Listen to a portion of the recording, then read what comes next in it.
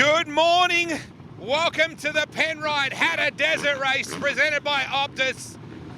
Wow, Liam Ornger, we're here on the start line. Over 400 riders. Can it get any better than this? It is electric here right now. Every bike fired up, warming up. We're not too far away from the start at all. What a morning. It's a beautiful morning. It's very chilly. Daniel Sanders up the front alongside Todd Waters. All the big guns of desert racing are here on that front row. 4 rows of over 100. It's going to be amazing. We're going to go inside and get ready to take you through the start, everybody. Hold on tight. This is going to be epic.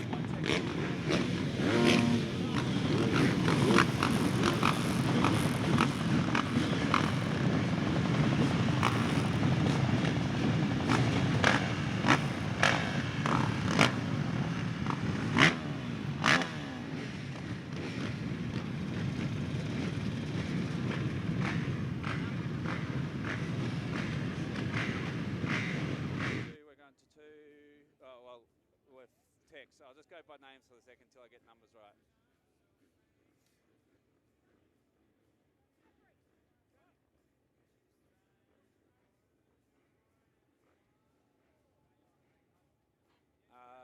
Yep, you're flicking a little bit. Are you in the air or not quite? Yeah, it's dropping in and out, but you're there. All right, we are on U-Text, still on U-Text. Let's take one for a second. Cool, thank you. Jamie, Bill, sorry, Wade, and Lee, coming in for this.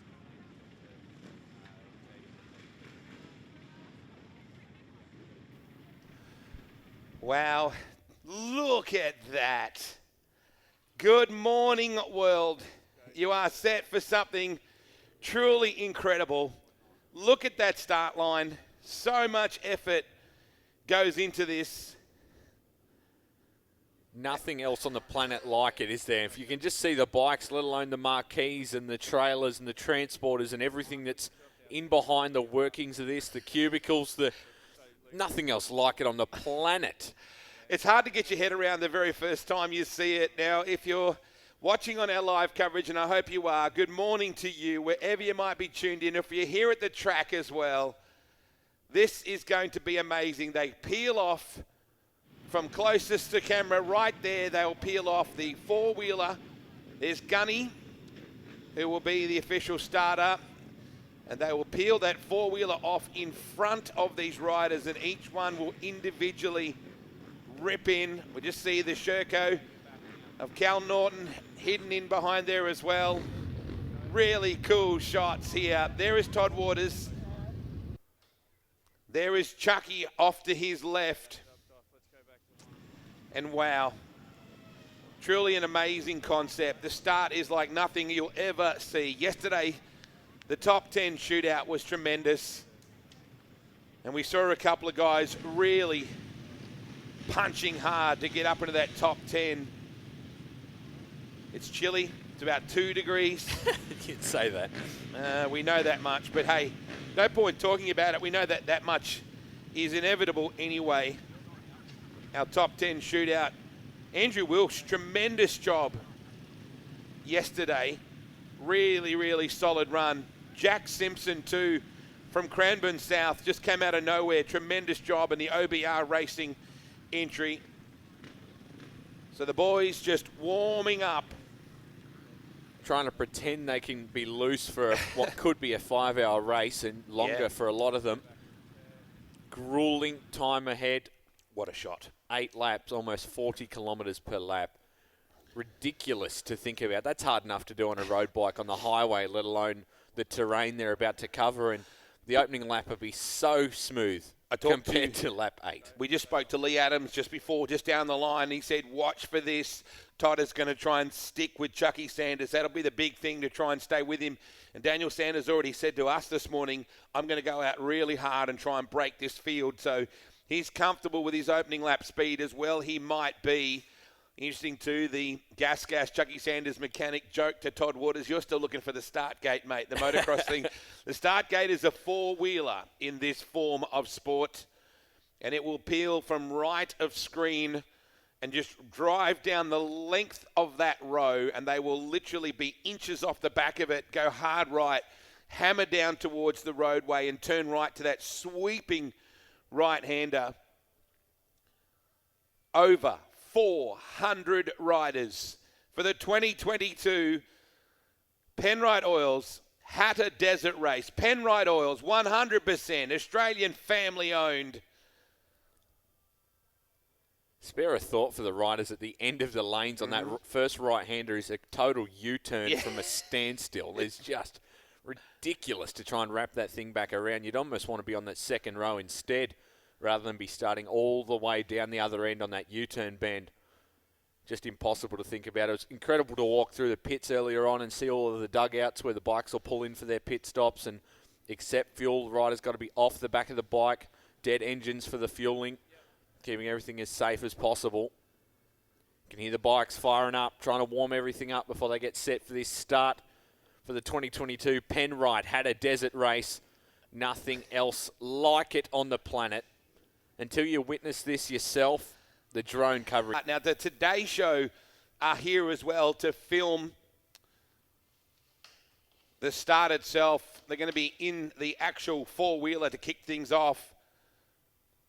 Lachlan Terry did a tremendous job yesterday. Of course, he finished in 4th place last year. Cooper Shido, he finished 8th yesterday. Chucky Sanders was epic, but Lockie Terry, tremendous yesterday as well. Really came out of the blocks and looked so very good. Riley Graham was 9th, Sam Prashira 8th, Liam Mason 7th, Cal Norton in 6th.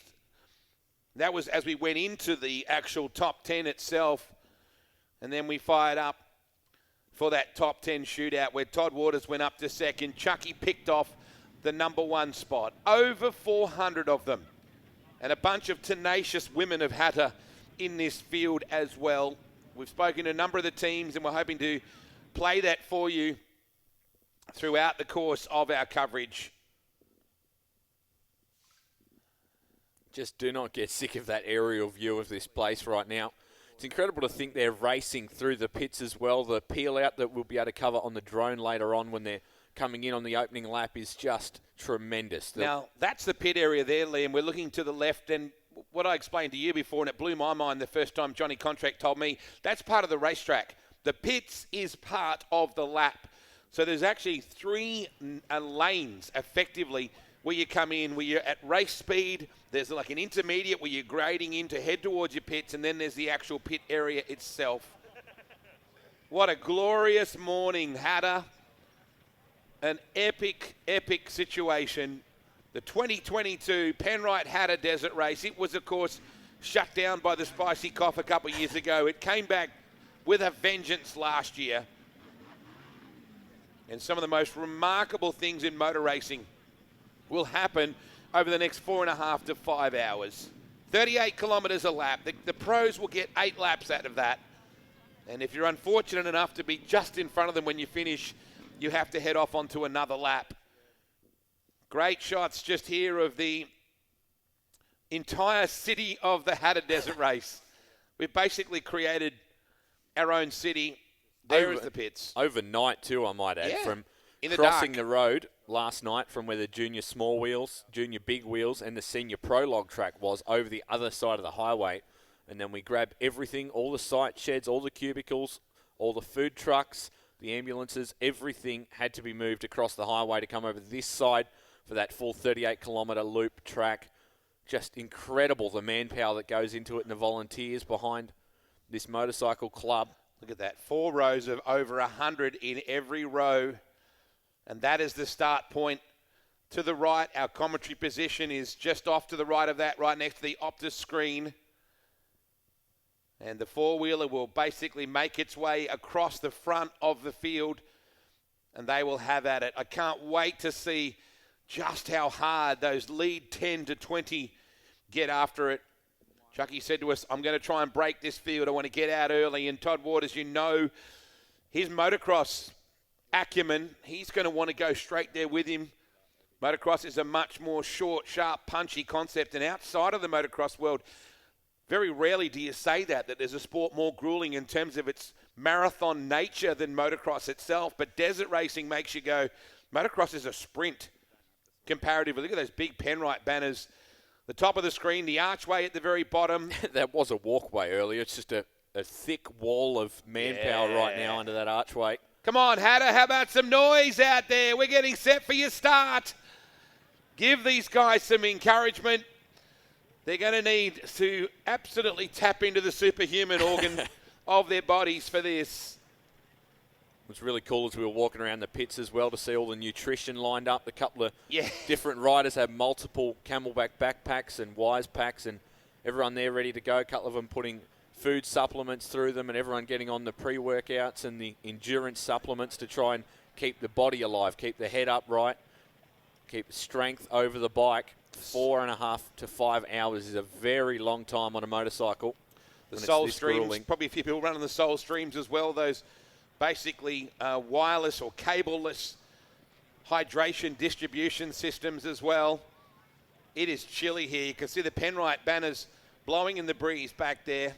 It's only 2 degrees or 3 degrees here this morning. It is July in Australia. What would you expect in regional Victoria at that kind of temperature? The feels like is well below zero. I'll give you the tip. You have been complaining a lot about your feet being cold, that the cold is coming through the ground. I've got 2 bricks for legs right now. They're just getting slammed around by the top part of my body. Look at that shot. Do you want to mention the live cross at all, Wade? So the Today Show are here to do their live cross. And they are actually seating inside that four-wheeler to get that incredible start. Great opportunity for the event to have the Today Show here on the 9 Network. Calm before the storm. And it is a storm. Make no mistake about that. We'll be having some live track mapping going on as well, so we'll be able to keep an eye on what they're doing at extreme parts of this track that normally we wouldn't have access to. No, as soon as they peel over that back hill, you're pretty well gone and out of sight for 36 odd kilometres. It is 9:08. Here we go. Ladies and gentlemen, boys and girls, get ready for something truly special. The 2022 Penrite Hattah Desert Race. It'll be historic, no matter what the result. You can see the bikes all fired now. TV commitments are over. Now there's nothing left but you and the desert. Fink was about 3 to 4 weeks ago. Here we go. They're leaving. What a spectacle this is. Sanders out very wide. We pick up the top 3 and we ride on board with this. The drone shots are going to be sublime today. Out into the great unknown we head. Chucky Sanders, your leader. Waters back to 3rd, I just noticed then. Was absolute chaos on the start to work out who went down. There was a bike went down from the front row very early on.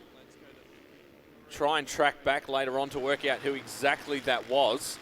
In 400 odd bikes, that's going to be no easy feat, but a rider definitely went down on that front row inside the top 10, Wado. Like you said, we'll have to try and find out who that was. Look at these drone pictures. Guys, make sure you're recording. We're underway. The first of at least. It just keeps coming. We're only into the 2nd row of starters. So basically into the 100 to 200 rider mark right now. And as much as it's a race of getting it on and charging as hard as you can, it's also a race of patience for some of these riders further back, because there's so much going on in front of them. We just saw somebody run wide just then. You can't ride this track. That's the thing. You can't practice on it. So this is their first look at it. Have a look how flat this is now. There's not really a rut to be seen, but you can bet that'll change by the next time they come around through here. Just the ever-evolving track condition. and you're putting 400-odd bikes through it at full noise, by 8 laps' time, this is going to look totally different every corner, and they're only the ones we've got a clear vision on. And now the dust. And now the dust is a factor. Didn't take very long, did it? Busy back here. You can be racing your butt off for 380th position. Look at the dust already. That's how close the roadway is. We jump back on the drone, the FPV system, the real air drones of Tex and Jamie, who've just really put us in the rider's position yesterday in prologue, and we expect more from today. Wilkes was superb yesterday, so was Riley Graham. Sam Brashear, the youngster, in that under-19 bracket, right up in the top 10. Liam Mason, Callum Norton, Todd Waters, Jack Simpson, who was electric yesterday. Cooper Shido as well was tremendous. Daniel Sanders and Lachlan Terry.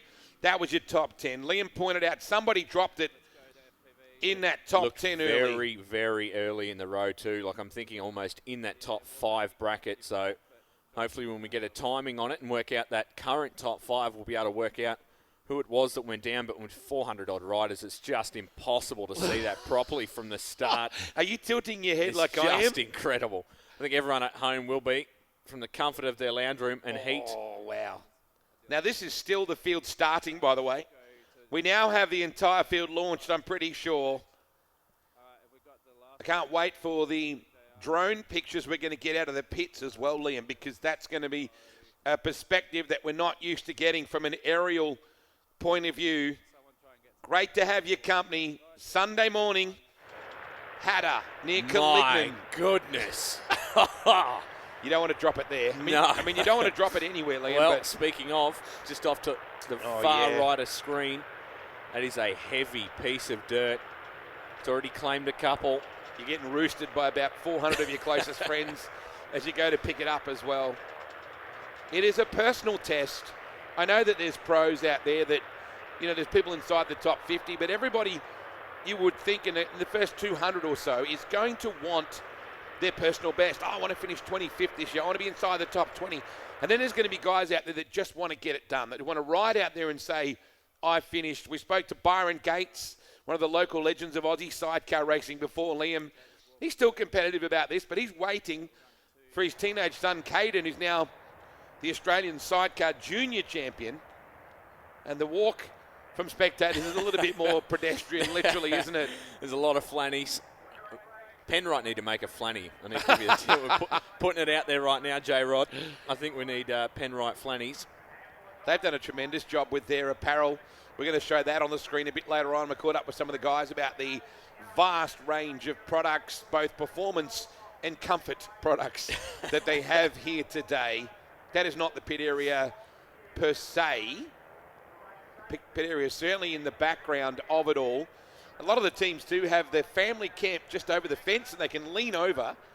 It's just gold, isn't it? How about Todd Waters' supplements concept, his strategy for what he had planned out? He was like, I want the food supplement here, I want the liquid supplement got about here. 3 different backpacks, all with it ready to go with food supplement in each of them, and a hydration pack as well to swap out on their pit stop. It's such a grueling time, and it's one thing to go 4 hours without food, not on a bike, let alone as soon as you're strapped in and you're wrapping it on for lap after lap, 40 kilometres just about per lap, 38 to be exact. Well, the other thing too is that you have the shot to the right here, Liam, is where we were yesterday. Over on that right-hand side is where the prologue was run and the juniors were running yesterday. And now we have an entirely new part of Victoria to work with. We cannot thank the farmers, the property owners that allow this to happen. That in itself is a huge act of generosity. And I know that the organisers and the riders so massively appreciate it, Liam, because without them, we couldn't do it. Not one part at all. The car's still streaming into that car park. The highway will be banked up all the way back to Redcliffs right about now with cars pouring in to really fill this joint up. It's just, they're like ants right now, streamed all across those Penrite banners and moving to their next vantage points, wherever that may be. They're headed over the back in the hills. There's a lot of campers getting around and fire pits and a lot of cool camaraderie in the last few days camping out near the track, wherever they're available to do that. That's a cool shot of the pit area now. It's very hard to take in just how built into the racetrack the pit areas are. You can see all the white bollards. That is racetrack, and directly beside it. Now there's is a look at the nothing replay of but the you start, and the Liam, so this desert. is where we might get a look at what you were talking about. It was about 3 to with 4 who weeks went ago. down. Here we go. So watching for They're it, there leaving. goes Chucky. There, oh, What so a it was the top spectacle four. this is. Was it Simpson? Sanders out very wide. We pick up Might the be top able to go three. back We're again. right on board with this. Yeah, I'm not sure if we can, but it would certainly be helpful with what we are trying to look for. It was just brutal. I think it might have been about the 6th bike, something like that. Very hard to try and track down and work out. Yeah, but it would be Boys good on the to- cameras doing a cracking job of it. Here we go again. So let's look at it and see who it was that went down. Shannon Moyler might even be able to tell us who dropped it. He didn't see it either. He was in the middle of it all. So here's the replay. 1, 2, 3, 4. Was it 4? Like 3 or 4. To me, that's probably Simpson. I'd be thinking. We'll try and find Be that out very again. close too. We might be able to pick it up from the first 3 or 4 riders. Have a look coming at Chucky through. absolutely hammering that gas. So Yeah, I haven't seen Jack Simpson No. come through that group yet. maybe it was. On the start to work out who went down. There's a bike went down from the front row very early on. We're just trying to find out who it actually was that dropped it. That Right on shot that was start, extremely quickly. So The prediction could be bike 555 of Jack Simpson, let's hope not, the Monster Energy backed rider. because what an epic job he did yesterday. Have a look again if we can, and just here we go. So one more look. In slow-mo too, I think we are. Beautiful work. So waiting for that start buggy.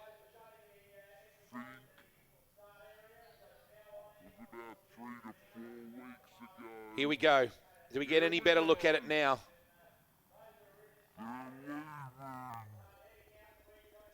Oh, yeah, I think it might be.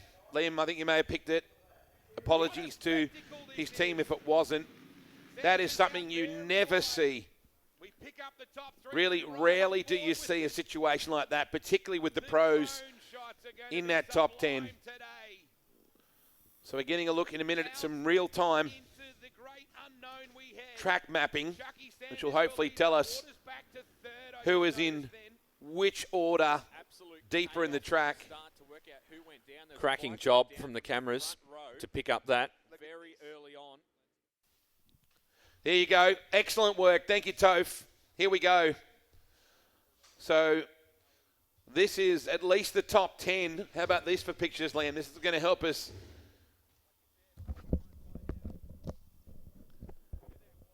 Fantastic mapping, isn't it? Once we start to work out. Now, I'm just looking at this. If we're following this at the moment,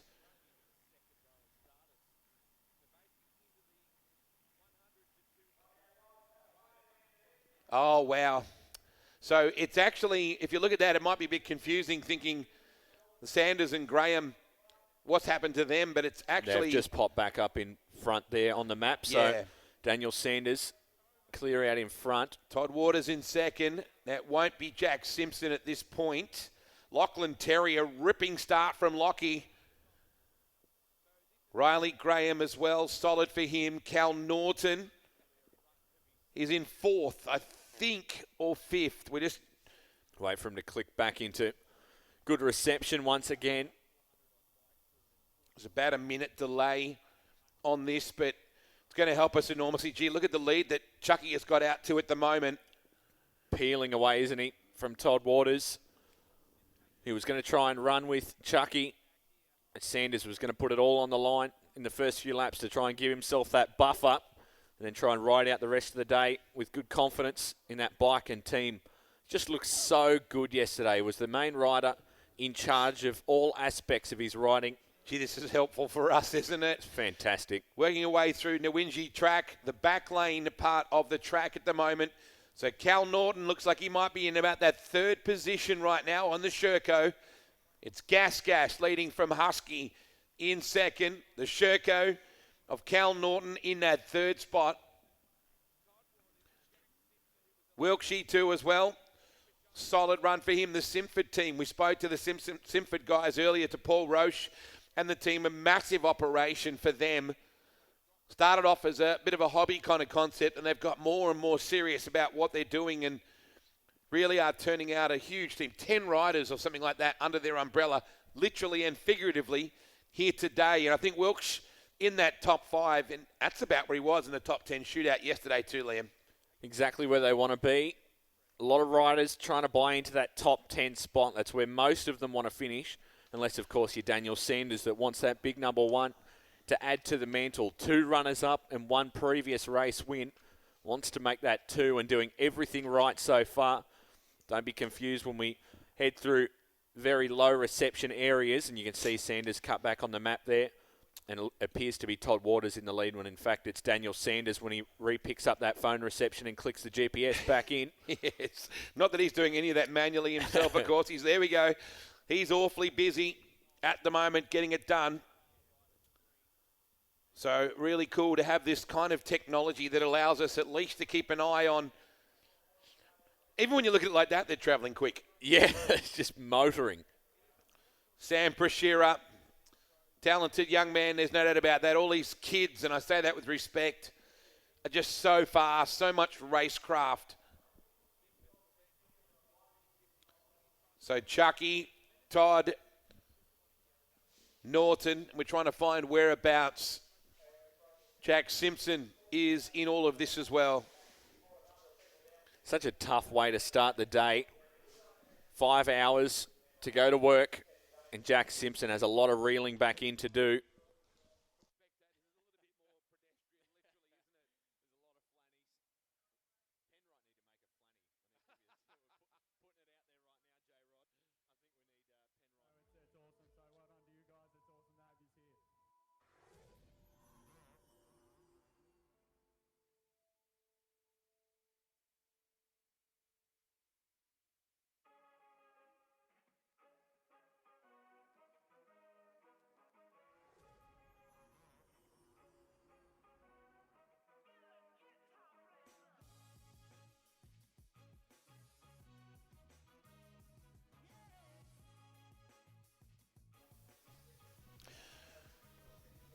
So that live track mapping is going to help us a lot.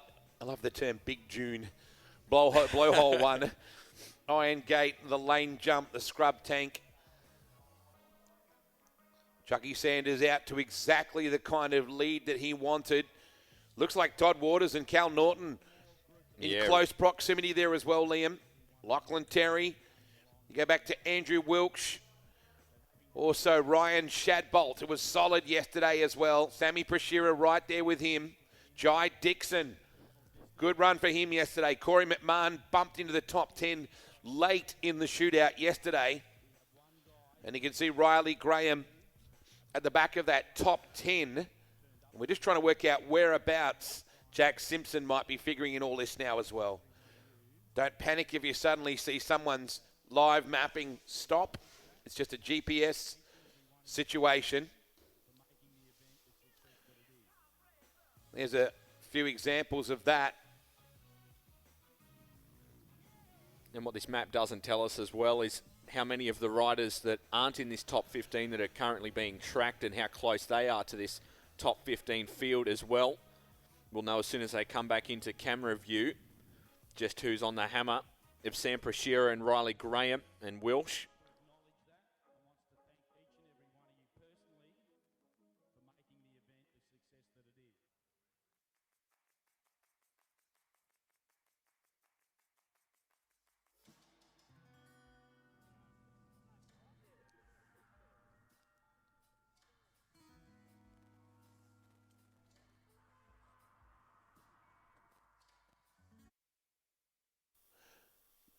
So we spoke to a couple of riders in the lead up in the last couple of days and even as late as this morning as well about this incredible event Jason Stewart, one of the legends of this game and this industry on two wheels. I caught up with him and asked him how some of his boys would go today and why people like young Zayden Olsen are making their first appearance at Hatta. Jason Stewart, you've just come back from Fink. Everyone's a bit battered and bruised from Fink. Yet I was talking to Cal Norton. He said it's a really hard race, but it's more mentally a challenge because you're going so fast for so long that your brain is worn out from thinking ahead. Is that a fair call? I reckon. I think so because you're going so fast, you know, the chances of bloody hurting yourself are pretty high. Hatta is much more tougher to finish, I think, because Hatta's, you know, 4 hours are relentless. You can't sort of have any sort of a rest. It's just demanding the whole time. Whereas Fink, you know, if you're cramping up or arm pumping, you can just sort of back off for a little bit and ride through it a bit. But Hatta's not like that. How many have you done? Hatta? I don't know. Maybe 13 or something. Okay. Probably. Why do you do it?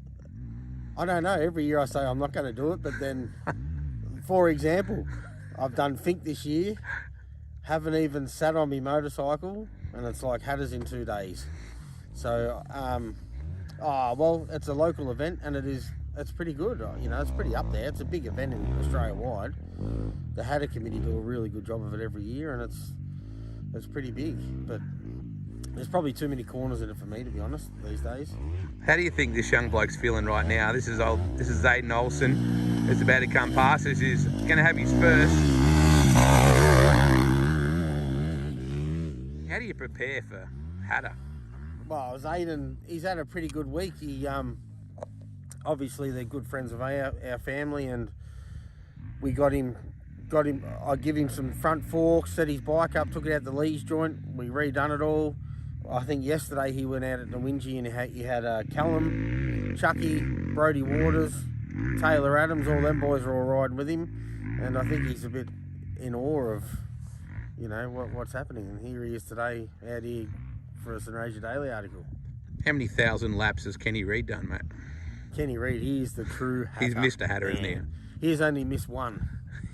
Missed one. And, you know, the very first one we organised in 97 or 98, whenever it was basically just a glorified club day. And Reedy was there for that, and he's still there to this day. We had a work and be down there 2 weeks ago. And there was me, Zayden's old man, Gary, Des Woodbury, Reedy, we're all there, and, you know, we were there for the first one doing work and bees. What's your goal this weekend? Just to finish. That's all it is. I've got to have an operation on my knee in a few weeks. Okay. So I'm denied whether I was even going to ride. Do you get frequent fly points in hospital, you and Jordan, or what? Well, Geordie's probably sort of surpassed me, to be honest, with his injuries, which was surprising. But I've had a torn meniscus since bloody Oyen, the long track, when I fell off there. And I thought I'd just let it go, get through Fink. Now Hatta's on. I need to get it operated because the safari's on in a couple of months. You know, and that's the thing I live for mostly for the whole year, is that safari. Yeah. Well, good luck with the meniscus and good luck getting around Hatta. Thanks, Wade. Penrite Hattah Desert Race. And here is Zato, just getting in as many laps as he can.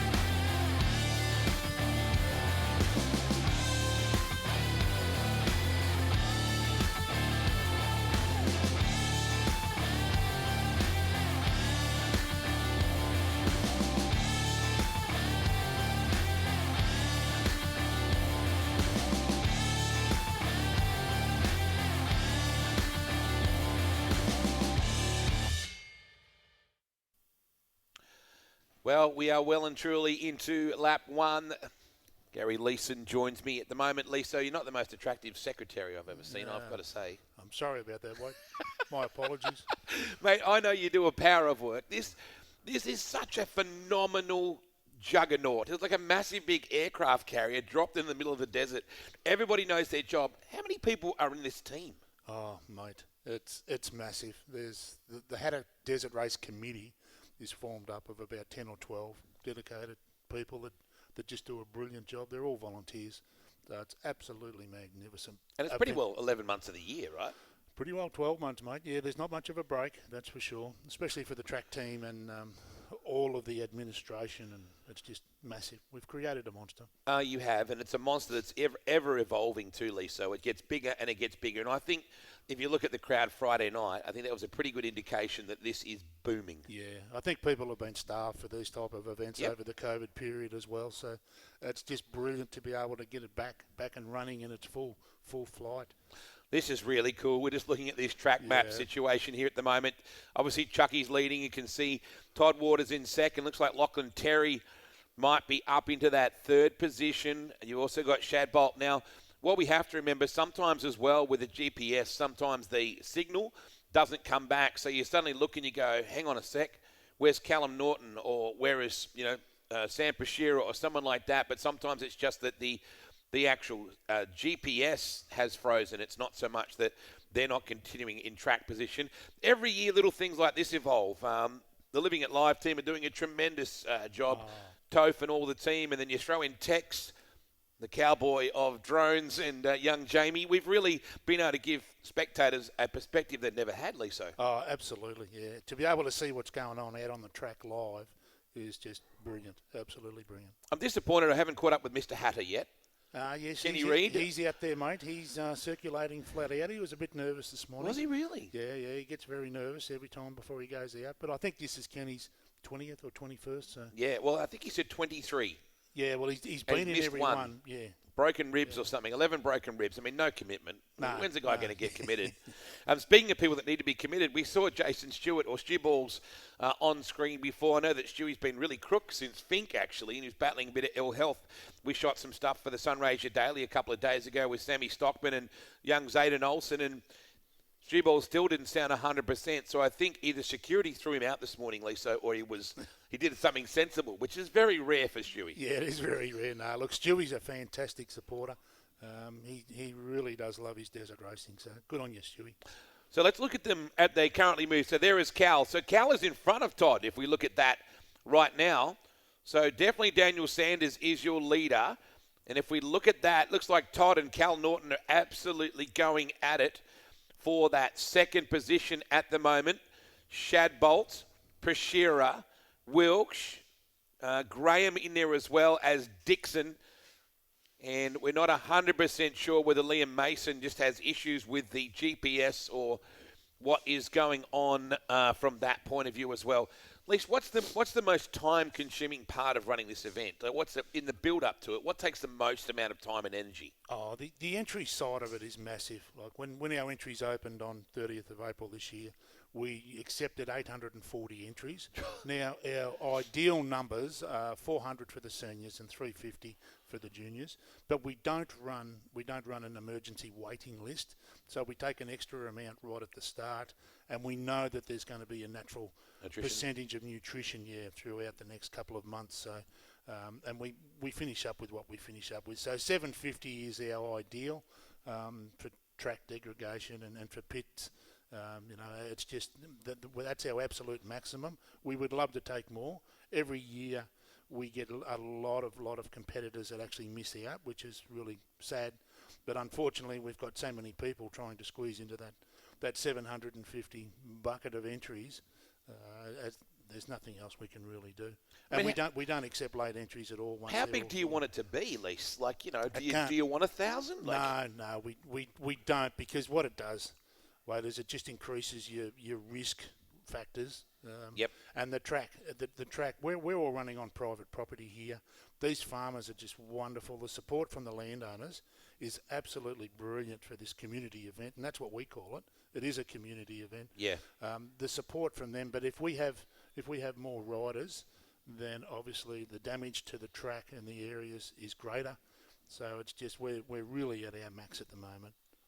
Here we go. Starting to get some pictures of bikes heading back towards the rest of us, back to this pit area coming up very soon. To your naked eye, Lise, whereabouts are we now? That's Chucky Sanders. That's just on the base of the salt pan. He's coming up to the entry of the pits. So he's not very far off coming into the pits proper. We'll have some times coming up soon on our MyLaps as well, which will give us an idea of what kind of times he's locking in. So there you go. This is then a bit that takes a lot of getting used to. You race through the pits. Yeah. That is phenomenal. What a concept. Here we go.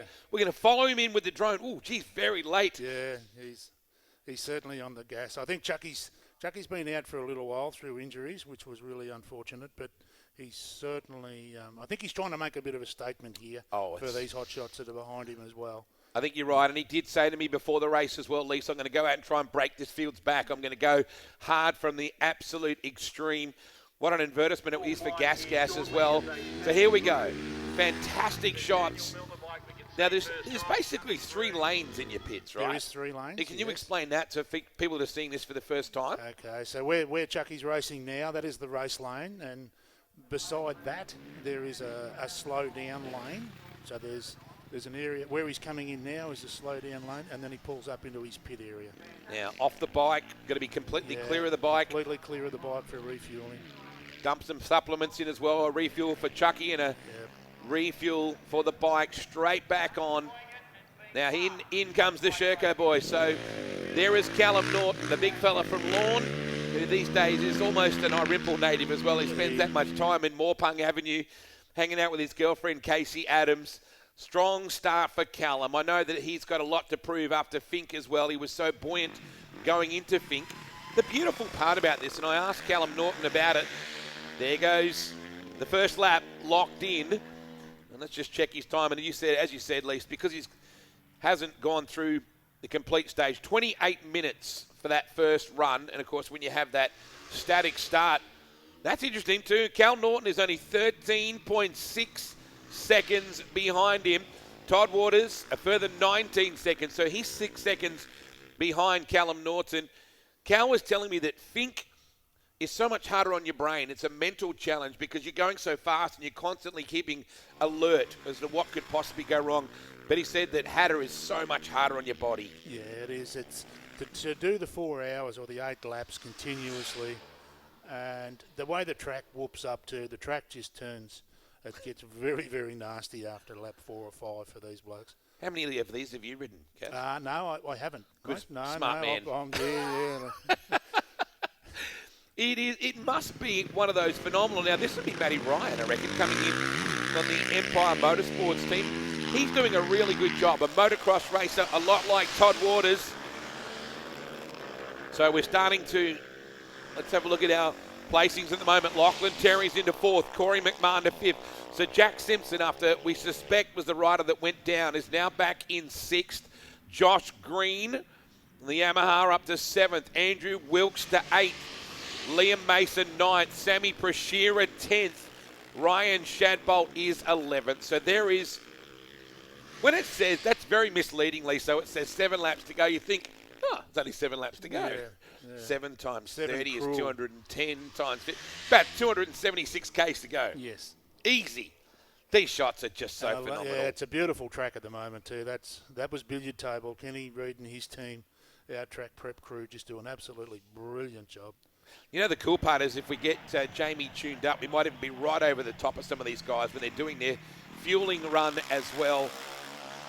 That's the really cool part about it. That was Matt Ryan, so it was Matt on the Empire Machinery Kawasaki. And they dropped his bike in the pits earlier. The team boss, Stell, actually dropped the bike right in front of me when we were filming an interview. Very funny. It's going to cost him at least a carton with the crew. It was in the pits. And it basically fell over. He did ask me not to mention that. Oops. Ryan Shadbolt is 11th. Riley Graham is 12th. Harrison Wooding is 13th. Matt Ryan 14th. Bo Rolston. Connor Adams, another one of the local young guns. Connor and his brother Taylor here this weekend. Cody Lee Stevens. Brody Waters up to 18th. Now, Brody didn't prologue at all well yesterday. Stefan Granquist and Blake Hollis there's a sprint car event, Lisa, called the Warrnambool Classic. And the city of Warrnambool rally around this event every year. And the committee and the volunteers at Warrnambool at Premier Speedway, they all have this sense of pride in just pulling on the shirt. The sense of pride in Hatta, it's so palpable. You can feel it when you pull in.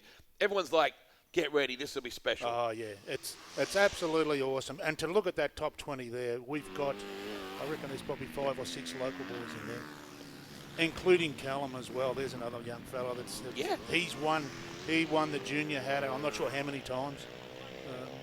Lee Adams always jokes that he was a 12-year-old with a ginger beard at the time. He's like, who's the kid with the beard? Oh, he was a massively tall young fella. Billy Hargie, of course, he has the championship win at this place. Sammy Davey, the very unique Nathan Trigg in 23rd. Triggy was nowhere near where he wanted to be in his prologue yesterday. Riley McGilvray, Jackson McGrath is 25th, Shane Mason 26th, Jacob Sweet in 27th, Justin Carafa in 28th, Charlie Anderson 29th, Kyron Bacon is 30th. These pictures, of course, Optus. I deliberately, when I came out here and went to Hatta for my first experience, I deliberately went straight down into the city of Mildura and swapped my phone over to Optus. You have to support the industry that supports this race. Yeah, and Optus Penrite, Mildura Rural City Council, they've all been absolutely fantastic for us. And GBM Consulting. Oh, absolutely. Jace Marks and his crew there. Look, what they do behind the scenes for this event is not only appreciated, it's absolutely fantastic. There's your top 10. We're just spooling through them. Victorian government too getting right behind this event and understanding. It's a no-brainer. They understand because the figures are there. Around about $3 million in investment in the town because, somebody down just in that right-hander. Nobody gives you too much room when you crash. You notice that? I'm not sure if we can get down close enough to see a number. But he's dropped several positions. Now coming back on track.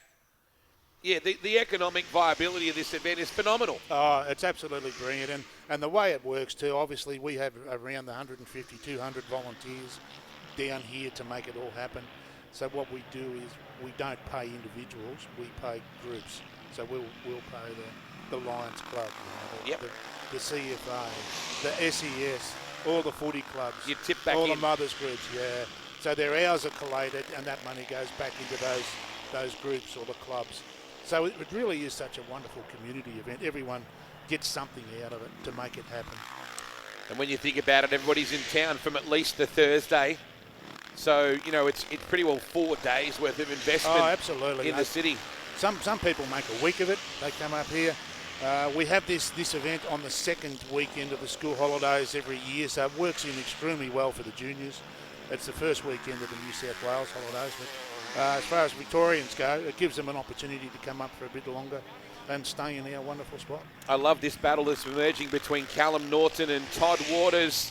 They're really going after it. They have a really interesting connection between the pair of them because Declan Adams works on the Todd Waters bike on the Husky and his future brother-in-law is Callum Norton, so he's a bit torn between the two. And it was nice too, Lisa, watching before Kylie and Lee Adams down here on the grid before, proudly watching Decky, work on the bike. So there's so many family connections to this event. Oh, absolutely. And the whole Adams clan have been brilliant. Yes. It's just, there's so many of them. And young Connor's going extremely well. So is Taylor. Absolutely. This team, really stylish bunch, the way they go about this. The Empire Motorsport team on the Friday. On the Friday night, they had it was like a lounge. It was like a disco kind of set up there in the corner of the oval and really laid back. I was talking to Will Price about how much he enjoyed riding with this team, and this is another unique part of it. You race through the pit area, and it's hard to get your brain around that part, Lisa. It is. There's surprisingly few incidents in there. Yeah, there's very few. Except when it's an ocean in there, because we try not to talk about that, don't we? No, we keep looking up. Was that 2019? That was.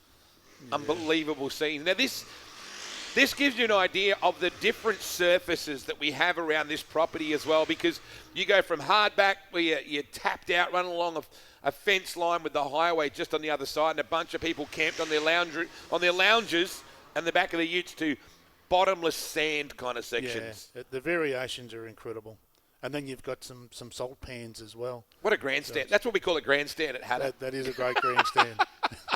Reserve your seats, reserve your space of sand.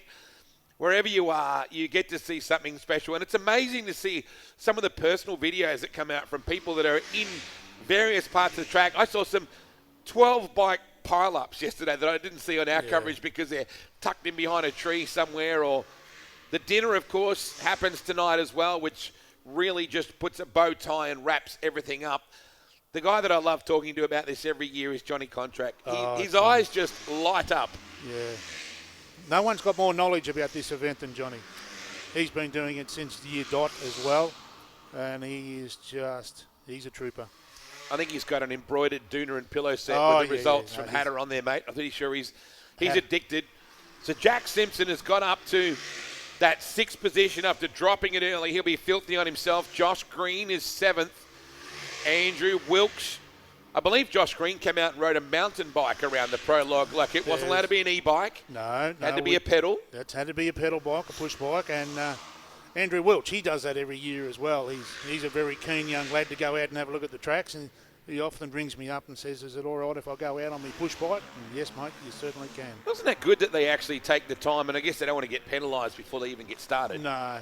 Look, a lot of them, they are fantastic. They don't want to do anything wrong. And they're all great supporters of this event as well. The Empire boys, they're awfully busy. How about the Simford team? There's 10 riders underneath their umbrella. Just look through the grid and find the 817.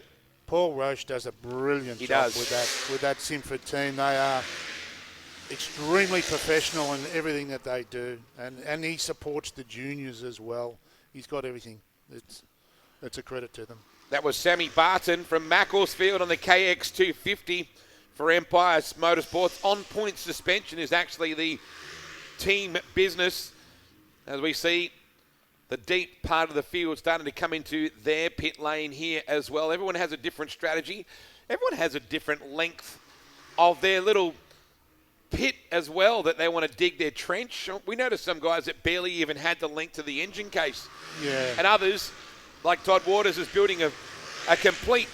In fact, I might later on when we get a chance to look at it, I spoke to Jason Waters earlier about it. They've actually built the trench around the corner so he doesn't have to drop the thing on an awkward angle. He actually rides in on the corner in the trench. So much strategy goes in this place. Yes, you're dead right, Wade. Like that, the pit strategies are so important to their race plan as well. Yeah. You look at that top 10 shootout yesterday, and the top 3 riders, there's 1 second separating them.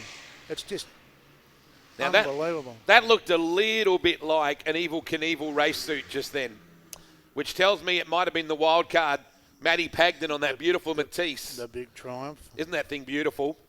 So here we go. This is the only place in the world where it's not uncomfortable to watch a man eat a banana. And they do it underneath their helmet, so it's probably taking a bit of the weirdness out of it. There's the supplement bar.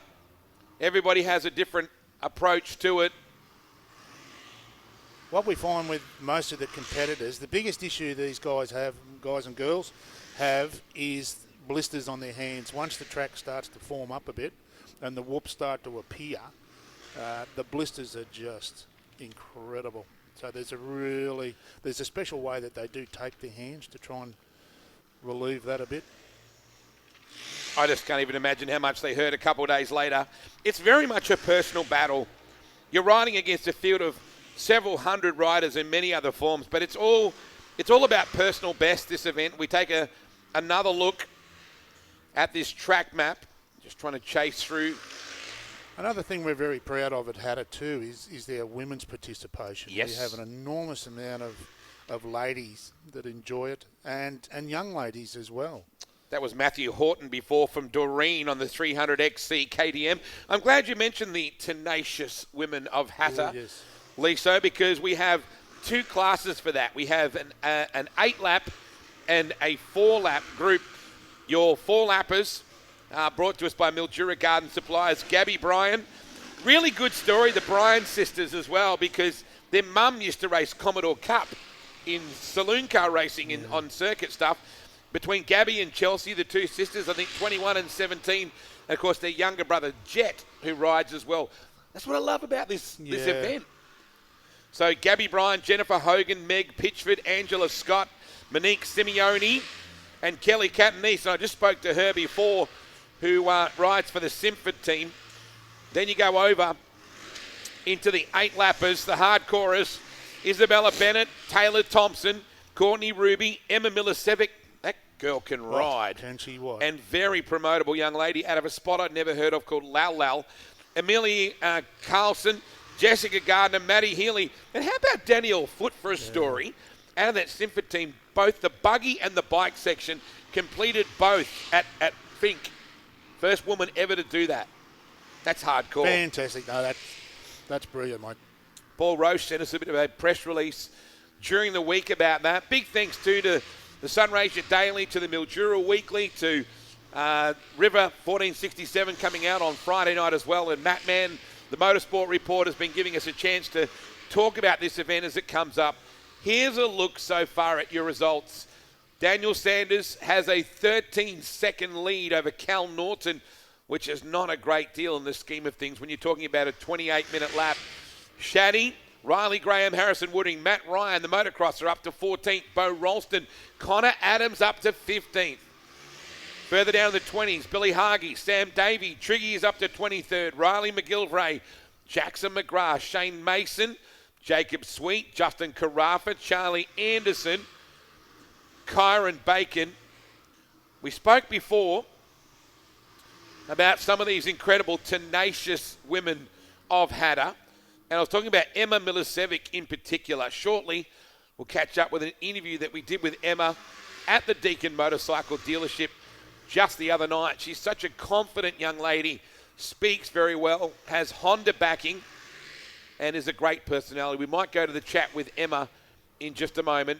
Travis Cooper, Alistair Lewis, Patrick McGillivray, Daniel Middleton, Jack McLean, Max Rikes. There's William Price, the second of the pro riders in the Empire Kawasaki team. Jet Kips.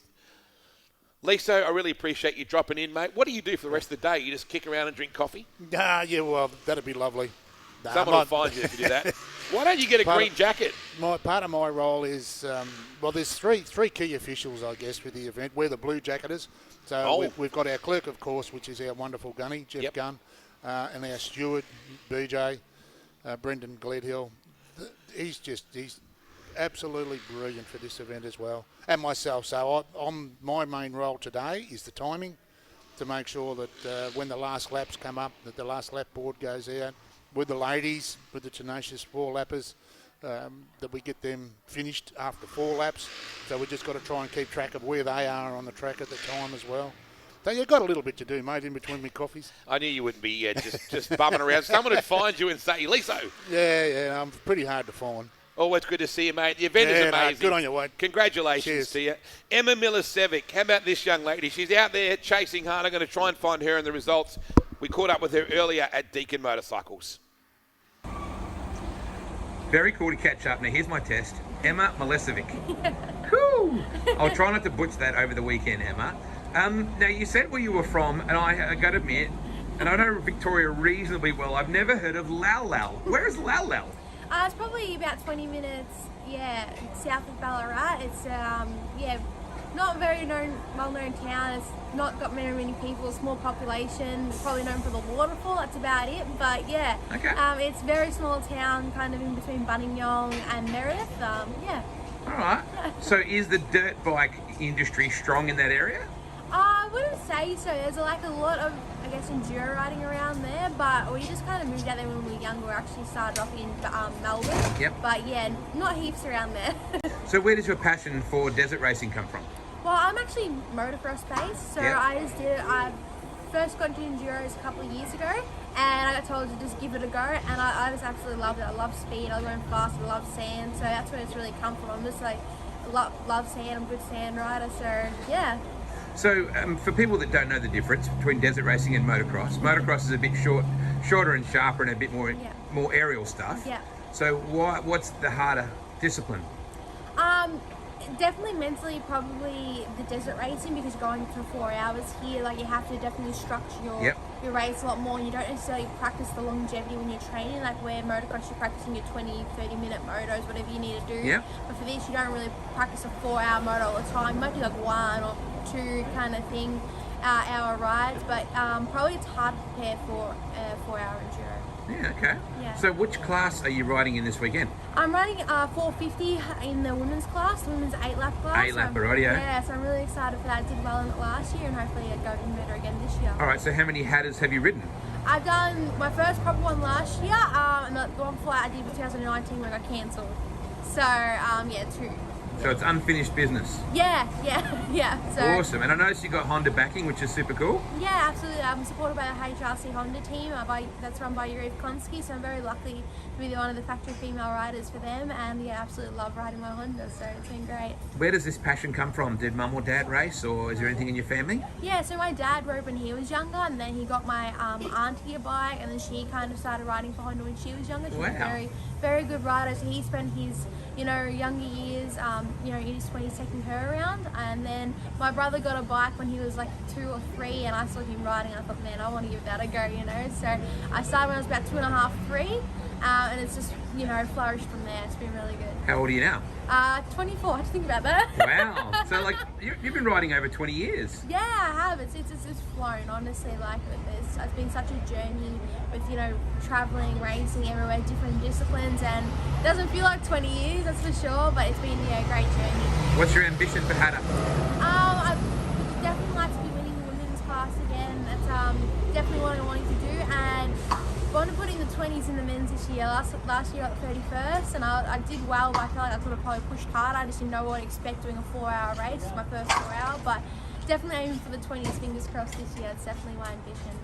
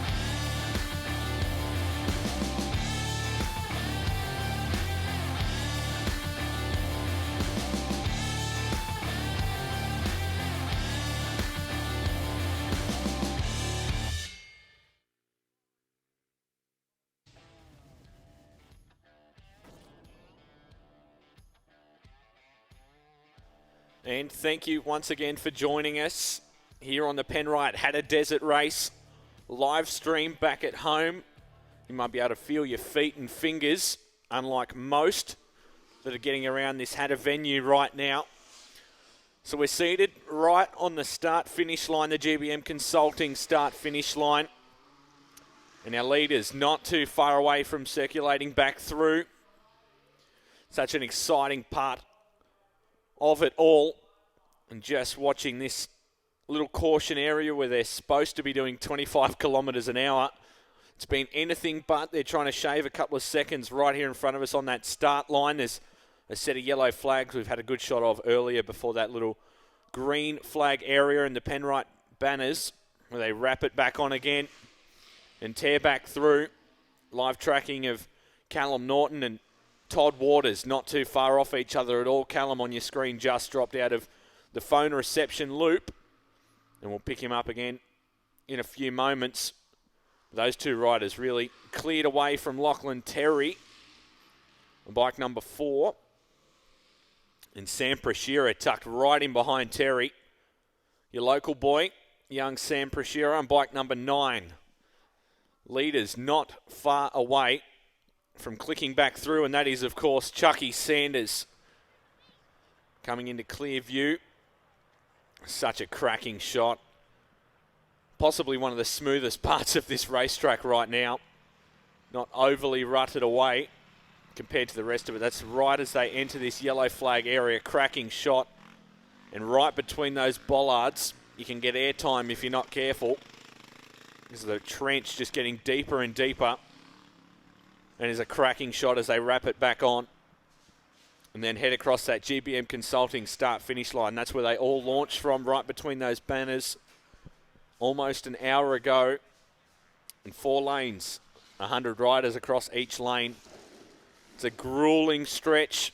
It's a tough way to start. We watched Jack Simpson get a little bit of a tangle with Todd Waters on the start and laid that bike down and lost probably 20 seconds at least on the leaders. So he's going to spend the rest of the day trying to claw that result back in.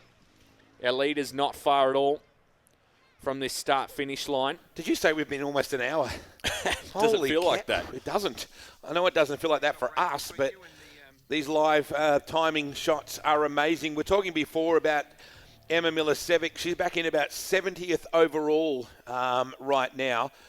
I want to try and look down and just pick out some names at random, Liam, with our live timing, the MyLapse close monitor. is Todd Waters and Cal Norton together right now too. Been that way pretty well since they started, Just too. locked together. Let's look at some names here randomly. Harley Mistek is in 216th. Lincoln Via in 219th. James Waldhuter in 222nd. You got Benny McGrath back in 298th. Brendan Summerfield. You just wouldn't even ask, would you? Where am I? Oh, you're 310th at the moment, but don't give up. Corey Lindsay. Jeremy Frost is 306. Nick Jones, 307th. Joey Ondris, 309. Adrian Trieger, 311th. Ewan Harrison is 387th right now, but we talked before about that with Gary Leeson, and we'll have Brendan Gledial in here as well very soon. It's about personal bests. It's about competing against yourself a lot of the times as well. Chucky continues to lead on our live timing. As Liam pointed out, Callum Norton and Todd Waters have been really getting after it. It's been a fantastic little 2-bike battle. Andrew Wilkes has been superb, really doing well for that Simford team. Lachlan Terry, who was fastest yesterday in the initial prologue and then was still super quick in that top 10 shootout until the sheriff arrived in town. And Chucky came in and went, pew, pew, I'm back. Put that gun back in the holster. Matty Ryan still doing really well on debut. Todd Waters, a superstar of the motocross game, so we shouldn't be surprised. I know it's a different discipline, and where it'll be really interesting to see is late in the race, Liam, as to how he holds up in that scheme of things. We know that elite motocross riders are fierce athletes, though, as well. Attrition takes a big part in this one. Bike number 605 was dragged back in on the bike trailer just before. That was Paul McKay out of Hamilton. And that Husky. No disgrace either. No disgrace. No, he was still sitting on the bike. The Yamaha 450 make that. And was dragged back in on the trailer, and they'll head back to the pits and have a look over exactly what went wrong. Corey McMahon's done a good job, Liam. Remember, he snuck just into the top 10 yesterday, late in that Gold Hotel top 10 shootout. So we'll be seeing them come back into view here in a second for their second pit stop. It was interesting too, talking to Jason Waters, and we'll play that a little bit later on, asking how many litres of fuel will you get through? When will you be doing your pit stops and stuff like that? He said we're kind of just making it up as we go. We're trying to work out how far we're going and what we're doing, because they don't have any experience in this race. No, that's right. They're totally making it up from their first lap. Basically just run through, see how much it took, see how far they can get, and do the calculations from there on forward. They had a really good nutrition program set up for Todd. It was just dialed in. He knows his body well and giving it every chance to do the best possible result for that team. And that's the way you've got to be. Well over 4 hours on a motorcycle will take a toll, and he's set himself up in the best possible way to do that. Supplement-wise, on your screen, Chucky Sanders. Wow. Was that Cal there with him? Now, bearing in mind, there is Chucky there on the 415. Tearing into that pit. Now, remember, too, they're in different places. There's Cal Norton, right? So they're in very different places in that pit lane. So it probably looked a bit closer. There's only 13 seconds between them. Chucky back on the bike, the gas. Looks over his shoulder, the Red Bull helmet, looks back, and whoa! I think that's Cal, isn't it? I think you might be right. Right on the hammer. We're going to know when they come around this pit bend into the caution zone. That doesn't mean a whole lot. And here they come now. Daniel Sanders is going to come around the caution bend. Nothing caution about it. And Callum Norton right on the hammer, ladies and gentlemen. Having a crack. 1.6 seconds the split now, and it was 13 seconds on the lap prior. So Callum Norton right behind Daniel Sanders. Todd Waters just ripped through. That's your third bike. That's a 17-second split. So just going through the start line then was Todd Waters. We're waiting now for Lachlan Terry. That's the next projected rider to come through the split timing. Now, that's interesting too, Liam, because Todd and Cal were getting right after it. Now there's a 16-second buffer as we see Todd just ripping through right there on board the 557, the Husky. So he certainly dropped some ground off, which surprises me a little bit. But, wow, Callum really has stepped it up. Pit stops coming in now. The 469 of Corey McMahon. Straight off, grab some liquid. Corey's been impressive. Top 5 right now. Jack Simpson, after dropping the bike, back in at 6th spot. Josh Green in 7th. Andrew Wilkes, Liam Mason, and Sammy Prashira, who seemed pretty laid back before the race. And under 19, who's sitting inside the top 10 right now. 6 to go, Liam. Sounds like, not long, 6 to go. 6 lots of 38. Yeah, that's exactly it. So Lachlan Terry must have had a fair stop. Jack Simpson just came through the timing. So Simpson up to 4th. We're still waiting on Lachlan Terry to come through the timing system. That was Corey McMahon. And Lachlan Terry yet to come into screen and work out where he times in at.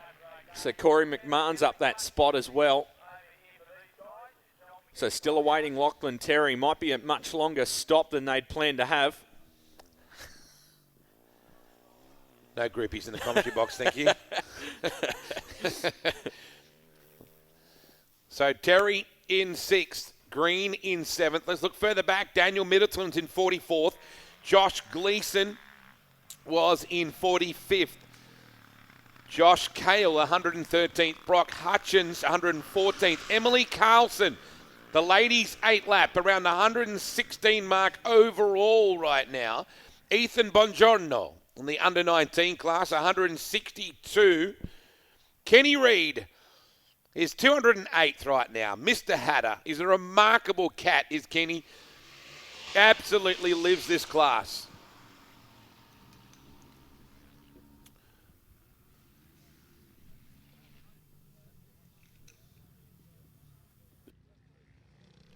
Oh, I still had a mouthful of orange. What did you just notice? Lachlan Terry coming through in position 8, so lost 5 bikes then at that point. Sammy Prashira up to 7th now, so nice ride from Sam Prashira.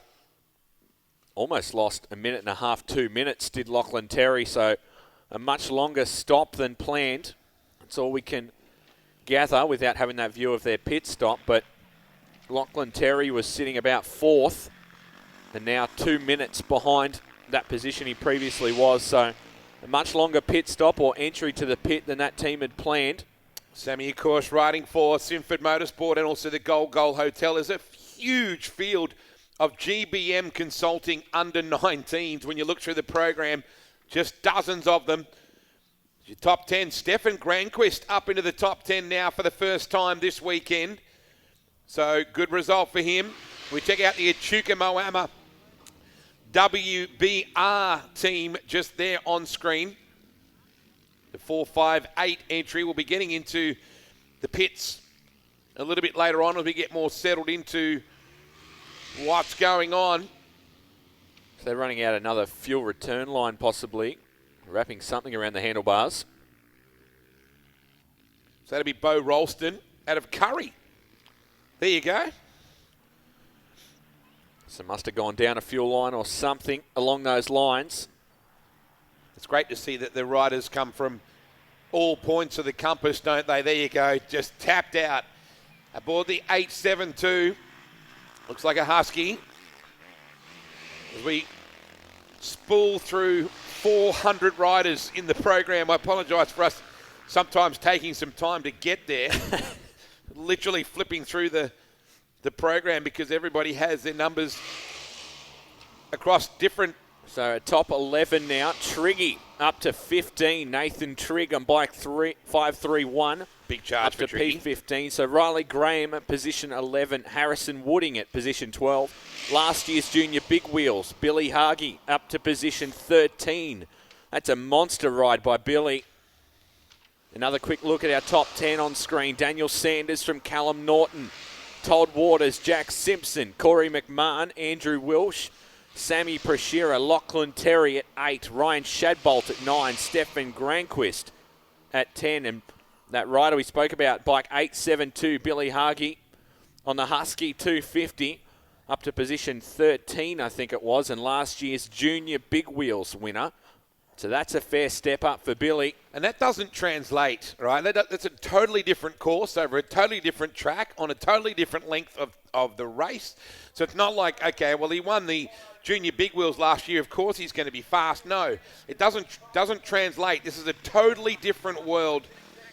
And we are seeing some man alive, as Lee Adams would say, personal bests going on at the moment. Jai Dixon was just on screen out of Fletcher in the Hunter Valley on the KTM, the Newcastle Chris Woods performance bike. He too running strongly. We have 6 to go. Awfully fast section right there as we take a look at Jai Dixon. Dicko, of course, one of our live timing riders, is on the pin. I'm not allowed to say on the bopper. The girls told me that before.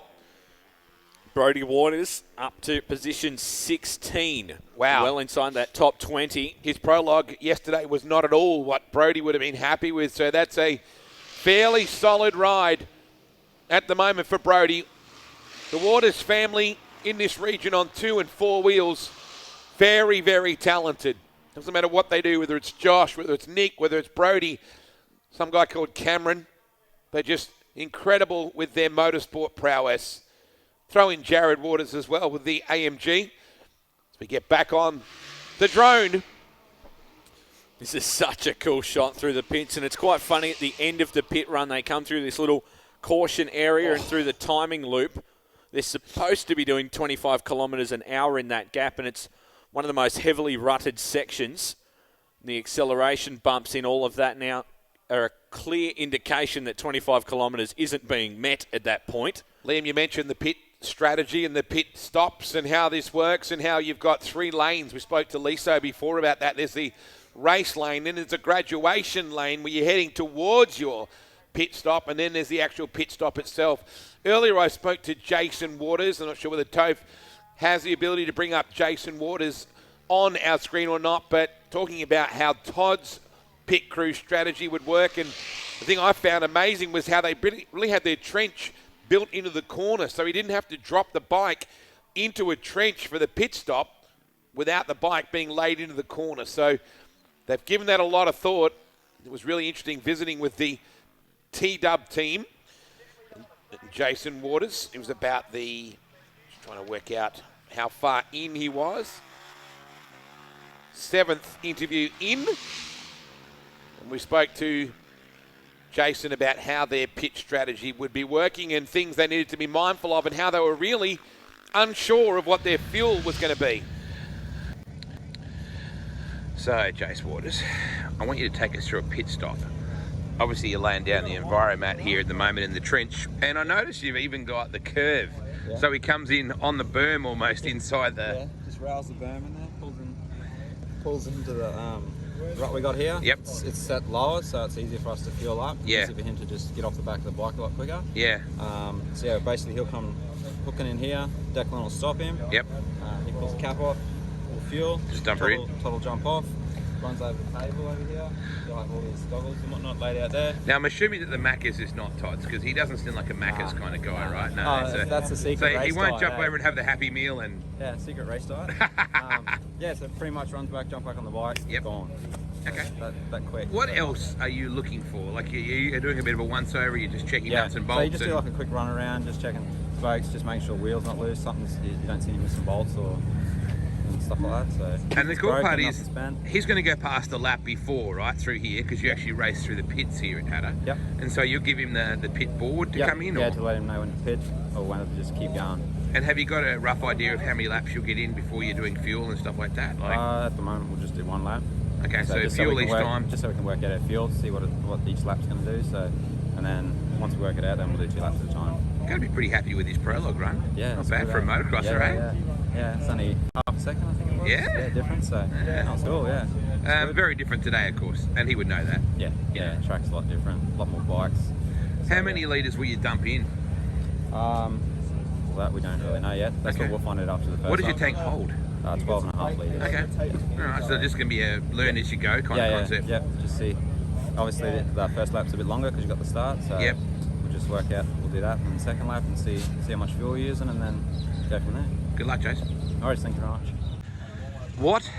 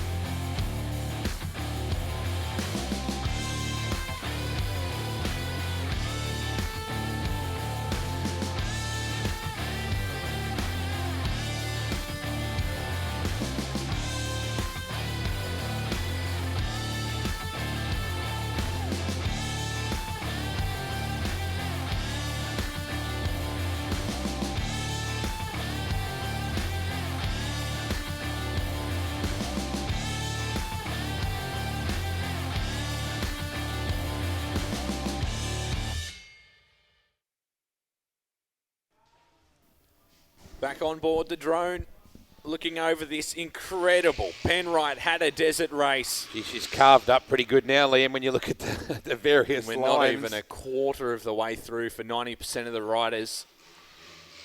Yeah, that's right. These guys have working their way into 3 of them at lap 3 for the pros.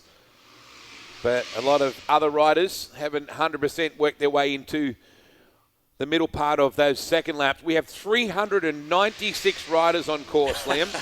Just incredible to think about how many are way back in the hills, through the trees. This is a cracking shot, showing exactly that, all the shadowed parts of this racetrack where you're going to miss ruts and bumps and sandy, bottomless dirt sections. Sandy bottoms. Sandy bottoms. Matt Waters is 83rd. Liam Hugh Lewis is 84th. Aaron Mason, 87th. Russell Scoble is up to 88th. Tim Sherman, 89th. Lachlan Patullo is 90th. Will Edward, 130. Jack Coy, 132. Matty Staniforth, 133rd. Nathan Ondris. Now, I'm just looking for some of our tenacious women of Hatta and seeing... Now, Jason Stewart is listed here, if it is our Jason he's definitely Stewart. out there. So we weren't sure if we'd seen him yesterday in prologue. Time to chug down a bit of water. No real supplements there. I'll just go the Aquapura. As they go to work on the 814 WBR Yamaha. Liam just thrashing his way through the program. Michael Guppy, Daniel King, Sean Padgett, Paul Hassan, Rob Kennedy. They're around the 300 mark at the moment. So that was Mitchell Stanway out of Watervale on the Yamaha YZ450FX for WSB distributors. It's incredible to think we're in the pits here. Now, this is the exit point for the pits. They swing out of this lefty and then on it hard back out. It's a real transition period. This is where they come towards us, Liam, now. Track has changed up a fair bit. They've made some real changes to it. It's even rutted up coming out of the pit area when you get back on the load. This bit here cracks me up between the Penrite banners, the supposed 25-kilometre zone. Yeah, well. It is just entrenched down. I don't think any of the riders have seen anywhere below 30, let alone the 25. A couple of the seasoned veterans of the sport using it as a bit of a breathing zone. You can back off the throttle for a couple of seconds and possibly catch your breath before wrapping it back on between the Penrite banners and getting back into this thing. Bike 836 on your screen. Royden Harold out of Clare on the Yamaha YZ450FX for Richards Diesel Services. Yeah, this shot here is really quite deceptive. You don't realise they're in the pits here, that part. When we get another one of those great aerial shots, we'll just explain to you that the track really never really slows down. The only time you slow down is for where Liam was just saying there. Look how corrugated it is there. I think we give up the idea that they're doing 25 through there. No, it's just a good point to rip through the transponder. And so there's a good shot, right? Shot. That's right, our commentary box there. And the white building just there next to us is the Optus Communications truck. There is Toph's little transportable there, and you can see Tex's drone set up directly to the left from there. The GBM Consulting start vehicle. The Penrite incredible silver bullet merch trailer is just there next to the Penrite setup. All the food and coffee court and the bar area is just there. But that there in the centre is the pits and the racetrack. That loop there, it's just remarkable to think the Sherco team is directly ahead of us just there. And I don't know that anybody really cares too much about where they are in the pits, Liam, because you've still got to go past your rival or go further around to pick them up either way through. Fascinating for the camera either way. How doesn't Jamie hit the trees? Oh. He hasn't got the old, don't hit things alert on it. He's just wide open like they are. He spent his whole weekend looking into those virtual reality goggles. I wouldn't want to drive home with him. That's a great shot. Well done. The real air, guys, you can see the shadow of the drone on the track there as well. So this is a good example of the graduation point. To the right, in the middle there is where you start to move off and go to slow down. Slow down, is that in the vocabulary of any of them? Not really. It's a really good, I really hope we can just fluke it and find someone who's going into their pit lane and have that overhead shot just to show how that works. And you'll see the trenches, they're enviromats, so they drop in as well to stop the fuel and the oil and all those sort of impurities just to drop into the earth. Great shots. It's incredible, Liam. You and I walked the pits, and I remember Johnny Contract taking me out for my first walk through the pits a couple of years ago, and I'm saying, so we're on the racetrack right now. You can't fathom that the pits is at race speed. Until they come through that first lap and it all starts to click together and make sense. It's right where the Real Air team are, just behind those trees, the drone setup, where they're based from.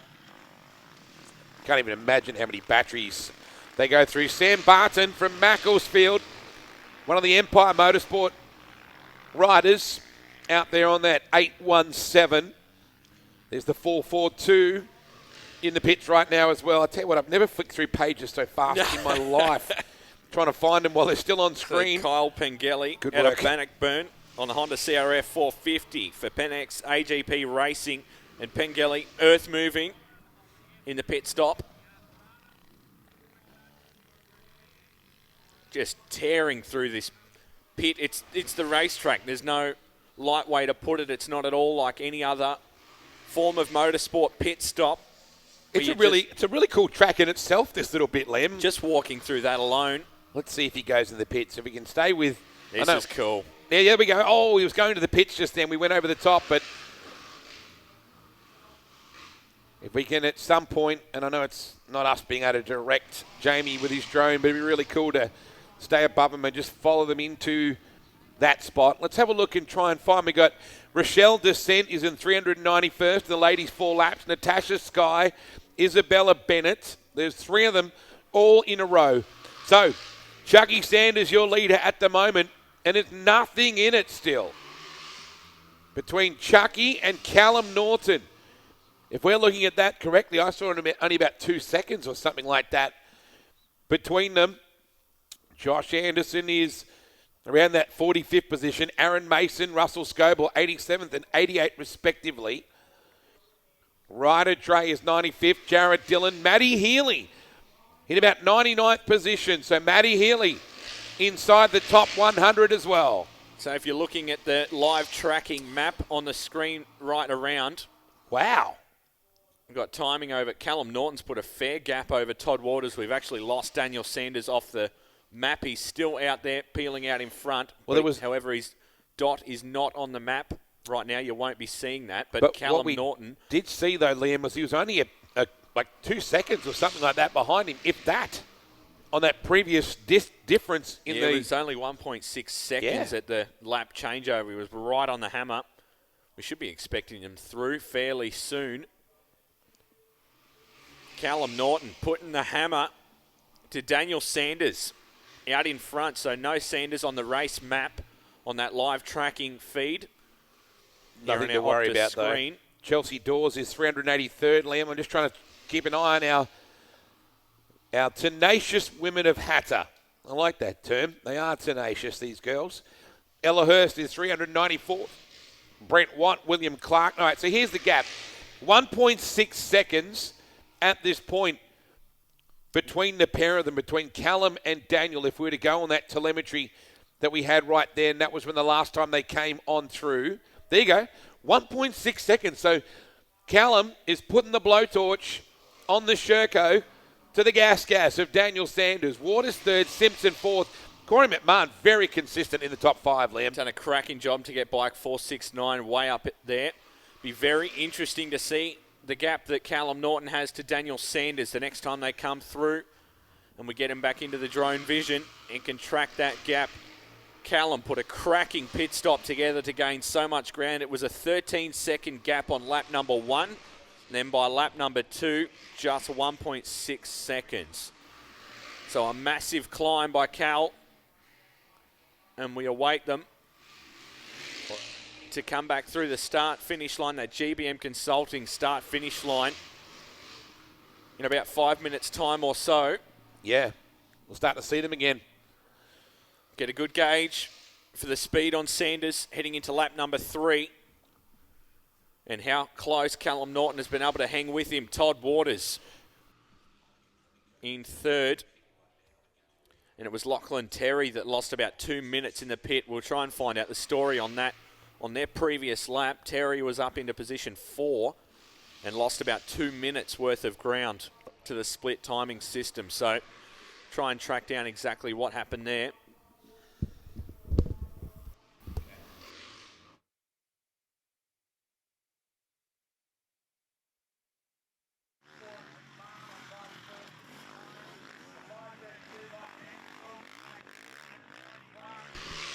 Blistering vision of the GBM Consulting start-finish line, and that's the transponder loop just hanging above those KTM and Penrite bollards. Right here in front of the main food sections, all the food trucks and merchandise. There's plenty of Penrite merchandise still to go around. And the official Hatta merchandise, word is they are sold out of most sizes. So you need to get there quickly if there's anything left to be grabbed at all. The official Hatta merchandise going quickly. We've got Wade currently heading to the Sherco pit. We're going to try and cover the Callum Norton pit stop when they come through on that next lap. Shouldn't be too far away at all when we pick them up in the live timing system once again. And our leader, Chucky, Daniel Sanders, to see what kind of lap number 3 he can put together. Just a cracking view of this pit entry, which is all totally invested into the track. Just got to peel off into those graduation lanes before heading off to your pit. It's very interesting to see how long the pit stops are taking. Riders have to be totally off the bike, engines off, thrash the fuel in, have a drink, have a breather, and get straight back on and into it.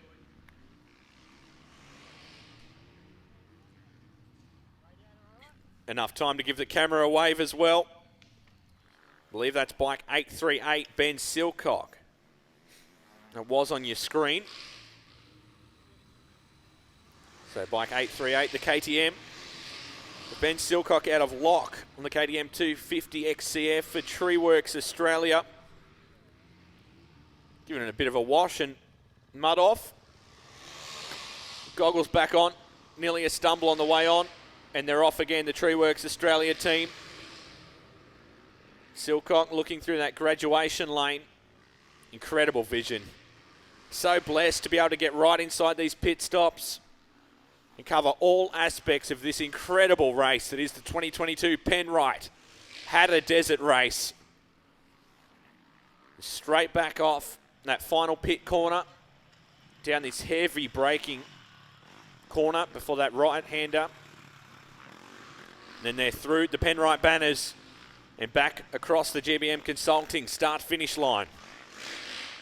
The KTM banners and Penrite across the side.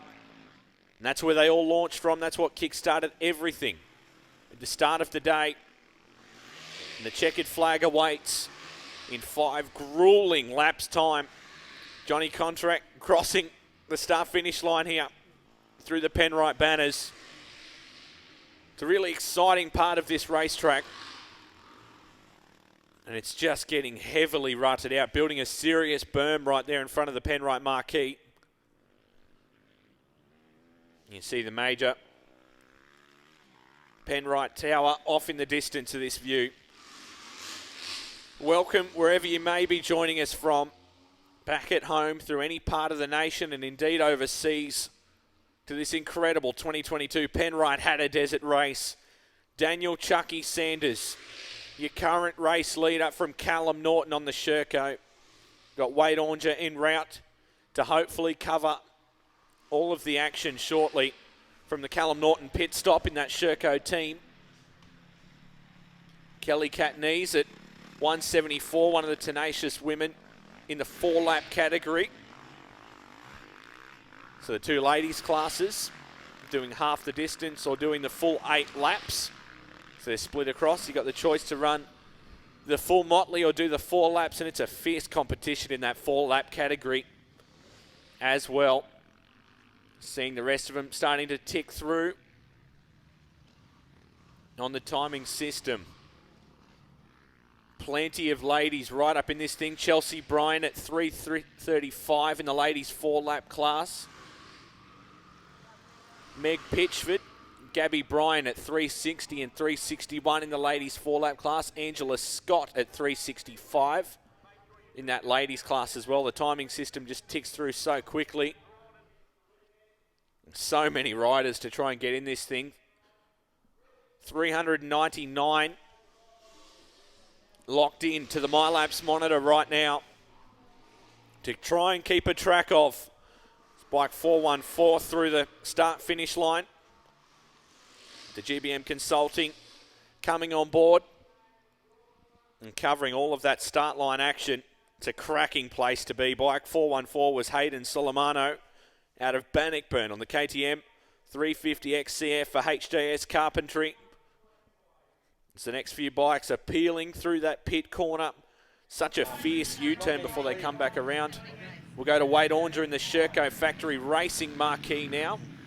Here we go, here we go.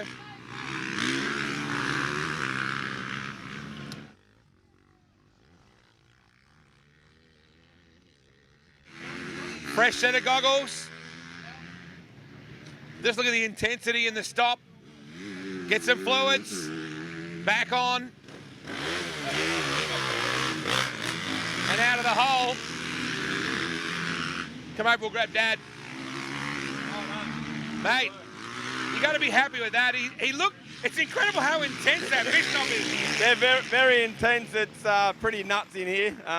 It's good though, very good. He's pretty calm at the moment, so riding well. He's calm. Was that calm? That's a calm Callum, that one. You need to be here for the ones that aren't so calm. It's something different. He's an intense boy, but look, he just wants to, he wants to do his best, and he's got a big point to prove too. He's had a lot of things go wrong the last 3 years, and he's got a few doubters. Not he's got a lot of people that back him big time, but he definitely, especially even riding on the Sherco, he knows it's a good thing, and he wants to prove that it's a good thing. So, in the last lap in particular, in the last 2 laps, he's really turned up the heat on Chucky. Yes, it's awesome, hey. So it's good. I think if you can just hang there with him and let Chucky know that he's right there on him, that would be fantastic. Yeah. I think since Fink is pretty fired up as well, isn't he, to really just sort of say, hey, me and the bike are fast. Yes, exactly. He was shattered at Fink, but he took it on the chin really well. He just, what it is what it is, and it was just a very minor thing that went wrong, a little electrical problem. He's fine, but he's definitely pumped up for this one, that's for sure. What's the strategy with you guys? I mean, is he just coming in, pumping in some fuel each time, or is it not always fuel? It's basically fuel, a quick gel, like a shot, an energy gel thing, a little bit of water maybe, but basically just fuel up and get going quick as you can. This is almost a local victory. Almost a local victory if you can get it done here, because Mildura has really adopted him. I know Lorne's a nice place, mate. He's half. He's definitely at least half Mildurian. Part Gold as well. He's spent a lot of time at Gold and in Mildura. For desert racing, you can't be in a better place in the country. He loves it up here. It's the dirt's magic. Where we live, quite wet through winter, so this is a perfect mix from the wetting at home to the dry, or a bit dry here. And it's good to have the heat through summer, to come up and train through summer too. So, yeah, it's really good. I can tell you want to smile, but you don't want to smile too much because you know it's early. Yes, early days definitely. I'm stoked for him that he's at where he is. He's basically, so far, what he's wanted in his plan. The thing there he's stressing the most was his prologue. He just wanted to get in that top half a dozen at the worst. So he can be with the boys at the start and give him a run and do his thing. So he's now doing his thing, so it's good. Yeah, very good. Mate, good luck. Thanks, Wade. Cheers. He's nervous, but he's excited, Liam, a proud dad, the team down here. Come on, I need to find out what you're writing down. What are you writing down? I'm just tracking the riders, and I just put the gaps and the differences. So if I need to tell Cal, you need 10, 20, he knows it. All right, it's important information. She covers it up. I don't even know what I'm looking at. Look, look at this. There's a Hatta long ago. It'll be chilly in there somewhere with an Australian And notice the Michael Jackson effect. She's running the one glove and the beautiful Serco-coloured nails as well. Yes, yeah. No, I need one for the touchpad. Back to you, Liam. So on your screen, heartbreak for Corey McMahon on bike 469. The brake caliper gone on that bike, and they have some work to do in this pit stop. On the gas, that is a tough break for the man out of Kings Park. On bike 469, Corey McMahon had stoved himself into that top 5. How you guys going? On the gas 450. Yeah. And now the crews are thrashing to try and get that bike back out there. He's still in 5th place right now. He had quite the buffer. Back to Andrew Welsh in 6th currently. So they are going to work in a big way on the Corey McMahon 469. Your leader, Daniel Sanders, and the 415 has checked out to a 15-second lead over Callum Norton in 2nd. Then it's back to Todd Waters in 3rd aboard the 557 with a 24.6 second split. Then it's Jack Simpson in 4th position on the 555. Coming on screen now, Lachlan Terry goes through the timing loop.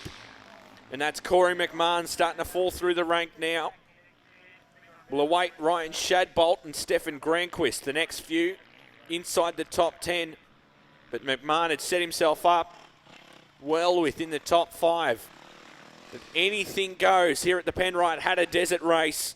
For 2022, they're still going to work. It's a great view of the teams. Bike number 6 peeling out back onto the racetrack. And the 469 just in behind our cameraman, covering everything there on the McMahon machine. Such a tough break because he'd stoved himself into that top 5. And currently, in the timing system, sits 8th. So gave himself quite the gap to get back. But this is bike number 6. We're trying to track down exactly who that is for you on the screen. Is Riley Graham. Appreciate the teams working behind on this one. So Riley Graham through the start-finish line. The GBM Consulting start and finish line. And the pair of Penrite banners.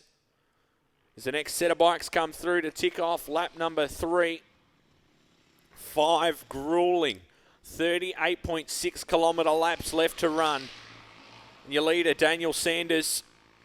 Callum Norton doing a cracking job to stick with him. Sanders was going to come out the gates early and pretty well give him hell from the first 3 or 4 laps to try and give himself a gap, and he's not been able to do that over Callum Norton. 15 seconds over about a half an hour lap is not a lot of time at all.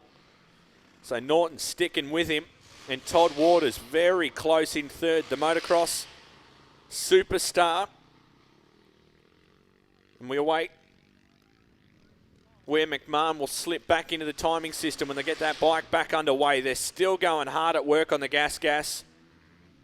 Clearly dejected is McMahon. That is such a tough break. He just hammered yesterday in prologue to stove himself into that top 10. We're on site with the Yamaha Racing marquee. Wade Andra preparing to have a chat with the crews down there in a few moments. Another cracking aerial view from the drone of this incredible facility that in just a few days' time will return to be farmland, and the families that run this land go back to work before Hatta comes back to greet them all again in another 12 months for the 2023 Penrite Hattah Desert Race. Tough break for McMahon. And they're still going to work hard on that 469 bike. It's one of the toughest things to have to replace in a curbside pit stop like that. There's a million things that could go wrong before it. Just as I say that, McMahon back on the pedal. Folks, put your hands together for the teams behind Corey McMahon on the gas to get that thing back in the show. We'll see where he'll be able to time through when we pick him up here at the GBM Consulting start-finish line. This will be a man on a mission. So we'll wait to see the gas on a pedal. Here he comes now, folks, through the Penrite Banners and the GBM Consulting start-finish line. McMahon back in this thing, and he has some climbing to do. New rear brake caliper going on the bike, and this is not a place you want to be without brakes. Not by any means, with the long sweeping straightaways and then followed by those tight corners. Trying to manoeuvre a 450 around this place with no rear brake is not a thing anyone should have to go to. So McMahon back in the show. Sanders from Norton, from Todd Waters, Jack Simpson, Samuel Prashira up to 5, your local boy. Cracking ride by Sammy. So we'll head back to the pits with Wade Oranger. Yeah, Liam, we just saw some intense work going on down here in the pit area with the gas entry, the McMahon bike. And as you can see, it's not exactly an ideal situation. Who wants to tell me what they know about what happened, boys? Because obviously he came in with the visor smashed off the helmet, so it's been a get-off. That is not ideal. Do you have any idea what happened? No, the visor was the one before. I think he clipped a tree. He just come in and, got no idea. He said, get me a wheel and brakes. So we're thinking by the looks of it, either the caliper, something's hit the caliper, so it's torn it off, and yeah. Pretty incredible that he's got back here okay. Like, he didn't jam anything up. Yeah, he was lucky with that in one sec. Yeah, he was lucky with that, and because the caliper was flopping around. Luckily, it flopped out, was hanging outside. So 2 significant incidents in the early part of the race, and he's still been really fast. Yeah, mate. Well, we were sitting in P5 outright, so. But he'll soldier on, mate. He'll soldier on. And they're tough, these boys. There's no doubt about that. No, they're right. They're tough. So you reckon maybe a tree or something like that has ripped it off? Probably something like that. I'd reckon he's caught it on a log or something like that by the looks of the brake lever as well. So that whole side of the bike's copped something. How long do you reckon you just lost in that situation there? About a minute or so? 5 minutes. It's 5 minutes. We've just got 5 minutes down. But, you know, it is what it is. That's racing. And he's back out there at least. Good luck, boys. Thank you. Thanks, guys. So that was Wade Oranger on site with the McMahon team and the Gas 469, chatting us through everything that went on in that crucial pit stop where they picked up that rear brake issue. So back on board with the first person drone. That FPV DJI shot is just impeccable. Peeling off for a pit stop. Tucking in there before that brutal U-turn. Great shot of that Penrite arch where all the riders had to wheel those bikes out onto the GBM Consulting start-finish line earlier. With a 9:08 race time, I think it was about 9:09, maybe 9:10 by the time bikes had launched. Simpson got caught up on that start with Todd Waters and laid the bike down. That 555 of Jack Simpson, the all-black Monster Energy machine, went down on the start line and cost him crucial seconds and, importantly, track position as well. So Todd Waters up into third behind Callum Norton and your race leader, Daniel Chucky Sanders, who we still haven't been able to pick up on the timing loop. We've got Ryan Shadbolt getting tracked, Riley Graham, Lachlan Terry, and Sam Prashira all making ground on your live streaming map. It's incredible technology we've been able to run. And in some of the extreme parts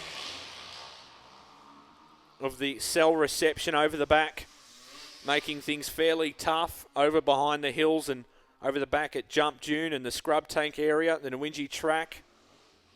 So many exciting pieces of this racetrack we just would not be able to see if it wasn't for the incredible team that are making it all possible on the drones. We can see the first aid crews heading over the back of the hills as well, trying to access riders in the extreme parts of this racetrack. A 38.6 kilometre loop, and the pros are going to do 8 laps of this venue. The Penrite banners littered around this place. We could not do it without Penrite, the 100% Australian owned, a better class of oil. Make sure you grab yourself some Penrite merchandise. There's plenty to go around in that aluminium Airstream trailer. Just an incredible looking setup that Penrite have turned out. Make sure you grab yourself some food if you're here in the main arena here behind the Penrite Arch and the GBM Consulting start-finish line. So many sponsors on board this weekend, making it all possible. Deacon Motorcycles and Bicycles, where we went Thursday night for the signing session with Daniel Sanders there and the Gas team. Optus, of course, powering the whole weekend. If you're not on Optus, you're not going to have cell reception here this weekend. It's the way to be out here at the 2022 Penrite Hattah Desert Race. AgTech Machinery, making so much of this weekend possible. Mildura Garden Supply, sponsoring the Tenacious Women of Hatta, the 8-lap category, and as well on board with the Hatta 4 laps category for the Tenacious Women. A1 Hay Sales, as well proudly sponsoring the leading laps for the Penrite Hattah Desert Race. Daniel Chucky Sanders on his way to stamping another win in the book, but there's another 5 grueling 38.6 kilometre laps in between now and then. The veterans out there, the masters. We're going on board with the KTM team right now, bike 36. Try and find exactly who that is for you in the dense program. You'd be nowhere if you didn't have a program here this weekend. There's so much information covered and so many riders to try and get through. This bike 36 for KTM and Motec. And back out onto the raceway through the graduation lane and straight back into this thing out of that pit exit. That was Jake Deswart out of Hurstbridge on the KTM 450 SXF for Descon Electrical, Descon Constructions, Maben Racing, Track Right Suspension, Bolton's Motorcycles, Lowdown Apparel and Pump Works. That was on board with Jake Deswart in their pit stop. And here comes Jake now, heavy under brake into this left-hander before he's through the Penrite banners in the GBM Consulting start-finish line. So your top 10 looks like this. Todd Waters is third from Jack Simpson. Samuel Prashira still fifth from Andrew Welsh. Lachlan Terry, Riley Graham, Stefan Granquist and Joshua Green on bike 403. Tight gapping in that final 5 bikes in the top 10. Nothing in it between Andrew Welsh and the following riders. Only about 5 seconds between them. So that is a tight nest of riders.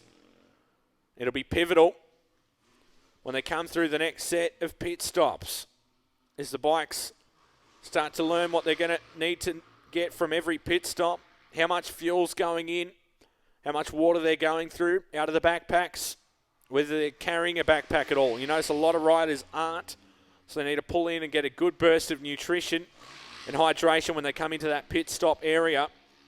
Will play pivotal in the longevity of this race. A couple of riders tucked tightly together through that Penrite and GBM Consulting start and finish line. Try and bring you some of the riders scattered right through this 400 bike field. Trevor King in the Masters 45 years and over. At position 302, Jackson Hale, Cable Hunt, Lachlan McLeish, Mitchell Johnston at 349, Simon Grieve at position 350.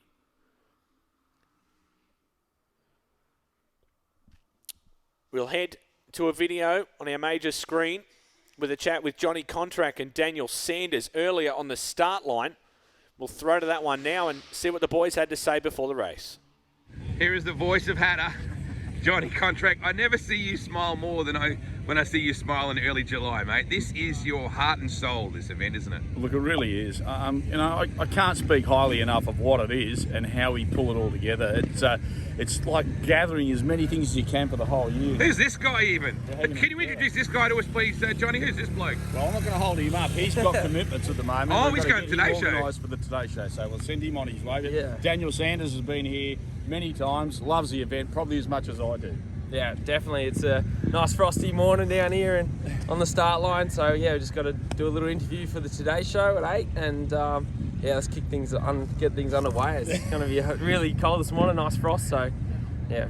How about you, mate? Didn't even qualify, didn't even run the top 40. Just came out and went boom shakalaka. Yeah. I'll take the top. Very nice, mate. Yeah. Great work. It was good fun yesterday on the prologue, passing the Masters class. I think I got 8 on the GoPro going off that. So it was crazy, just passing some guys, and I'm sure I scared them a little bit. But yeah, the top 10 shootout was really cool at the end of the day, and yeah, just got that by half a second. So lucky you get to start off first and get the open track and hopefully keep the arms and hands warm, and we'll send it first lap for sure. Got to watch out for those motocross guys. How about Todd Waters, mate? Yeah, crazy stuff. Now, I know it's different to running 38k laps for 8 laps, right? The prologue's different, right? Yeah, it is. We had a couple laps around that, and everyone's sort of seen the track, but yeah, we used to see how Toddy goes. I'll try and pull out first lap and break away from them all. I've got a little bit of track knowledge here, and same direction as 2019 with a few little changes back in the track. But yeah, it's going to be pretty exciting first lap, I think, and who knows what's going to happen with this race. You know, there's no clouds yet, so I know it's not going to rain. So I'm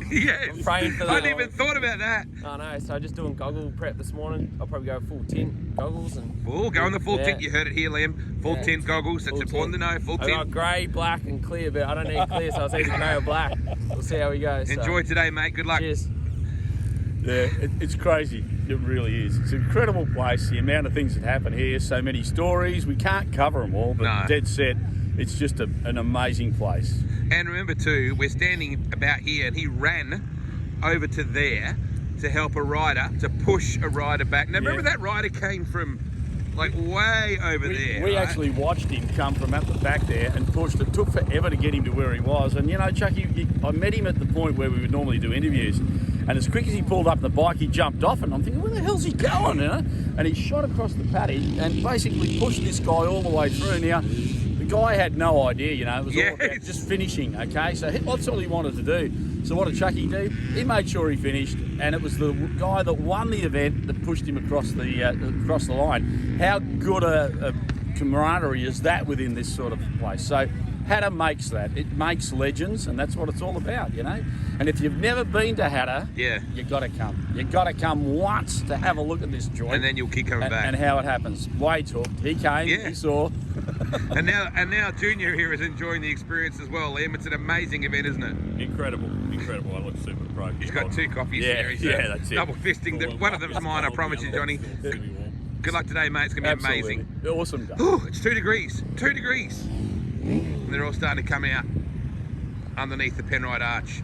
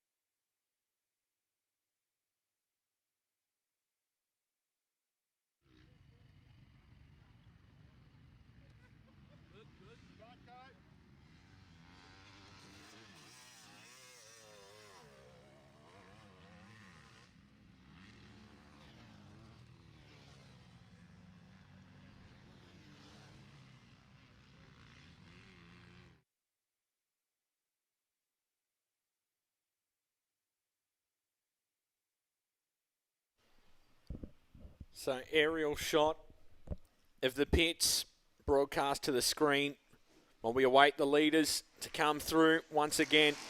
Approaching the halfway point in this main event for the 2022 Penrite Hattah Desert Race. And heartbreak earlier on for McMahon on the 4.69. So much to go through. It was a crucial pit stop to getting them back in this race weight.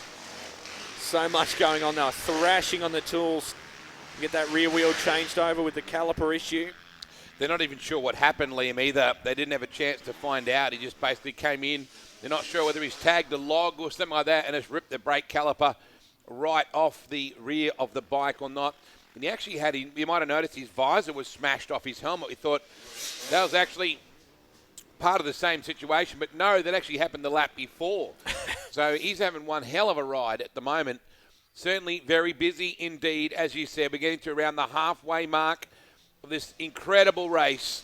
Just tests man, women and machine on so many levels.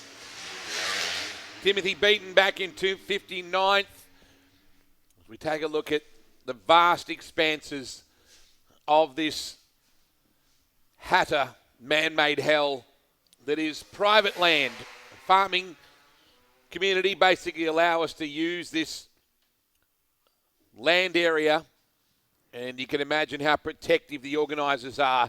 We have 397 riders accounted for at the moment. I notice that Matty Pagden is not registered on our timers just at the moment. That is a shot of the effectively the out grid of the pits. They come out and they sweep left out of the fence and they come back towards us now.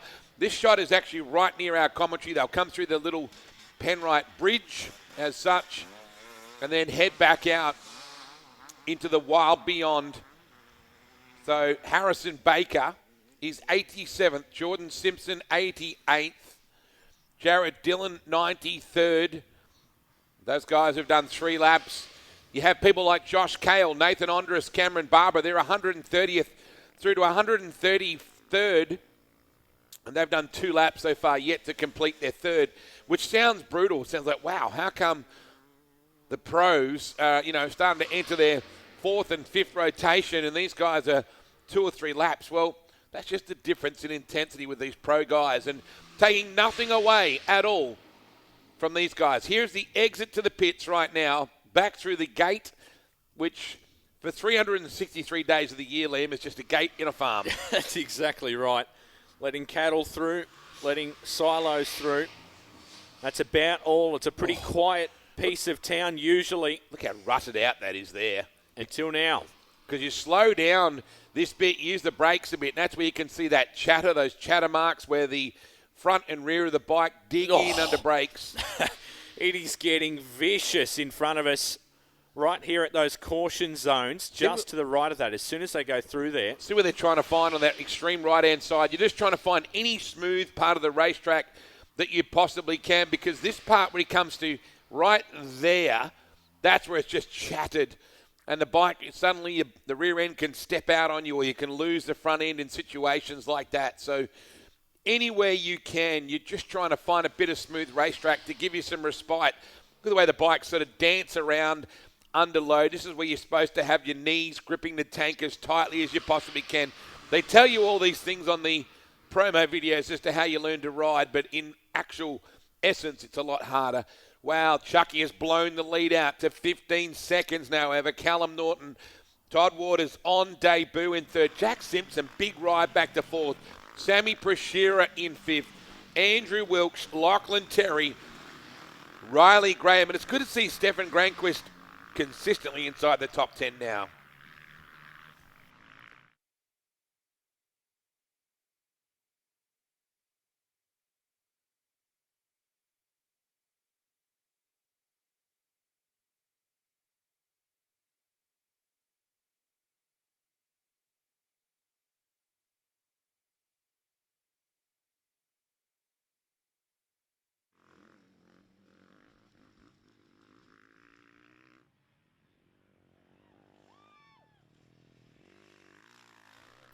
It's a good point. Liam was just making off camera just then that a lot of these timing informations that we're getting at times, they aren't always up to the actual second, just because of the times that the MyLapse locks them in and things like that. So it's not always easy for us to find out that up-to-date information. What we're saying now about that 15-second buffer, Liam, might be dramatically different.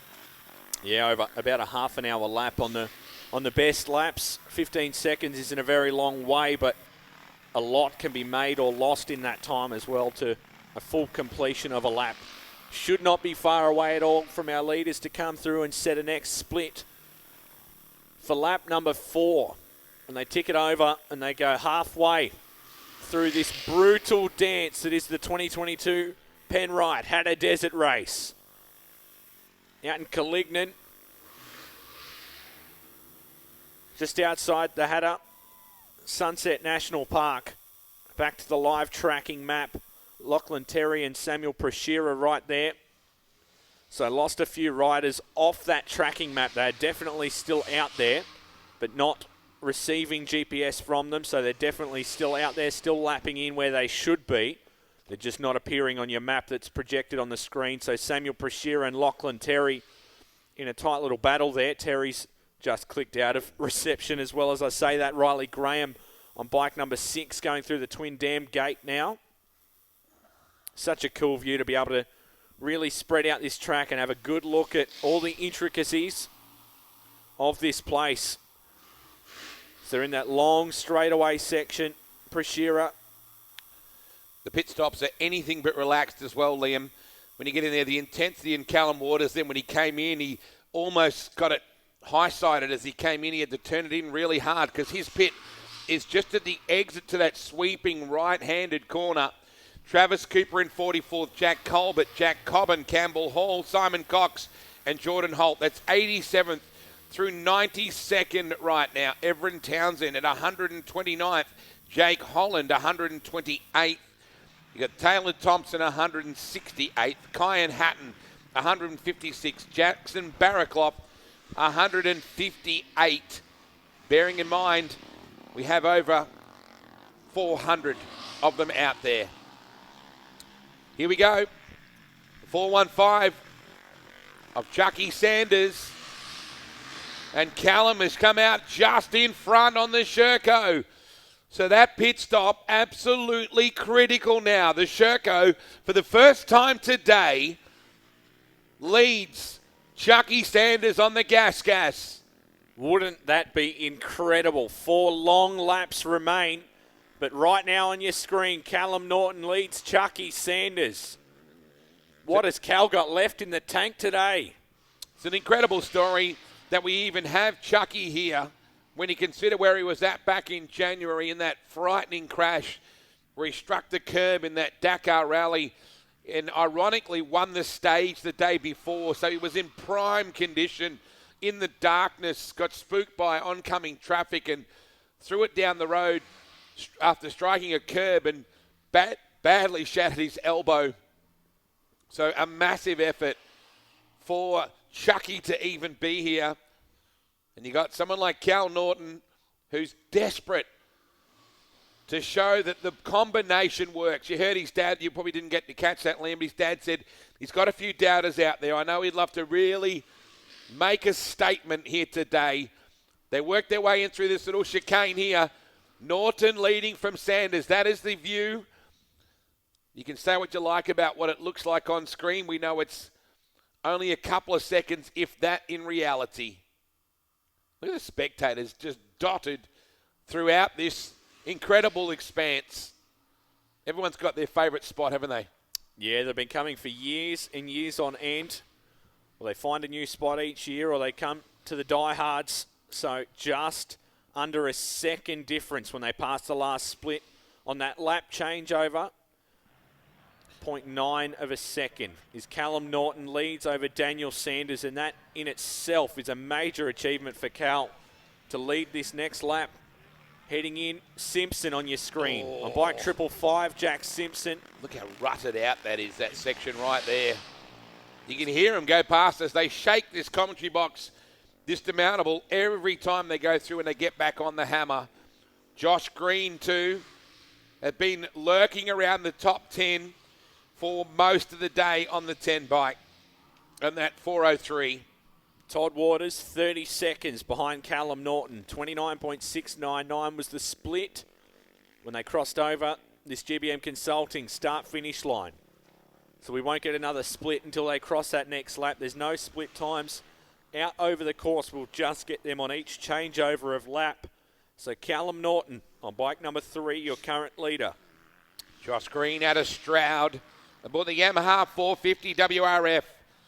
Shop Yamaha entry. Gee, look at the traffic that we've got to deal with here. It's a rude introduction back to the scrub when you come out of the pit gate and make your way back through. So we are guessing to the right of your screen that is your leaders in this section. Now, we are guesstimating that at the moment. We think that might be the Sherco making his way into that. Oh, no, there's Chucky. Hard to tell. Did Sanders maybe get by Cal? We think that's Chucky there. Just trying to find where Cal would be. So it's either Cal at the top of the screen or in behind there. We're just trying to pick that up at the moment. Difficult to tell even with our track mapping and also with our live timing. That is just incredible to show. The height difference and the way that track rolls through these hills. Look how corrugated it is through there. That's definitely Chucky. Look at the speed. That must break your heart. And I know because I've been there, not on this track, but on a motocross track, when someone who actually knew what they were doing went past me. And it just breaks your heart. You go, oh, that's how you do it. So we can't see anybody, we can't see anyone in front of Chucky that could represent a blue Sherco. So quite possible that Chucky has gotten back by.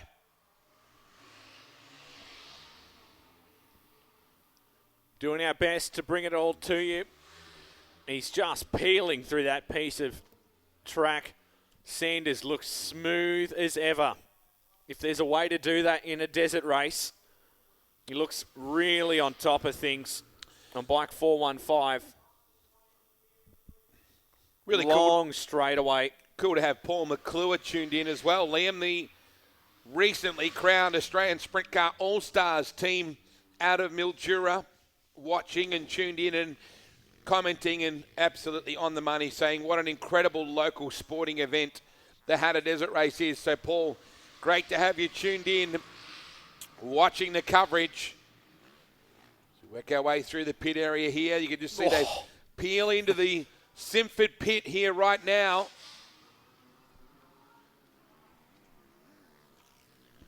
And that's actually Sam Prashira.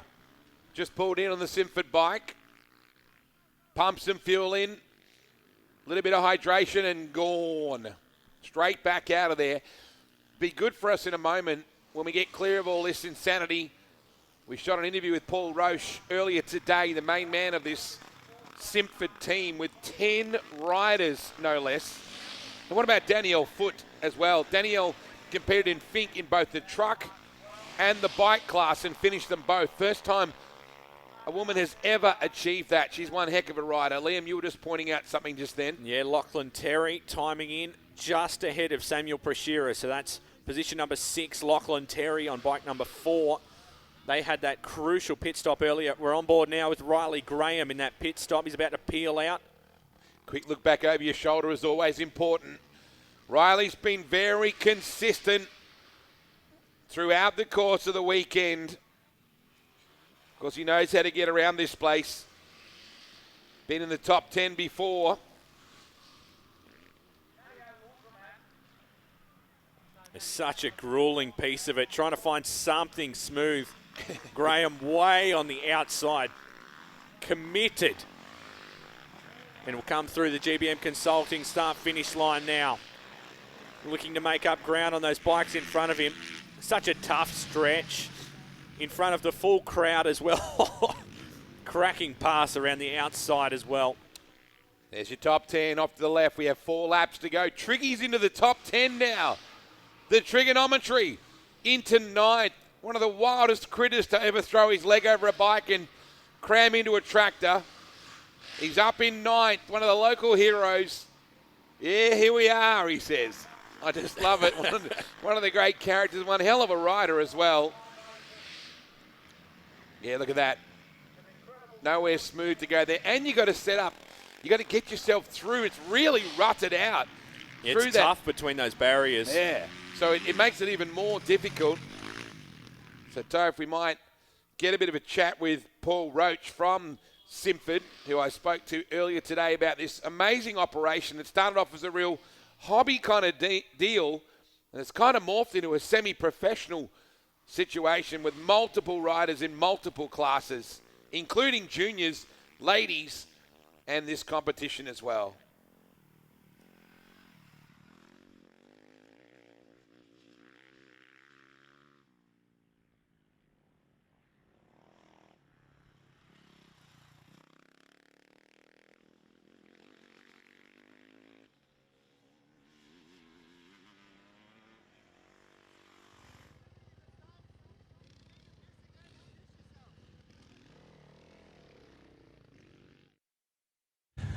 What an operation.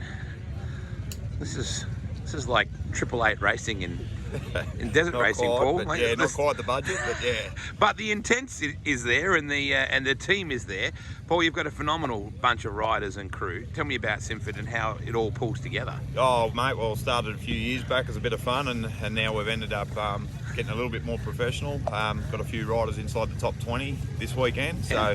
a couple of guys at the Podium with Andy Wilsh and Harrow Wooding. Mate, what a job from Wilshie, mate, to pull it into the top 10 pretty well on the death knock. Yeah, definitely, mate. He did real well. He put the bike up there. He was 10th in the first and then went to the shootout and ended up in 5th. So great start for him, and we'll see how he's going after 4 hours. But yeah, really looking forward to it. We've got a busy weekend, as you can see. We've got a few bikes to fuel. How many have you got here this weekend? We've got 10 we're going to look after today, so it will get a bit hectic, and yeah, it's quite a few up the pointy end, as I said. So it's we'll get a bit busy in the pits, but good communication, good group of people supporting us and getting behind us, and we'll make it all happen. But yeah, hopefully we get some good results and everyone comes home safely. Now, it's not just the boys that are quick in your team. Absolutely not. No, we've got Danielle Foote and Kelly Catanese doing in the women's class, so the women's 8 laps and the women's 4 laps. So Danny's just come off a good stint at Fink with doing the double with the buggy and the bike. That's phenomenal. Got the class win on the bike as well, and made it down and back in the buggy. So that's epic. First woman to do that, and Kelly's a bit of a veteran of Hatta, so it's good to have her back and racing in the 4 lap class. It's great to see a team like yours doing big things and punching above your weight and getting in there and really having a really good crack. So great job, Paul. Good. Thanks, mate. Appreciate it. Good luck today with all of these badass riders. Who's disappearing over to my right over here? We got Kelly there. She's about to push the bike down. We'll get to do that for her. Yeah, I mean, geez, come on now, geez, Kel, you have to push your own bloody bike as well, Kel. Hey, look at that. Because the camera's out, see? How you feeling, mate? Oh yeah, pretty good. How many Hattahs have you done now? Heaps. This will be about my 8th. Why, Kel? Why? I love to punish my body. It's just great team. For a solo sport, it's amazing how much the team really helps. So, yeah, it's just a lot of fun. Love competing against myself, really. What's your ambition today? Get around, make two laps without having to fuel on the standard tank. Okay. So we'll see how we go. Yep. Podium. No pressure. No, thanks, T-Boss. You can go now. Good luck. Thank you. It's an amazing morning. It's only about 2 degrees. Yeah, it's beautiful. Push your bike all the way to the line now. We're going to follow you. I'm only doing it until I warm up, mate. That's it. Till the camera goes. Thank you, mate. Great operation, isn't it? You just look at the depth of riders in there, the equipment, and the energy required to field a team of that size. Just looking down at my list of riders at 302nd, you got Cam Harvey, Trevor King, Jess Keller, Barry Rees. 345th is Gabby Bryan. Gabby and her sister Chelsea there was a lot of local rivalry going on between the sisters just a couple of nights ago when I caught up with them, and also their little brother Jet, who is exactly that. So 397 riders in all. Valentino Villani is about 396. Now, we had Callum Norton scored originally as your leader, but we think from what we saw before, we think that Chucky may have assumed control of the cockpit. We know that Todd Waters has been very consistent in that third position. Jack Simpson fourth, Andrew Wilkes, Lachlan Terry, Sam Prashira, very good. The under-19, 7th overall. Riley Graham 8th, Triggy up to 9th, Stefan Granquist consistently inside the top 10. And the pros getting into that lap 5 situation here very shortly. It's incredible how rutted out the finish area is become. They really bounce through that section when they come out of the pits. It's probably one of the most brutal parts of the lap. Chloe Barton, 259th at the moment. So Chloe charging on after riding her first ever Fink Desert Race. Likeable young South Australian with, as always, her proud dad and Spannerman John right alongside her. So Scott Wood is placed 397th at the moment. The Masters, 45 years. Just watching Reese on the 638 just come in. Everybody has a different pit strategy and a different intensity in what they do. A lot of them real family operations.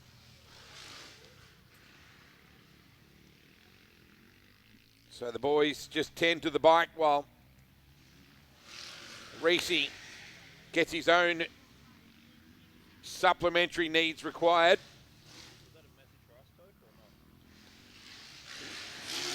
Really is an event that's hard to put into words until you come here and experience it for yourself. Just the speed and the noise and the sheer size of that grid before they get underway. Barry Rees from Maroona, the Husky, the FX 350, back on track. I'll try and find where Barry is on the raceway at the moment in terms of positions. So many different classes within this race. The AgTech Machinery Veterans. The Tenacious Women of Hatta 8-lappers brought to you by Mildura Garden Supplies. The Tenacious Women of Hatta 4 laps. So 2 classes for the ladies who can opt to do either way.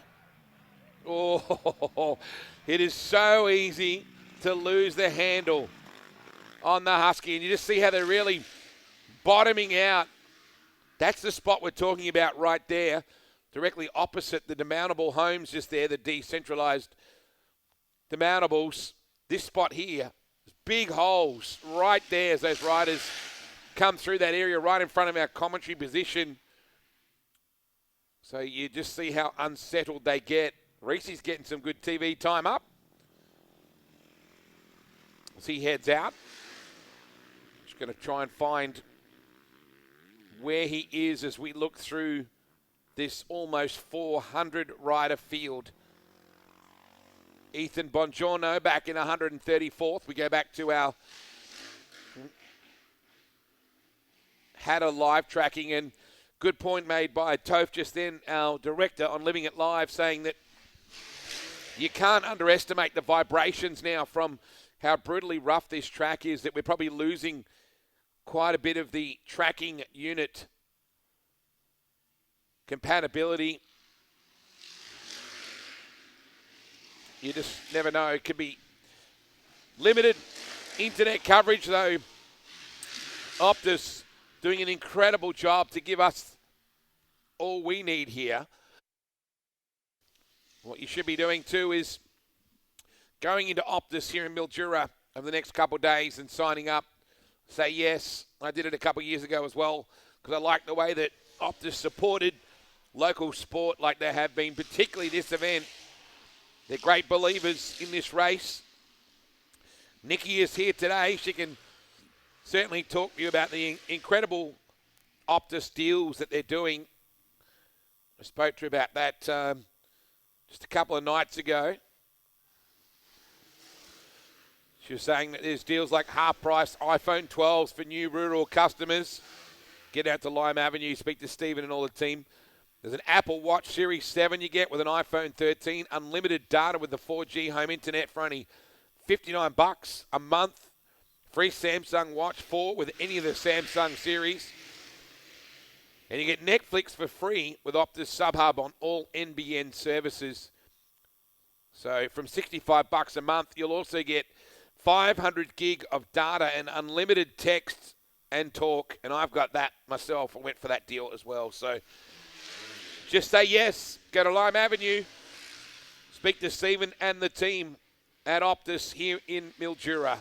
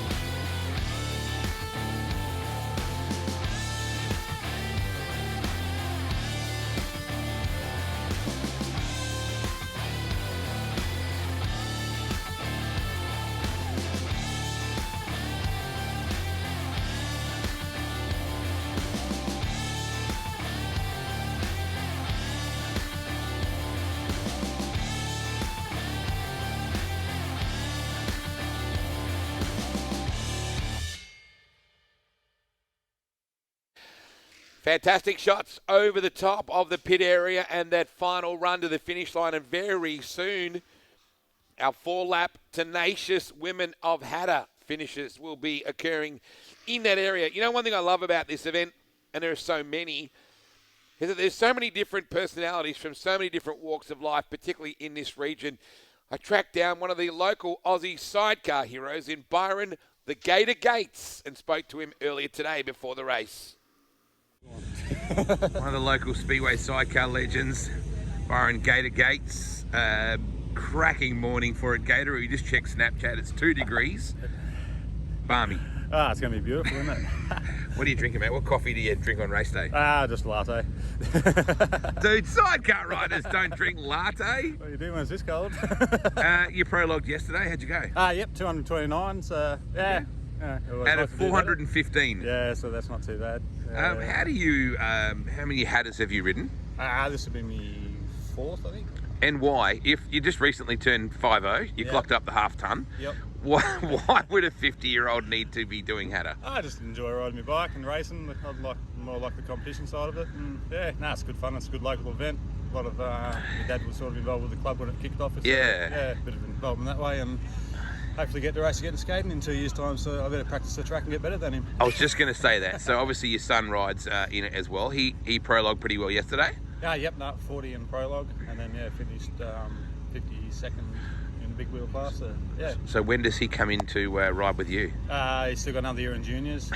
So yeah. So you got to do this for another year at least. Yeah, they got another 2 years, and maybe we'll see what other big events we can do. What's the toughest part about riding this? Because today you've got 38 kilometre laps. How many laps do you expect to get in? I'd have to get 8 in, but nah, 7 would be good. Yeah, I think the first year I did it. It's more of a personal thing. Yeah. Push yourself to get better each year, and I think the first year I did it, I only got 6 laps in.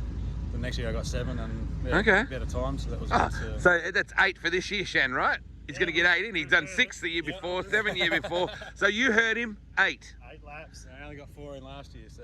Yeah, alrighty. So double it, mate. You'll be right. Good luck, buddy. All right, cheers.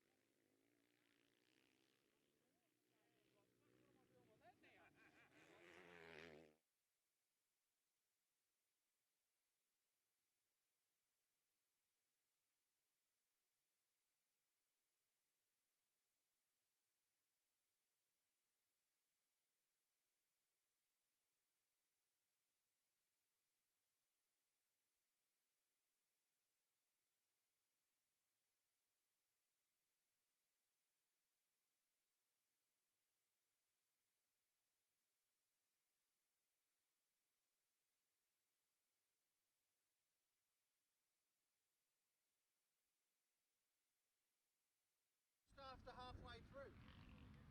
Yeah. Repco ran out of ability.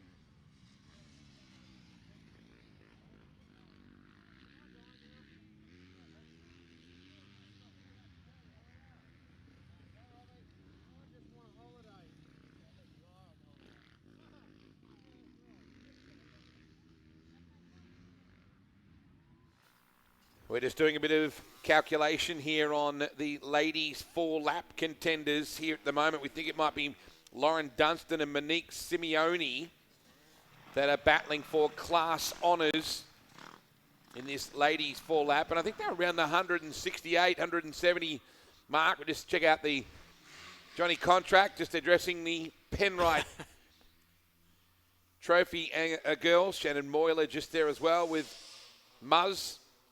So Shannon has the board that says ladies finish line. There you go. So we need to try and find somewhere on this racetrack where Monique and Lauren are.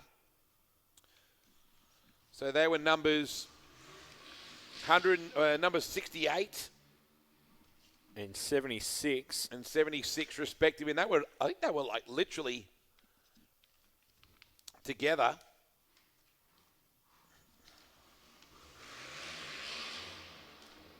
Yeah, so Lauren Dunstan riding bike 68 on the Husky FE250.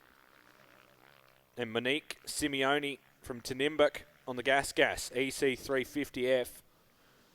So Simeone leading the last time by on the timing sheets on bike 76. And second in that ladies 4 laps class. Then was Lauren Dunstan on the 68 out of Doreen. So waiting on those first 2 girls to be the first ones home in this ladies 4-lap category, sponsored by Mildura Garden Supplies. Chloe Barton back in 259th where she's been. That's overall. That's not in the class honours side of things. So for us now, we just need to try and find where we can find our ladies whereabouts they are on track. And that's not the easy bit. No, not by any means. It's literally a needle in a haystack at this point.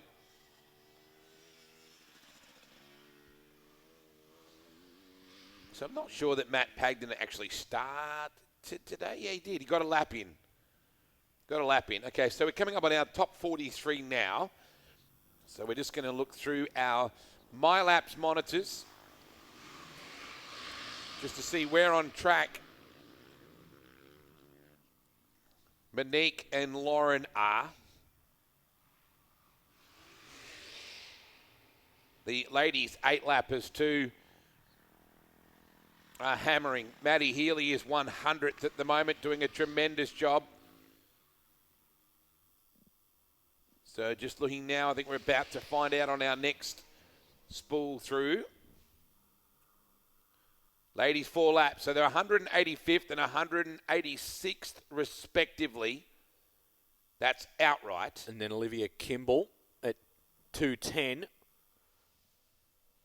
was the next one. Not that that helps any of our production crew to get their way through this, but gives you an idea of the sheer enormity of what you've got to do to try and identify riders and to find out where they are on the coverage and whereabouts you can pick them out on the racetrack. Just saw the 494 just rip through as well. The 251 to 450, a 4-stroke sponsored by Deakin Motorcycles. I think that's where we're going to find Zach Wright from Longwood on the Farm Spec Fab Ride Out Trees entry. So we go back to our live tracking. Now remember too that some of those tracking units have gone, nope, screw that, I'm done, I'm cooked. You just have to hope they're still on the bike. Yeah, well. Being a pivotal part of it. 15 of them, I think, 10 to 15 of them were handed out earlier by the Living It Live team to just give us this kind of information. Gee, Lachlan Terry's been very consistent. So has Sammy Prashira and Riley Graham as well. 4th, 5th and 6th on that track map at the moment. Ryan Shadbolt and Jai Dixon too has been all up and about. Now, was that the 76 bike just going through? It was the 70 of Gabby Bryan on the Husky. Just ripping through, I would think. One of the two sisters here this weekend. Ooh, there we go, right above the pit stop. That was just showing off. That's what that was. Jamie's starting to show off now. 761 on camera. The pace has drastically dropped off coming through these bollards now, through the safety barriers and the Penrite banners. As those whoops starting to get fairly savage. They were from the opening lap, and now it's just something fierce. Look, it's all inhospitable. Absolutely all of it. And every lap it gets worse. Was that Chucky going through just then? Just the aggressive way he attacked that lap. Yeah, there he is. So, here comes, look at the bike just under load through there. So it'll be very interesting to see now how far Cal is behind him. Look at the acceleration of the Gas rider. Chucky Sanders has been an enduro rider his whole career. Had heroes in freestyle and motocross, but never really grew up with a Hatta culture. And then when he started coming here, whenever he's been able, he's never left. Substantial lead he's got out to now. Yeah, still waiting on that second place bike to come through and await who exactly that will be. It should be projected that it'll be Callum Norton on bike number 3. I'm not sure what the go was. We suddenly saw Callum, he was leading, and then we looked up on the live tracking, and Daniel Sanders had well and truly wrestled back the lead. Todd Waters up to second. So we haven't sighted the Sherco of Cal Norton. What a debut from Todd Waters. I know that you should go, well, hell, he's a heck of a motorbike rider. That's got to play some sort of part in it, but this is next level. There he is right there. Yeah, it's a totally different fitness to hang on for over 4 hours as opposed to a 20-minute moto or whatever he'd normally be used to. There's so many fenders and guards starting to miss off bikes. The front fender gone on that 476 it just rode through. And you think to yourself, only 3 laps to go. Doesn't sound like much. And then you realise we're talking about over 100 kilometres still. So still waiting to see the Sherco of Callum Norton come back out of the pits. Not ideal, Liam. He showed he had some speed, but who knows what has transpired since we saw him lead out of the pits and put the pressure on. And that's one thing too, you can be fast as much as you possibly can, but you got to be fast on lap 8 as well. And I'm not talking about riding ability necessarily, you just got to have the whole package together. So much has gone on. Nathan Trigg inside the top 10. That is a monster ride by Triggy. He started outside the top 30, so he's climbed over 20 positions so far. Another guard missing off the front of that bike. Yeah, here we are. That's what Triggy always says when you say, how you going, Triggy? I love it. We're still looking down the start-finish or the finish line area, just trying to see whether the Sherco will appear. In waiting for the ladies' 4-lap final finishes to come through as well for the Tenacious women of Hatta. 4 laps. We'll just about have that run and won. So Daniel Sanders and Todd Waters, the only 2 to click over to lap 5 now in the book. And locked it in. So a 53-second. Next bike coming through looks like it'll be Jack Simpson on the 555. Comes through the start-finish line, the GBM Consulting start-finish line. Still no sight on Callum Norton on bike number 3. So much goes on that you just can't keep track of back in that pit chute. So we'll wait and see for the appearance of Callum Norton on the 3. It's a pivotal piece of this race for him. And Jack Simpson, there's a story in itself. Dropped the bike on the start. Dropped a number of positions, and he's back to 3rd now. A 3-minute, 22-second buffer from Daniel Sanders, the race leader. Look how chopped out it is through the trees here. Nothing hospitable about that situation at all. Just another one about... Thank you, Toph. Toph says in our ears, that could be Sanders, or maybe not. 3 laps remaining. Man, it's just fierce through that finish line area. It's so whooped out all the way down to it and then into that actual barrier, that narrow section you have to come through. So 399 riders effectively took off today. Cal Norton, just looking at the MyLapse monitor, so Jack Simpson to 3rd. It's got Cal listed as 4th at the moment. Andrew Wilkes in 5th. Lachlan Terry 6th. Sam Prashira in 7th. Riley Graham 8th. Nathan Trigg 9th. Stefan Granquist, a picture of consistency, has got inside that top 10 and has refused to bow out of it. Well done. They really carry some speed through this section right here. That's actually the Sherco pit to the right-hand side there that we just went past. No wonder what has happened that's prevented Callum from hanging on to that top 3 position. Is that the wild card? Yes, it is. Through. So Matty Pagden's still in this thing. Now, I saw him only with 1 lap credited to him, so I'm not sure whether he's been in and had a nap and signed a few autographs and come back out or not, but I only saw 1 lap accredited to him on the MyLapse side of things. But either way, it's so cool to have the coolest bike on the raceway back out there.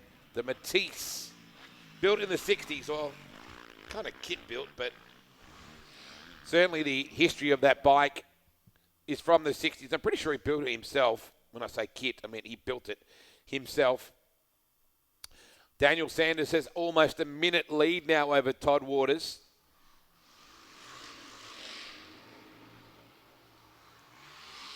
And we're just looking for our Tenacious women of Hatta 4-lappers to make their way in. Monique Simeone, I think it was, that was leading from Lauren Dunstan. And I think we're around the 180 rider mark or thereabouts outright, Liam. We'll just have a quick look at Emily Carlson is 124th right now on the 8-lap side of things. That's overall for her. Now, where are we going to see Simeone and Dunstan in the overall? Here we go. Monique is 185th and Lauren is 186th overall, but battling it out and still have yet to cross the line. But you have to think it's not too far away. Tenacious is a really good term for the description of these women getting after it today. Lachlan Terry about to come into vision. Shortly saw him peeling through the pits, taking that wide entry into this fast left-hander. It's Lachlan Terry on bike number 4, about to tick over another lap. So Lachlan Terry's climbed up above Callum Norton as well and past Andrew Wilsh. And Lachlan was outstanding in the prologue yesterday. Actually set the fastest time in the prologue, and then we went into the top 10. But it's been very consistent, sitting in that 4th spot right now. Terry ripping through that left-hander. The all-yellow gear on the red bike. A standout competitor. So far in the top 10 proceedings. Still awaiting Callum Norton on the 3 to try and find out the story there. Bike number 9. Coming into picture on the Simford machine through the Penrite banners. That is just a whooped out section. Getting really tough just to hang on to it through that acceleration zone as soon as they go green again. And you can see the Penrite Hattah Desert Race trophy girls awaiting ironically, the Tenacious women of Hatta, the 4-lap class to bring to an end their opening 4 laps for the Mildura Garden Supplies backed category.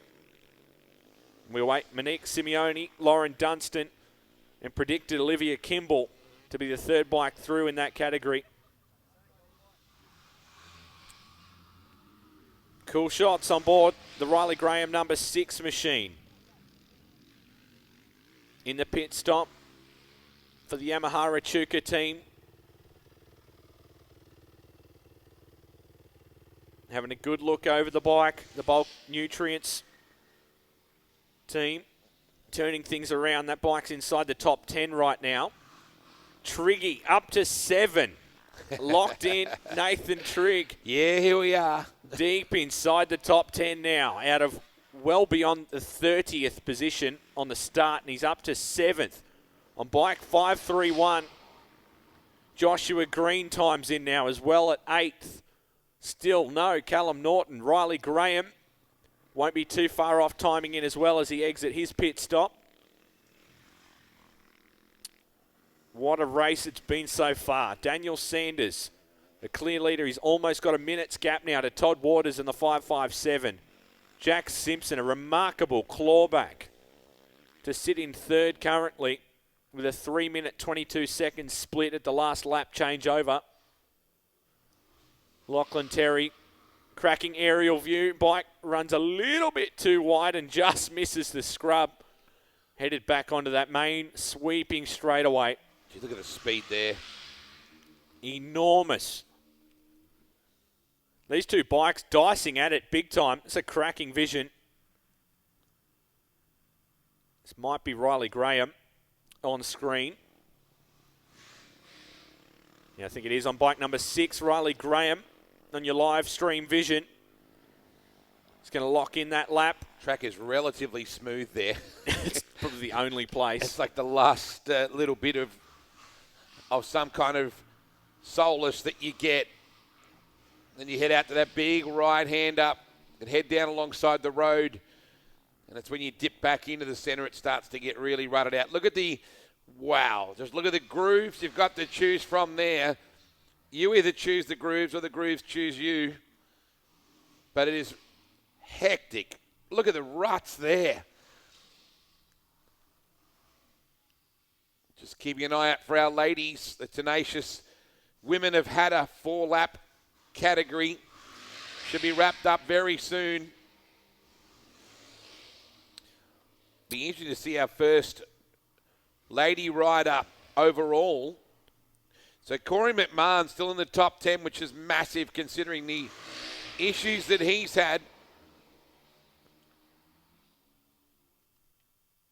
Maddie Healy is 101st.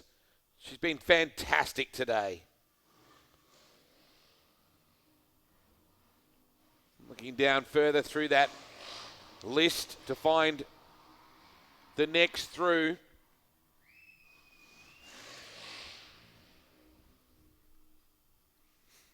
And I think we may even have our ladies finishing, Liam. You may want to quickly just check the door. We do. So there you go. What a massive effort this has been.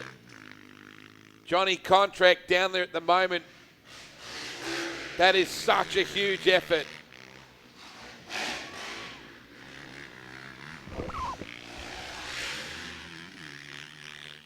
That's Lauren Dunstan on the screen right there, chatting with Shannon Moyler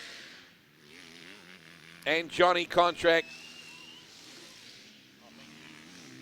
Second mic being handed over to Johnny. I think Monique might be the next one through, and then Olivia Kimball as well.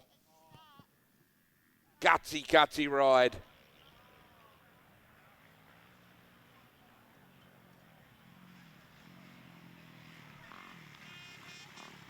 Just love the encouragement they're all getting through that section as well.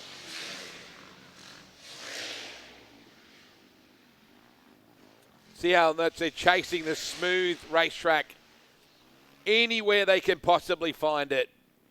Usually it's at the extreme outside or inside of the racing groove, just trying to get some respite.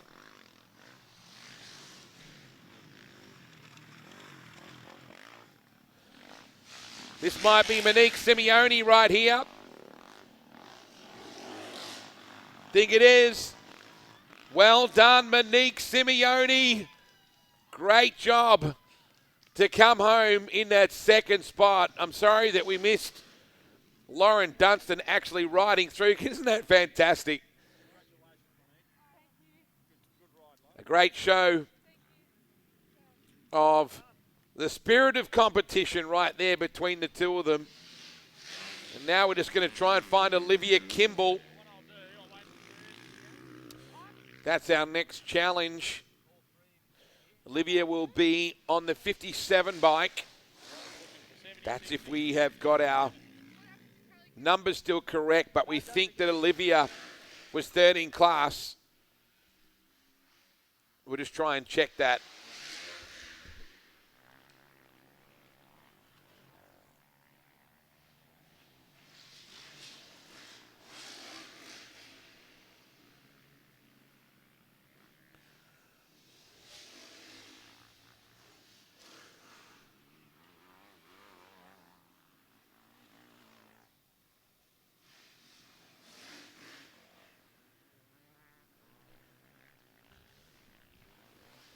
Now just look through our order here to see whereabouts we might find. So Lauren was 171st overall. Monique was 182nd. Olivia is 192nd overall, but third in class. We're just waiting for her to 57. There you go. So put your hands together, folks. There she is. Olivia Kimball. That is your third place rider in the Tenacious Women of Hatta class. Inside the top 200 overall.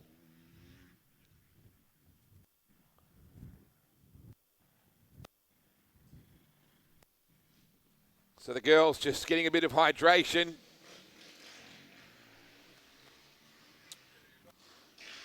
And then Johnny will do some interviews for them and take us through what that was like. We still have the women 8-lapper class out there, and there's a substantial field of them. And I think it was Emily that was doing the best job of that around the 100 mark. We'll try and find out as it ticks through now. Ladies, 8 laps. Emma Milicevic, wow. So Emma was right up there inside the, I think she was around the 50 or 60 mark, which shouldn't really surprise me because she's a machine. So we'll try and find whereabouts Emma is in the scheme of it. Those MyLapse monitors results, oh wow, that's just brutal through there. It's almost like a tabletop now. Yeah, it's really either just send it hard left if you can get the bike to hook up and ride over there, or it's way out to the right where the officials basically are standing. It spits your way out there, so it's the only few ways through, otherwise it's a rodeo ride through the middle of it. The whoop section can be well over half a metre deep in those parts which certainly weren't designed to be that way.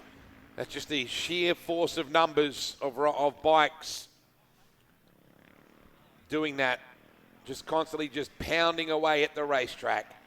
I'm going to look for Emma Milicevic here and just see what her overall position is now. We'll try and spot the first of the ladies 8-lappers. We get to 43 with Simon Cox. William Price now up there at 50th. Yep, there you outright. go. 50th outright for her. That is just a grinding ride. Doing a tremendous job. Yeah, I think we might be just about ready to cross down. Maddie Healy is 100th overall in that second place, I think. Johnny Contract very shortly. We'll speak to our top 3 with our ladies in the 4-lap class. Lauren Dunstan, Monique Simeone, and Olivia Kimball.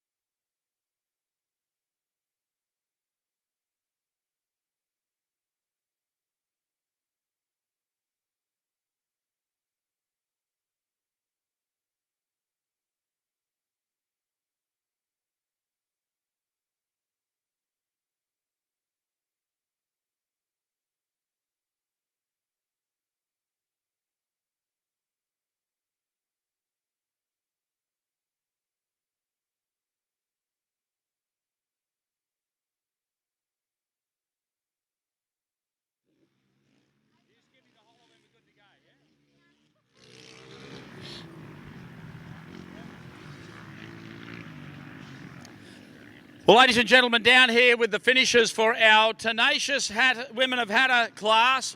4 laps of this amazing circuit here for our females today in this class. Proudly sponsored by the Mildura Garden Supplies Group, which is part of the GBM consulting business here in Mildura. And what an amazing finish for these 3 ladies behind me. They've ridden so hard today in a track that really is cutting up and is rough, but it hasn't deterred them 1 inch. They have gone hammer and tong at this, and tell me nothing new, surprises all around. They are so amazed that they've finished where they have. So let's have a chat to them now while things are going well for our 22 Hattah Desert Race, proudly brought to us by the team at Penrite. 3rd place, well done to the 57 of Olivia Kimball. A round of applause for her, everyone. Olivia, what an amazing journey. How do you feel? Thank you. Yeah, definitely rough, definitely real hard, and yeah, happy to finish. Did you feel you were going to finish this high in the standings? Nah, I didn't have any expectations, just wanted to come out and enjoy the experience. So let me give you an experience that you can rate. I mean, you're burnt out, you've had a pretty solid 2 days. Out of 10, how has your Hattah been this year? Yeah, definitely 10 out of 10. Enjoyed it, loved it, so good. Book your place for next year. Yep, definitely will. Thank you. Good on you, well done. We'll move on to second place now in our 76 rider at a Marriott Motorcycles. Let's have a chat to Monique Simeone. Hey, Monique. Listen to that. They love you out there. Yeah, that's probably my family, my lovely supporters. This is not your first Hatta. You've been here a number of times. I've seen the name. I know what you're about, and you really have a crack. Are you surprised to be finished where you are? Yeah, my goal always is just to finish, so to come away with second is awesome, and to do it alongside my best mate is even better. So. And it was really great to see the two of you quick cuddle and, you know, like, hey, look, well done sort of thing. You know, it's so good to see. Yeah, we're generally pretty close at every race, so it's, yeah, pretty good. What's your rating for Hatta this year? Oh, solid 10 out of 10. They all give it 10 out of 10 for this. We'll move on to our winner in class today, the 68 of Lauren Dunstan. Make the noise. Lauren, you'd have to be happy with your efforts today. Yeah, I'm pretty happy. I've been off the bike a bit at the start of the year, so to come back and be able to obviously do it strong, and again, as Mon said, to place next to her, it's a pretty good achievement. So I thought the funniest part about that when we pulled you over to start off with is you were looking around as if to go, who's in front of me? When it's like, you're it. And you're like, really? yeah, I really didn't think I actually won. I passed Mon on the last lap, and I was like, oh, don't really know where I am, but I just wanted to stay upright and finish, and that's what I did, so I'm happy with that. And what's your Hatta rating? 10 out of 10. They love it.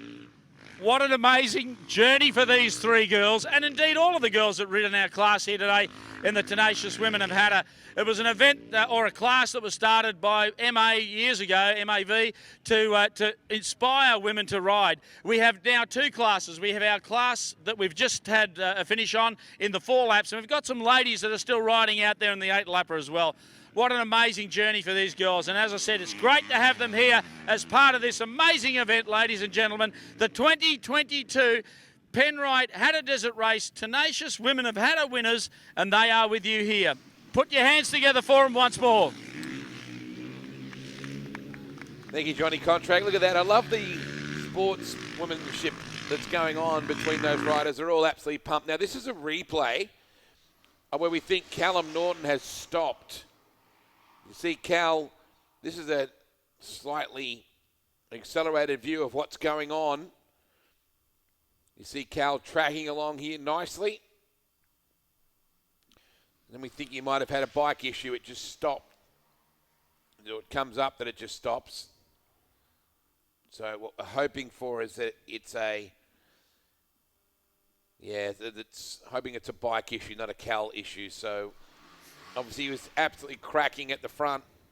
Had the thing well and truly going a ripping battle with Chucky Sanders, but it stopped over to that Nwinji track, the back lane area. So we're into lap 5, possibly getting close to lap 6 now with Chucky. Has a good handle on this race. Todd Waters, though, has to be one of the big stories of the 2022 Penrite Desert Race.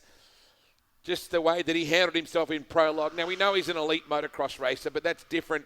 It's a different discipline to a desert race. And his crew guy, one of his team here this weekend, is a local boy who these days lives over in Sydney with Mick and Karen Holder, Declan Adams. I caught up with Decky as he was pushing Todd's bike out for the start this morning. So, Declan Adams, how pumped must you be with your rider, mate? That was a hell of a job. On debut. I know, it's pretty cool. And like, he's not used to, I mean, yes, okay, prologue's way different to this, right? Yeah. So if he was going to do something like that, it was going to be in prologue. Yeah, definitely. He's happy with the bike, conditions. 2 days on a desert bike he's had. He's ready to go. What can you tell him about this event? I mean, what do you say? It's just the best. It's just the best. No, he loves it. He loves kind of the off-road scene. It's good for him. How different is a desert bike setup and a desert bike to a motocross bike, for example? Because you wouldn't tell the difference just looking at them from the outsider, but what's different? We've got big tank, we've got steggies. Yeah, yes. Easy on there, steering dampener. So tell me what the steggies do. Steggies just hold you in, so when you're going down the straight, so kind of you can relax your arms a little bit. Yep. Yeah, obviously big tank, dry brake, kind of like a V8 supercar setup. Yeah, okay, yep. And yeah, that's about it really. Yeah. So pit stop wise, when you guys come in, what are you fundamentally looking for? It's just generally a fuel drop, isn't it? Fuel. And he'll tell you if there's anything wrong with the bike or anything you need changed? We just have a quick glance over it, make sure nothing's loose or anything. Yep. That's about it really. And then you just get back out there. Just send him off again. Just send it. Yeah. Good to see you, Decky. Welcome home. Thanks, Get after it, mate. All right.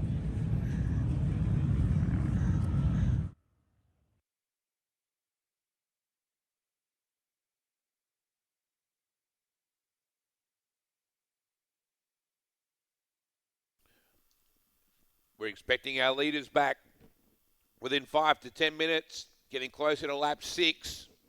We'll take a quick break. Come back in a moment.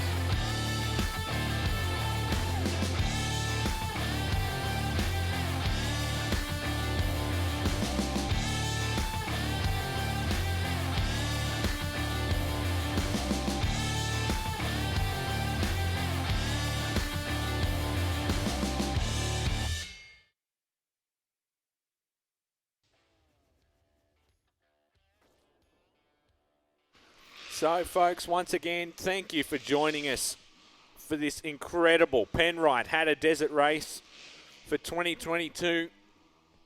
We have confirmation that Callum Norton's bike is back at the pits. They've been able to pick up that GPS tracking dot once again and track Cal's bike back to his pit area.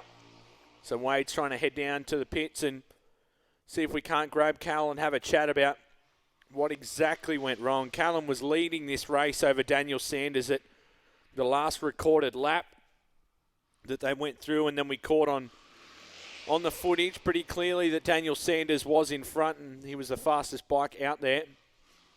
So trying to track back what exactly went wrong with the Callum Norton number 3 Sherco.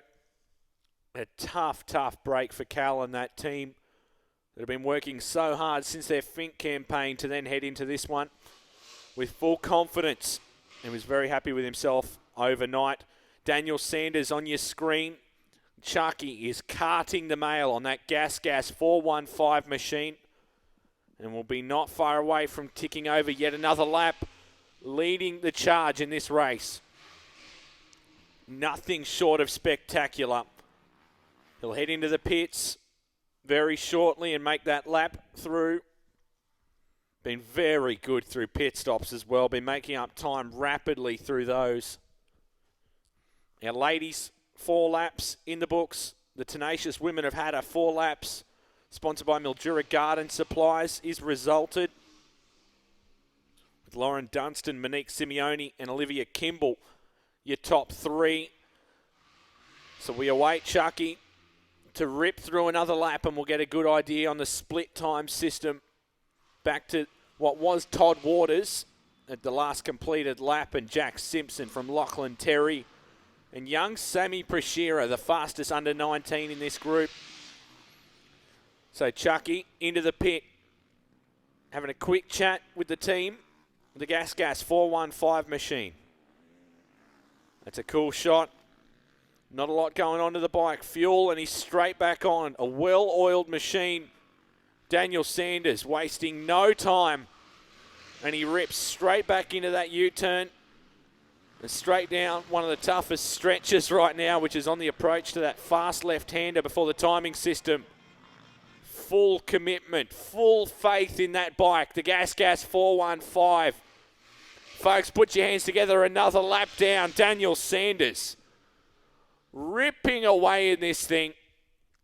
We'll await the second bike to come through timing and who that'll be. It's predicted to be Todd Waters, but anything can change, and that has never been clearer with, heartbreakingly, Callum Norton losing the race lead and that bike coming to a halt on him, and he's parked back at the pits.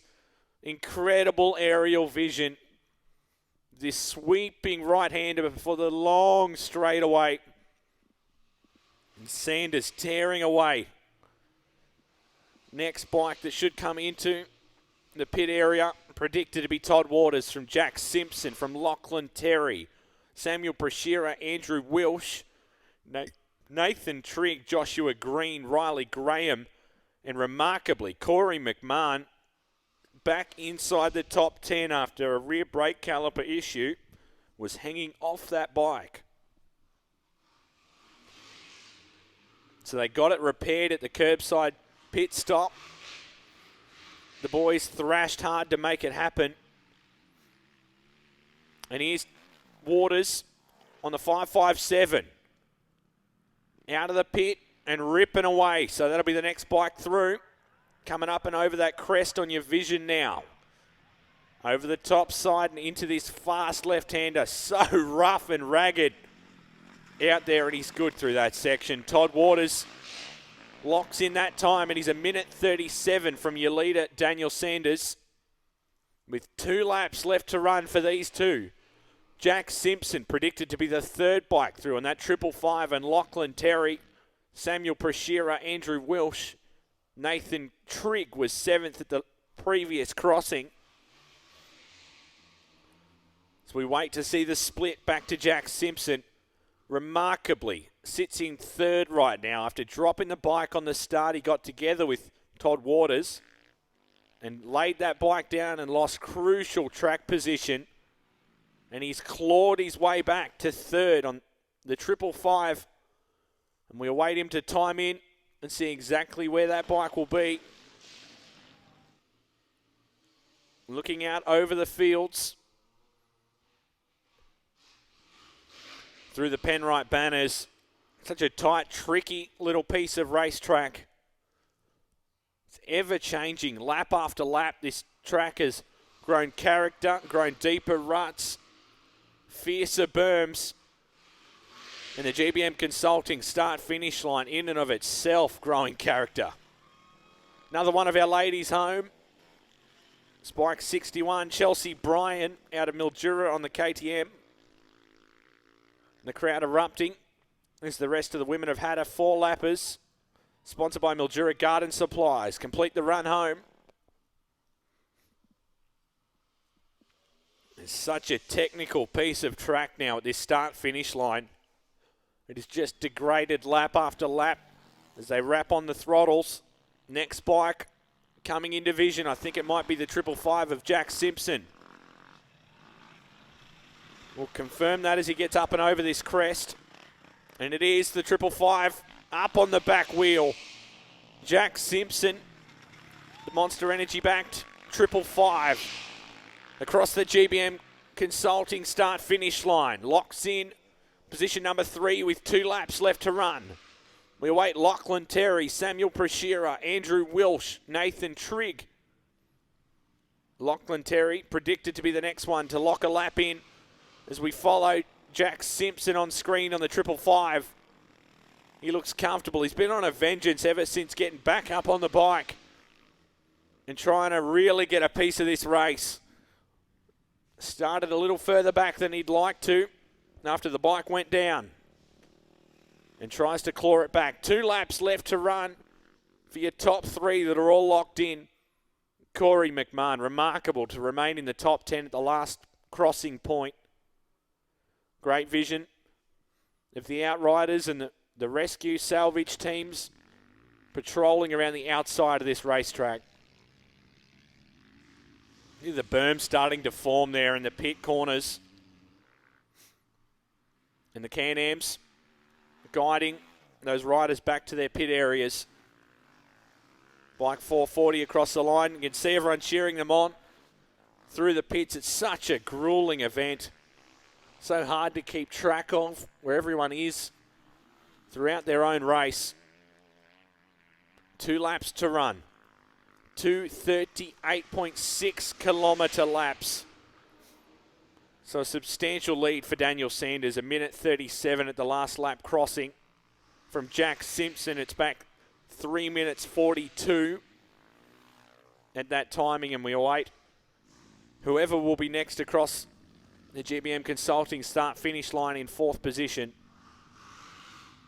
It's a gridlock top 10. They're tight together the last time. And can Nathan Trigg climb up another position? He was close with Andrew Wilsh. Had a fair bit of ground to make up to that top 5 that was locked out by local Samuel Prashira, the fastest of the under-9 category up until that point. Just the 3 bikes have ticked over to lap number 7. So 2 left to run. 76 kilometres yet to put behind them here for the Penrite Hattah Desert Race. Cars continuing to stream in down the highway. They've just lined the banks here out in Calignan, Hatta and Angelock regions, just outside of Mildura, Victoria. Bikes continuing to tick away laps, which is an achievement in and of itself, just for the bikes to be able to hold up to this thing. Hopefully Wade Orange been able to track down Callum Norton. We can have a chat with Cal and work out exactly what went wrong. There's no clear way of being able to tell when there's so much ground to cover.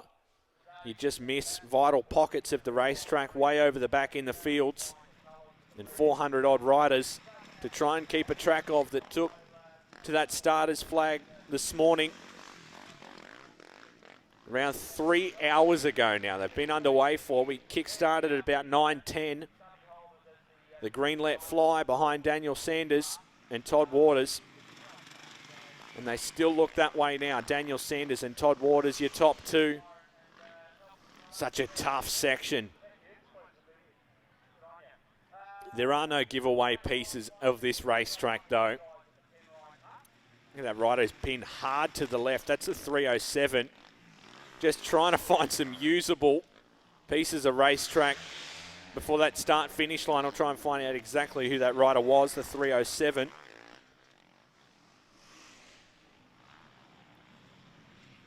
Just so much of the track getting chewed up with 400 bikes in such a heavy braking area. You can see the chatter on the approach to that brutal left-hander. And bike 307 was Reece James Crutch out of Louth Park on the gas. That's who was pinned hard to the left or right of screen the way we were following him. This first-person view drone is just epic over the pit stops there of the Nutrient Ag Solutions pit stop. Substantial gap that Jack Simpson's put over 4th place, yet to tick that over the line. For who was running in that 4th spot, it was predicted to be Lachlan Terry. And then Samuel Prashira, Andrew Wilsh, Nathan Trigg, Joshua Green, Riley Graham and Corey McMahon Lachlan Terry into the pit now, the number 4. So that should be a 4th place position unless Samuel Prashira can do anything about it under this pit stop. The fuel's going in. A quick drink. Lachlan Terry back on the bike, and the number 4 is back out of the pit and onto the racetrack once again.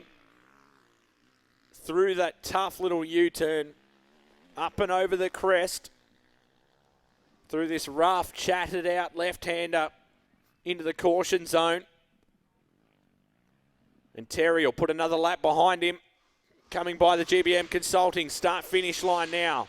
Lachlan Terry, a 9-minute 14 seconds split to your leader. That's for 4th position.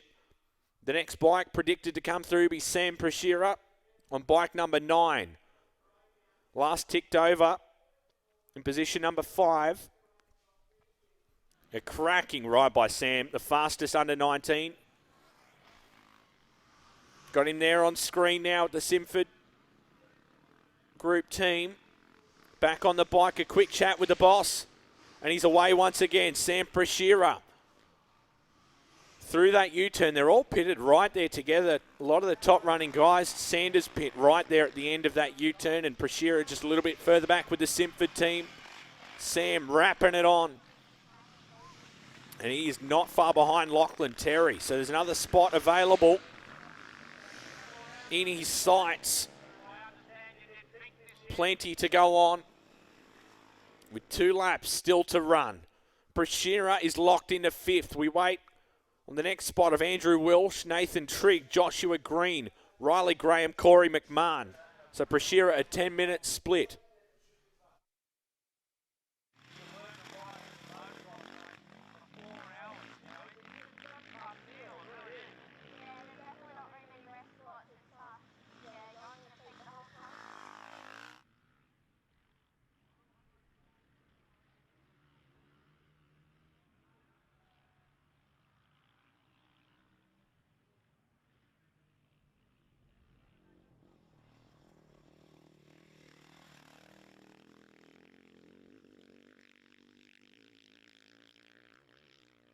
So Welsh and Nathan Trigg both lock into the show, and Triggy's up yet another spot up to position number 6 now.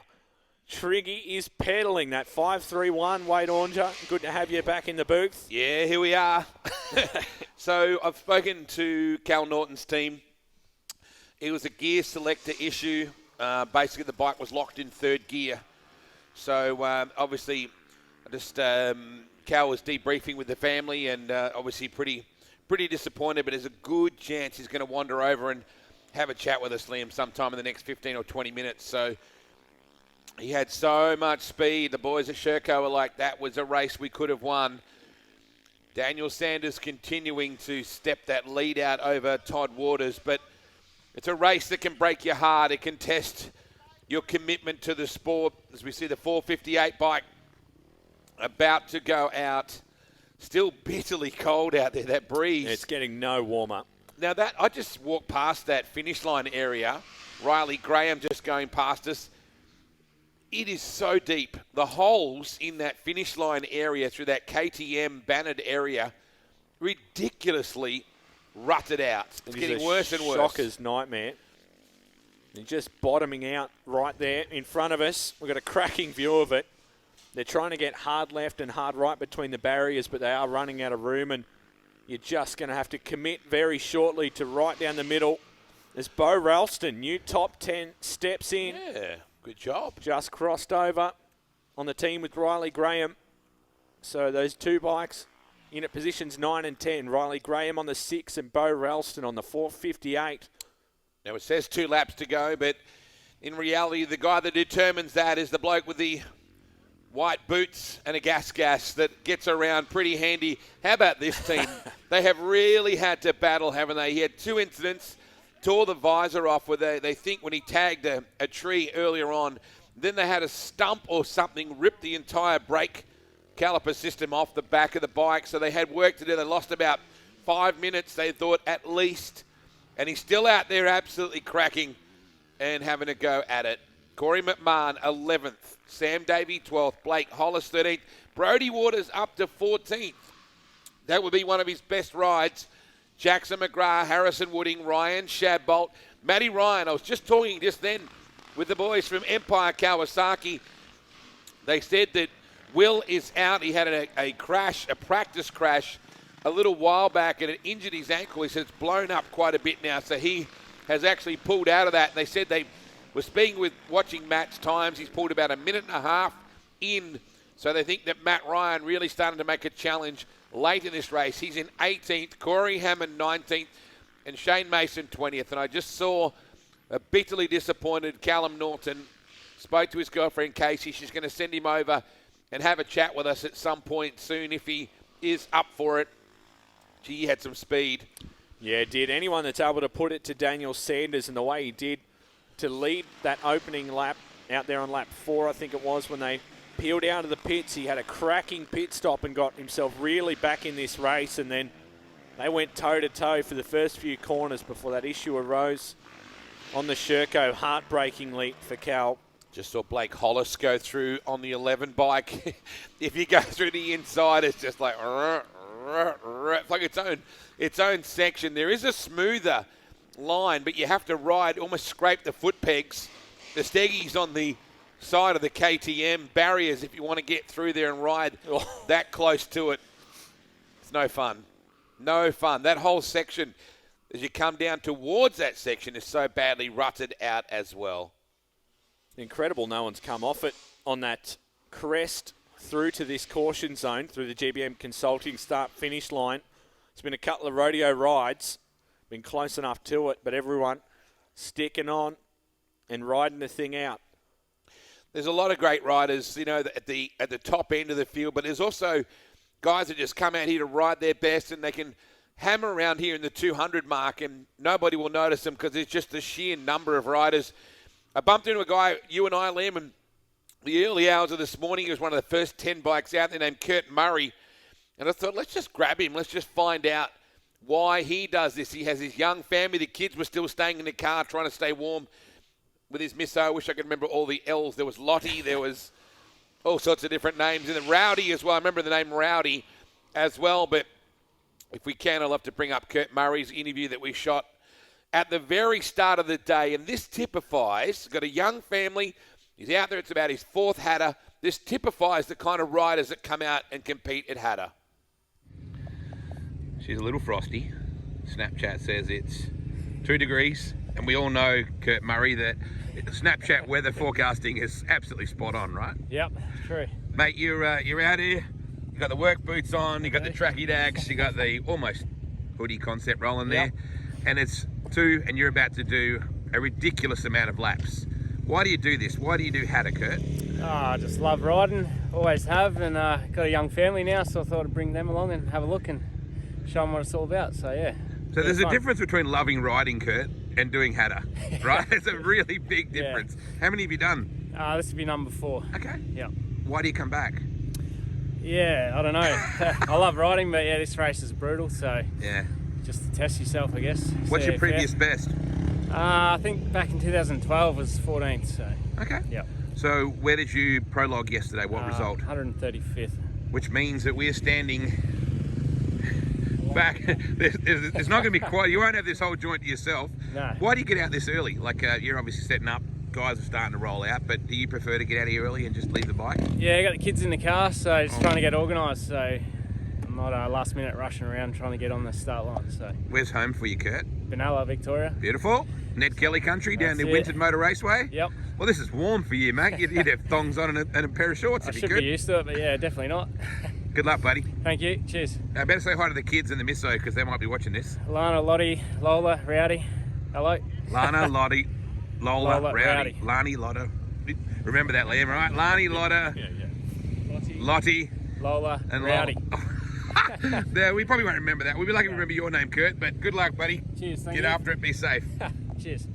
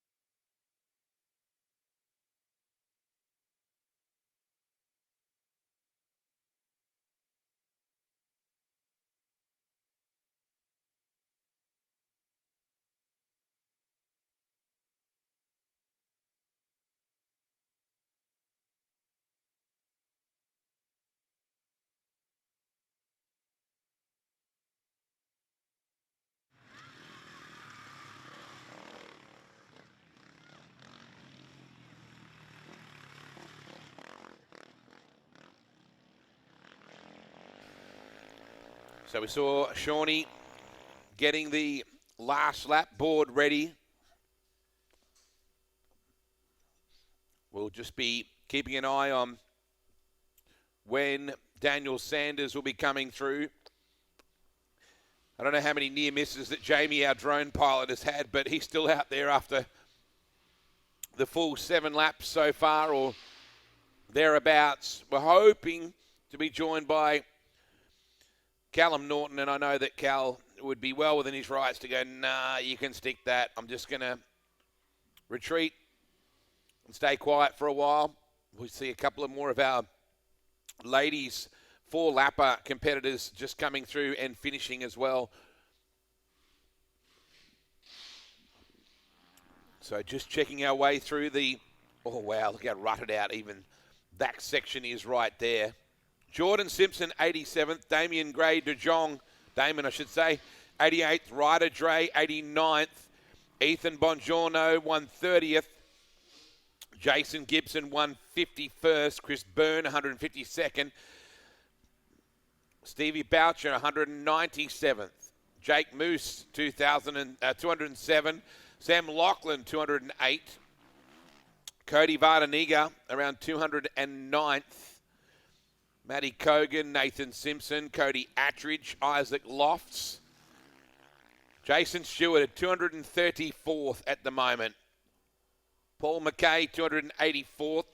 Paul Hassan, 295th. Nick Jones, 296. Jacob Stevens, 338th. Alex Dray, we just saw before, come in. Alex, great job. 302nd outright. And still we click through to almost 400.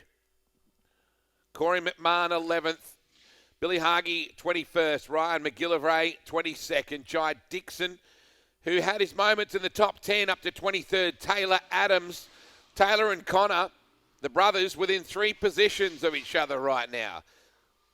Sam Davey, 31st. Matt Ryan, 32nd. Stefan Granquist, who was up inside the top 10 for a lot of this race, is 33rd. Tim Lonsdale, 34th. Jacob Sweet, 35th. Jake Shadbolt, 36th. There is Emma Milicevic, 44th outright, and leading and doing a heck of a job in the ladies' 8-lapper as Shawnee makes his way back across with the last lap board, getting ready to give that to Chucky Sanders. What an epic homecoming for him it's been, this event. The Sheriff is very much back in town. Just clicking through the 61st through to 70th. Brody Harrison, John Douglas, Lachlan Taylor, James Lambie, Matt Sherman, Max Phillips, Harrison Baker, Russell Scobie. There we go. Sanders, Waters, Simpson. What a ride from Jack Simpson. Up to 3rd. Stormed into the top 10 yesterday. So did Lachlan Terry. Sam Prashira up to 5th. And Trigonometry up to 6th now. The affable farmer who wheels a tractor in between the Shercos. Corey McMahon, you have to wonder where he would be situated if not for that issue tearing the brakes off the bike. And Brody Waters inside the top 15 as well. I spoke to Matt Ryan earlier on today and asked him how the experience has been, what it was going to be like. And the Empire team actually tipped the bike over in the background while we're talking. Cal Norton about to pop in here. So we'll grab Cal real quick and have a chat with him. You just, heart goes out for him.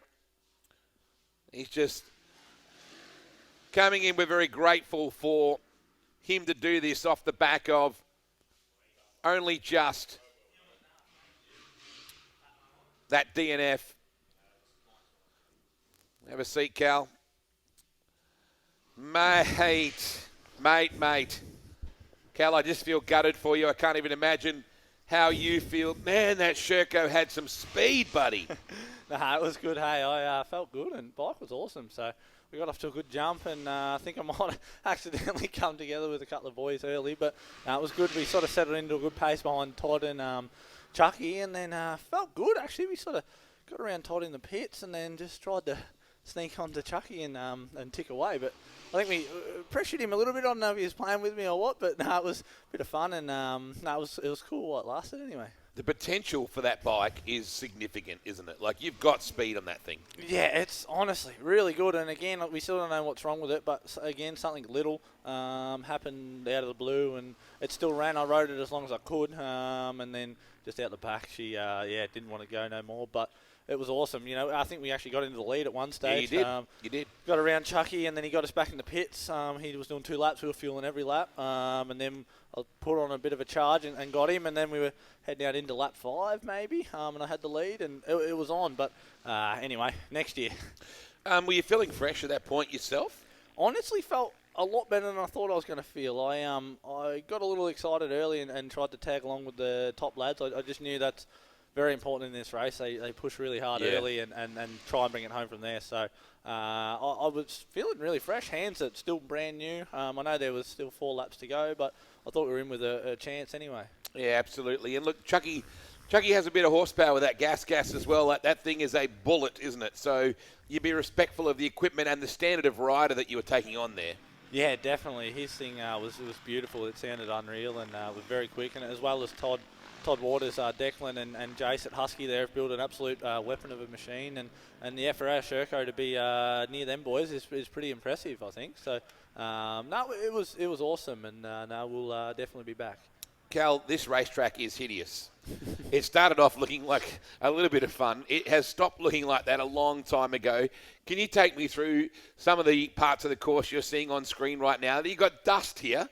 Not very often, I wouldn't imagine. No, so this section here, we're only, 500 metres, 700 metres from where we come into the pits. And as you can see, you come out of your dark, nice loam along the salt lake there and then into some dust. And it's quite tricky because you're sort of in a groove in the sand, and then you hit a little hard pack spot and you can't see for a split second. You think, gee, where am I? So, and all of a sudden you're hitting little holes. So, as you can see, wow, he mustn't have been seeing much of there, I reckon. But that's an interesting line out in the grass. A very interesting one. But it's quite cool out there at the moment.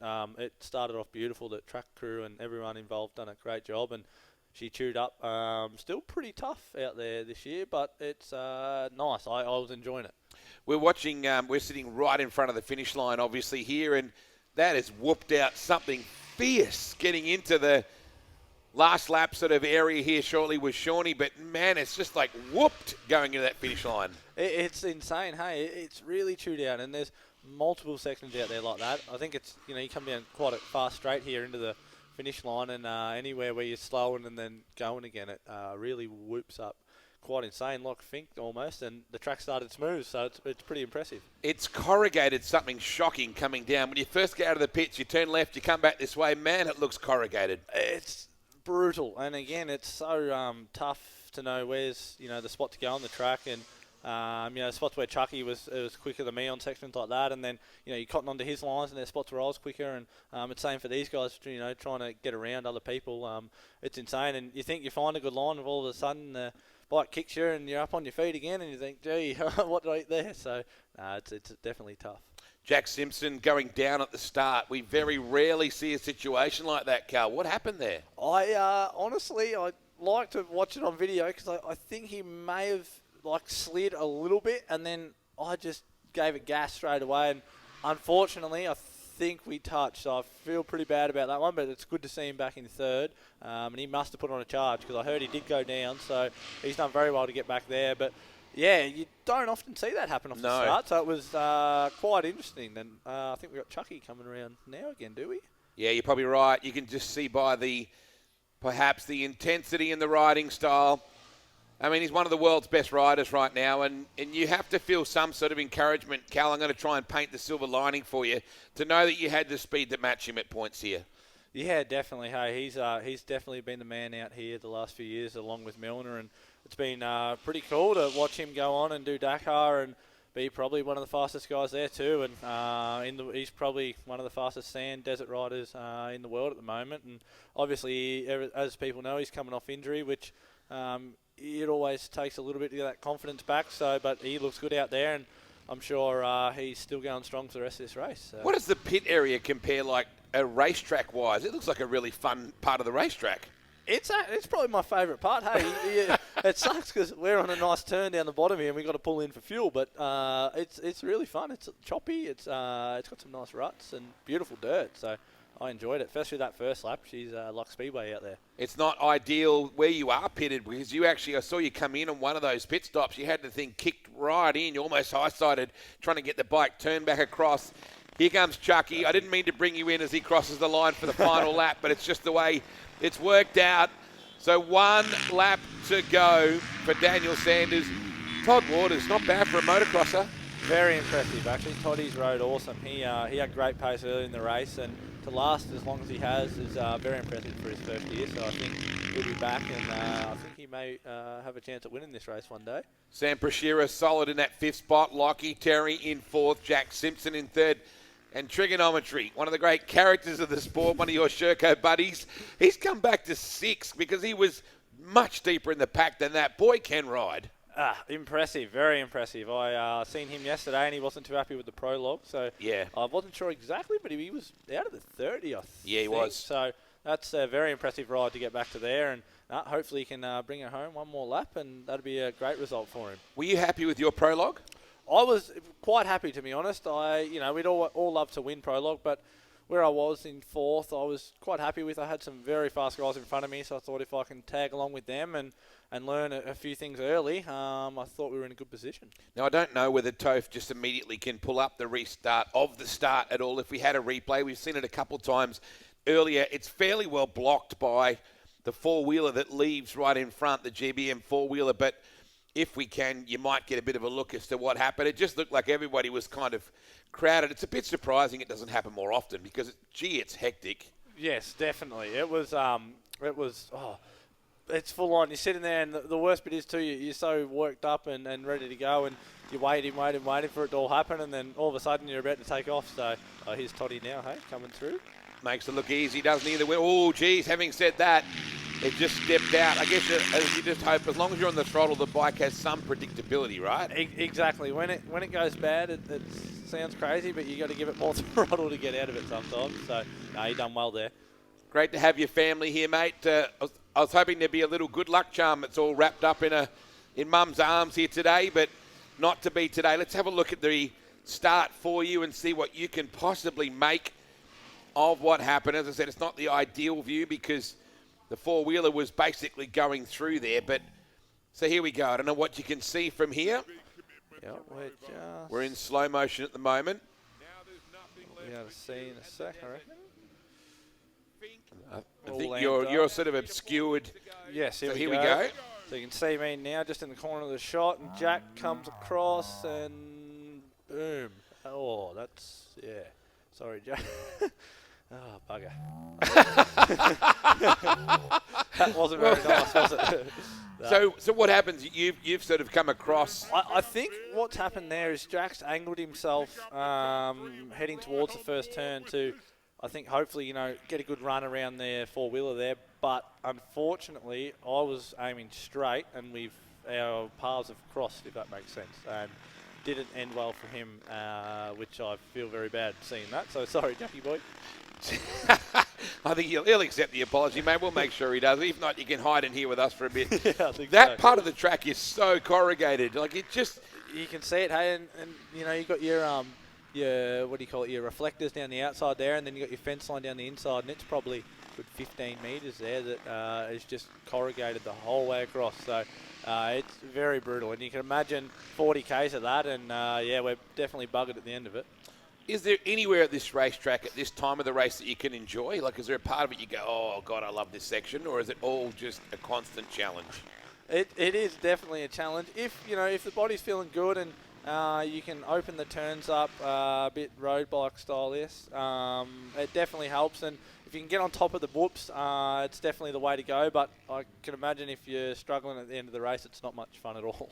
Cal, some of the drone footage that we've had, particularly the first-person view stuff, has been next level. I don't know whether you managed to catch any of it at all from yesterday, but I don't know whether Jamie is in the air at the moment, but some of the stuff where he's just absolutely ripping.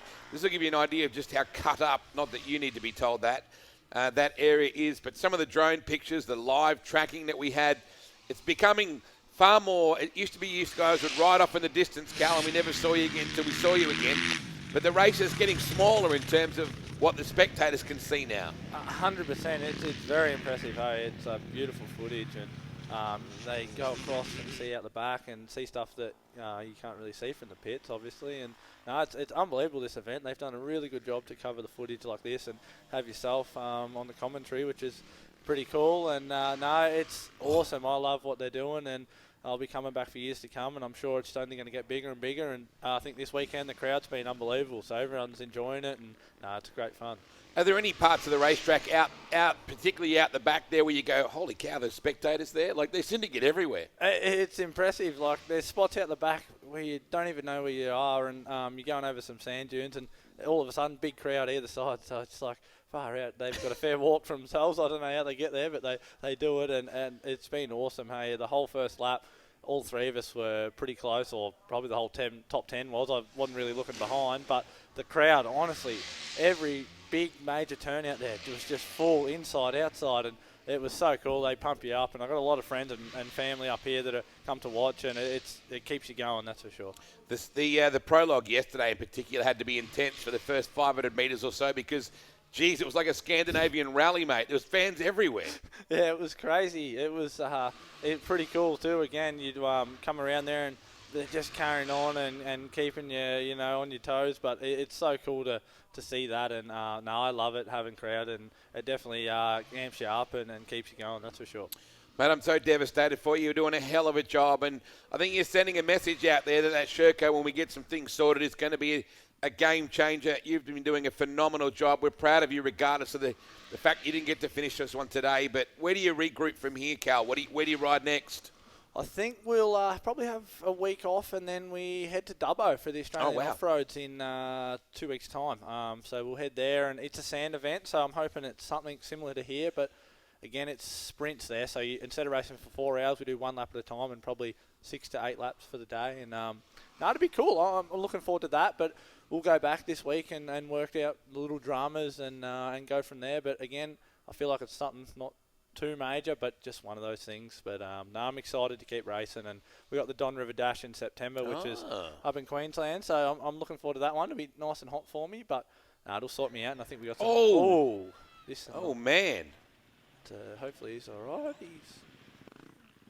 Yeah, this is not an easy spot to ride, no matter what. So just collecting his thoughts right at the last lap board too. So not at all what you want. The 480 bike. And the 456. Yeah, I think you're right. So they've obviously come together and just going back to check that they're okay. And this is the kind of camaraderie that you can expect from this event. Yeah, especially coming into a tight little section. Oh, here. yeah. It's always, everyone wants to go in first and have clear vision, so it's tough little spot. Now, she talks a big game. She's always like, when's my close-up, when's my close-up? But now Casey's sitting off camera over there, so you're going to come around here and... see what happens when there's a real legitimate chance to be on camera. They don't want to, do they? Yeah, it's live. Come on, Casey, come on. See, Casey's always like, where's my close-up, Toph? So we have to put Cal's girlfriend, Casey, on because normally she's always talking about, there you go. She's got a hot water bottle inside her jacket, Cal. Did you know that? She had all sorts. She had the feet warmers, the hand warmers. I was in my skins this morning. I thought, I'm a bit chilly, but nah, there was a little offer there for some, but I thought, I'm all right. I'll be right. So going to get warm soon. It's good to see you, Cal. I'm sorry that you didn't get the result you wanted, but we're proud of you, mate. You were hammering. Thank you very much, Wado, and thanks for everything and all the support. And we'll be back again next year, and can't wait. Good news. And we managed to get Casey on camera, so we did a good job of that. She's not normally very media shy. You're going to have a beer, mate, or do something like that. We'll see you tonight at the dinner, eh? Cheers, legend. We'll be there, and can't wait to see who brings this home. Yes, well, it's looking a little bit predictable at the moment. Wonderful to have Cal Norton here as Liam, we get set to wrap up the final lap. Jackie Sanders, it is all the gas out in front and doing the job. Thank you, Casey. Thank you, Cal, for dropping by. We're proud of you, buddy. Look at that breeze still blowing through. I love the way. Sorry about that, Jackie boy. I think was the way that Cal just described that starting situation. Sorry about that, Jackie boy. What a great bloke, mate. Cracking, isn't it? There's a couple of cool Go Callum signs on the Hattah Desert Race. Boards have been handed out by Penrite all weekend long too, just here in front of us while Cal was having a chat too. So it's pretty cool. It was a belter ride by him, wasn't it? Yeah. The Sherco was dominant early and to hang with that incredible 415 gas that's just controlled 99% of this race today. For Cal to get the nose of the Sherco ahead of that bike was something spectacular in and of itself. It's kind of surprising, really, that it's taken all day for there to be a tangle right here in front of us. Oh, yeah. Given just how formidable this piece of racetrack is right now. Yeah, absolutely. You know, we talked a lot about the drone footage, guys. And I did speak to Matt Ryan before. I'd love to get into a chat with Matt Ryan if we can, because Matty's been doing a very good job. Another one of the motocross racers who's morphed over with the Empire team. So if there's a chance, we'll get to the chat and see if you can catch in the background as well during the interview when the team boss drops the bike in the background while they were standing there. There's been a lot of heckling involved. He pleaded with me not to show the video, but I think if we're doing our job as media, that definitely should be covered. Our job is the reporting of the news. So there's your top 10 on screen. Oh, man. It's just never, Lachlan Terry, never anywhere to rest. They make it look easy when they rip through there, don't they? So the top 10 just peeling through at the moment onto their final lap. And this is where you don't want to finish in front of one of the top 10, i.e. not be going a lap down. If you want to be lapped just before the checker, otherwise you have to continue out on your own, back out into the desert. This is where we'll see, very interestingly, where they shape up with Sam Prashira and Nathan Trigg, because Triggy was making supreme ground. So we'll wait and see who that next bike is. I got Joshua Green on screen in the 403, I think that was. So that wasn't Triggy just then off to the side that we saw. That's Prashira there. So Green up to 5. Wow, Josh Green on the Yamaha. Wilkes up to 6 now.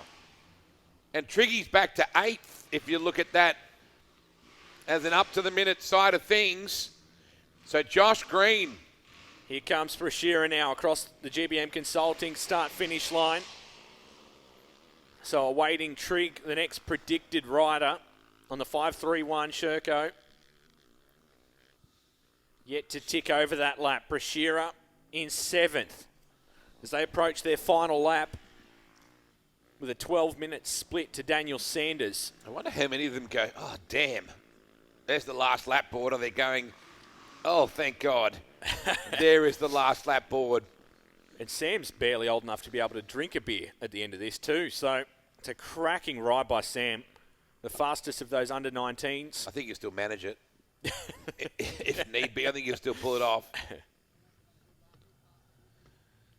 So in the pits right now, the 4, 5, 8 of Bo Ralston, who's managed to get himself up into the top 10. Great job from Bo. Quick look back over the shoulder to make sure you don't come out with any traffic. We're still waiting to see Triggy lock in. So it's still saying that one lap down for him. So Prashira, Riley Graham, Bo Ralston, your top 10. No, is that Triggy there? So, just doesn't even look like fun, that section, does it? So there goes Nathan Trigg through in that 8th position. Bo Ralston is 9th, waiting for Riley Graham to go through in 10th. But Matt Ryan, what a job from him, the motocross racer. He and Todd Waters from a different world, even though it looks very similar to the naked eye. I caught up with Matt Ryan from the Empire team at the start of the day and asked him how is he going to go and what was the fundamental differences between his chosen sport and desert racing.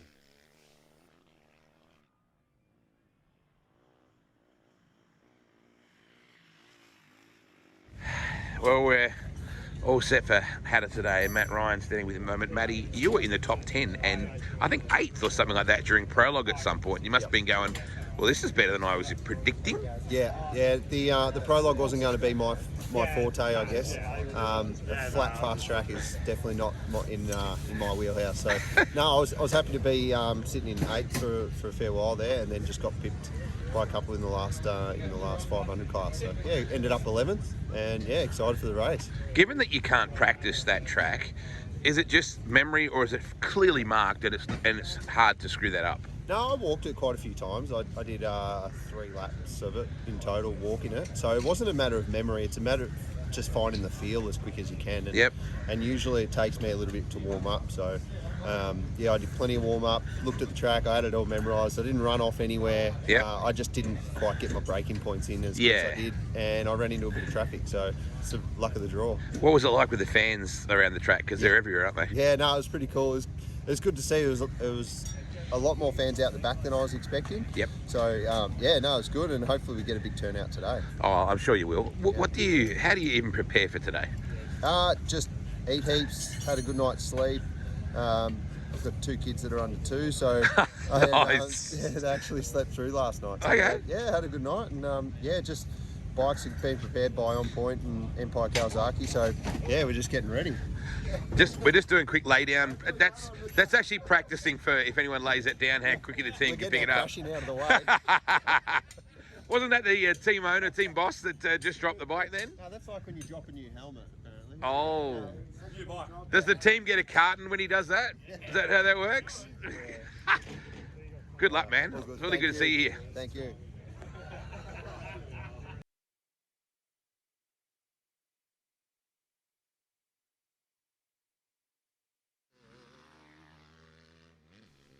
So a good shot of the pit area. It's all going on with the final lap starting to wind down for the rest of the field. We await the race leader, Daniel Chucky Sanders. He's probably just over 10 minutes away from the conclusion of this race, and then every rider in behind him will get that checkers as well. You do not want to be just in front of Daniel Sanders, or you'll be doing a full another lap without the rest of them. I'm joined in broadcast right now with a bloke who knows all of the inner workings of most two-wheel action in and around this area, Brendan Gledhill. Brendan, how important is the Penrite Hattah Desert Race to this venue? Oh, it's a marvellous event, Liam, in the first instance. It's wonderful for this community. It's probably one of the key events that puts Mildura at the head of the stack in terms of motorsport cities in Australia. There is no doubt about. We've got a massive crowd out here today. There's a wonderful entry list. We've had some of the best desert races in the country come here because they need to test themselves at Hatta.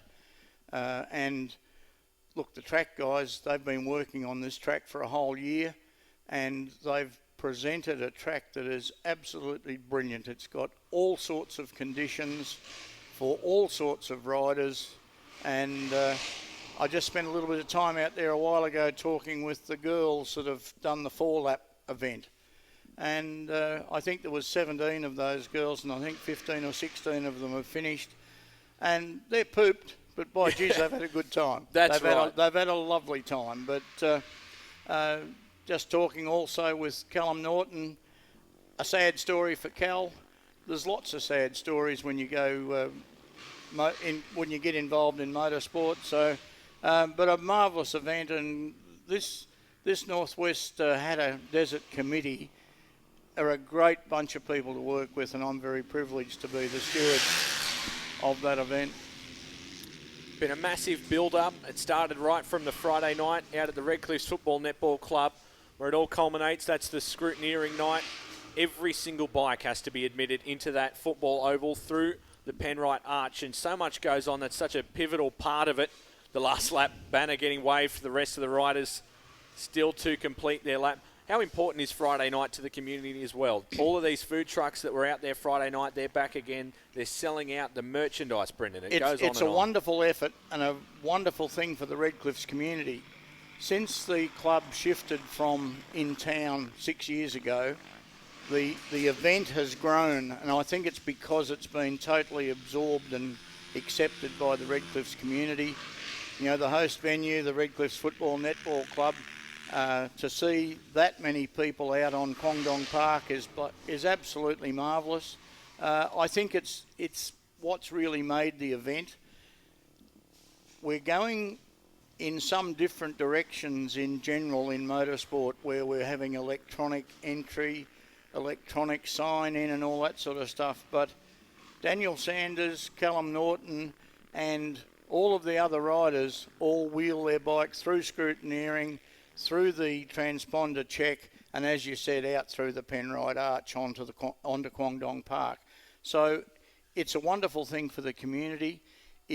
It's the club giving their sponsors incredible exposure and allowing the community to get close to those that matter in the community. So I'm a massive advocate for the way they do it.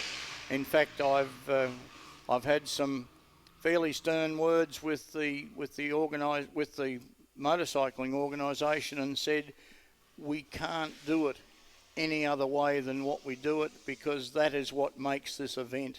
It's a community event. The number of people that come down to Hatta to watch in person is a testimony to how they regard the event. Absolutely marvellous, and to everybody that's involved, congratulations. It's a wonderful thing to be involved in, and I just keep on getting a buzz out of being here, Liam. It's just as simple as that. We're hoping that we got many more new spectators this year than perhaps we might have in years before. It's fantastic that we've got no restrictions on anything anymore, so we can just pack this place. We can fill this stand in front of us. Grandstands are full. The Penrite marquees are chock-a-block with people underneath them. It's the way it should be. This event is building and building, and this live stream has just been fantastic as well. Where would we have been without the vision like this that we've been blessed with? This is incredible, and if you can't be here, at least you can watch what's going on. And even if you're here, you can watch what's going on out the back without having to walk miles to get out there. But some interesting things going on in the top 10 right at present. Greenie's moving up. I heard you talking with Dad before about Triggy. He's doing pretty well after not being terribly visible after prologue. Yeah, that's right. He really didn't time in the way that that's probably putting a lot of pressure on him, but we'd normally expect to see Triggy up around that top 10 area, top 20 at least. So to prologue well out of that top 30 was probably uncharacteristic. He's got the pretty good factory backing. He seems really at home with that Sherco, but yesterday just didn't time in the way he probably needed to. And today he spent most of the day trying to make amends of that. Yeah, and he looks as though right now, with only this half a lap to go, he's pretty well dialed in. So that's going to be a good result for Triggy if he stays where he is, I think. Certainly. It's a cracking ride from the farmer from just down the road outside of Ogent. He's pretty used to this sort of territory. Spends a lot of hours riding that Sherco around sandy areas. Yeah, certainly the red country makes certain demands of people, but talking with some of the competitors that come from away, come from the hilly country, the black country, they really do enjoy coming and racing here on the red sand of Hatta. Sam Prashira, another local. Young gun. What an epic ride from him so far. The race isn't done. Still plenty of metres still left to cover, but cracking ride so far by young Sam Prashira. Well, a top 10 finish in anybody's mind is a damn good result. And whether you're 5th or whether you're 8th probably doesn't matter too much. But if you're in the top 10, you're in the top 10. And that'll get you a bit of a leg in for next year as well. And Sam's going to be another year older, have another 300 Ks of experience under his belt. And that's a great thing as well. So, this event is unique in the world. There is nowhere that I know of where the racetrack is in the middle of an active pit area. And it works so brilliantly well because the guys that have evolved this system understand motor racing. And I reckon now, after having been involved for quite a few years, I reckon the people, the competitors, their representatives and so on are getting used to the way that Hatta runs. And the Hatta guys don't tell them to do something unless they know it's for their own good. and that's exactly what we're seeing. It's just a finely oiled machine, and it runs ever so smoothly. Creates a fantastic spectacle for the live stream as well. You wouldn't be able to get that perspective if it wasn't for the drones hovering around the top of everything to give a real clear shot into what's going in. In the backgrounds, in behind that, there's that perfect shot we're talking about. Exactly right. Yeah, you cued that nicely. You just wouldn't have a clue how any of this works, and that is just full noise ripping right by the gazebos, and all the crews getting a good look at all of the action going on. They're pretty well pitting most laps. I think Sanders is out to pitting every 2 laps or something like that. They were achieving through most of it, but you get a pretty good gauge for everything that's going on, the speed of the other bikes, and in through that pit area is some of the nicest parts of this racetrack, as Callum Norton were explaining. The thing is just godlike through the middle there. And Cal's exactly right. And what another great representative of motorsport in Australia. At the top end, the really tough end of a very, very incredibly tough sport. And Cal's one of the nicest blokes you'd meet in a day's march. Certainly so. We've seen the incident right at the start there, and he was tipping the hat off to Jack Simpson. A little bit of a coming together. You do rarely see that on the start line, but it is surprising it doesn't happen more often with just how many bikes they are launching off that start line. Well, there's some powerful adrenaline at work out there. You know, everybody waits, and this morning 9:08 was start time. Of course, we had that marvellous cross to the Today Show for weather. And then, of course, Chuck decided he was going to line up the reporter, and he gave him a bit of a spray, which I spoke to the reporter about, and he reckoned that was absolutely red hot. So that's great. It's perfect to be able to broadcast this event to so many new viewers that probably would never have even heard of the Penrite Hattah Desert Race, which seems shocking to anyone that has been involved that you wouldn't know about it, but incredible to be able to broadcast that to such a wider audience there through the Today Show. Well, this is a 315, 318 kilometre of absolute heartache for some, but enjoyment for others. Some of those girls were absolutely pooped when they got back after their 4th lap, but absolutely enjoyed to have done it, and that's the great credit to each and every one of those competitors. And there goes the wild card as well. About 4 minutes from the race conclusion. Brendan, it's been fantastic to have you on the broadcast. Thanks, with Liam. us. Does a wealth of work in behind nearly every two-wheeled motorcycle event that happens anywhere near this place. Pleasure to have you on board with the call for a chat. Thanks, Liam, and please keep enjoying, folks. Just had the wildcard entry go past Matty Pagden on the old Matisse. Ripping by that thing still in the show, which is an epic ride by Matty. That is by far one of the coolest bikes in this entry list. And the wildcard entry continues to ride on and puts another lap in the book.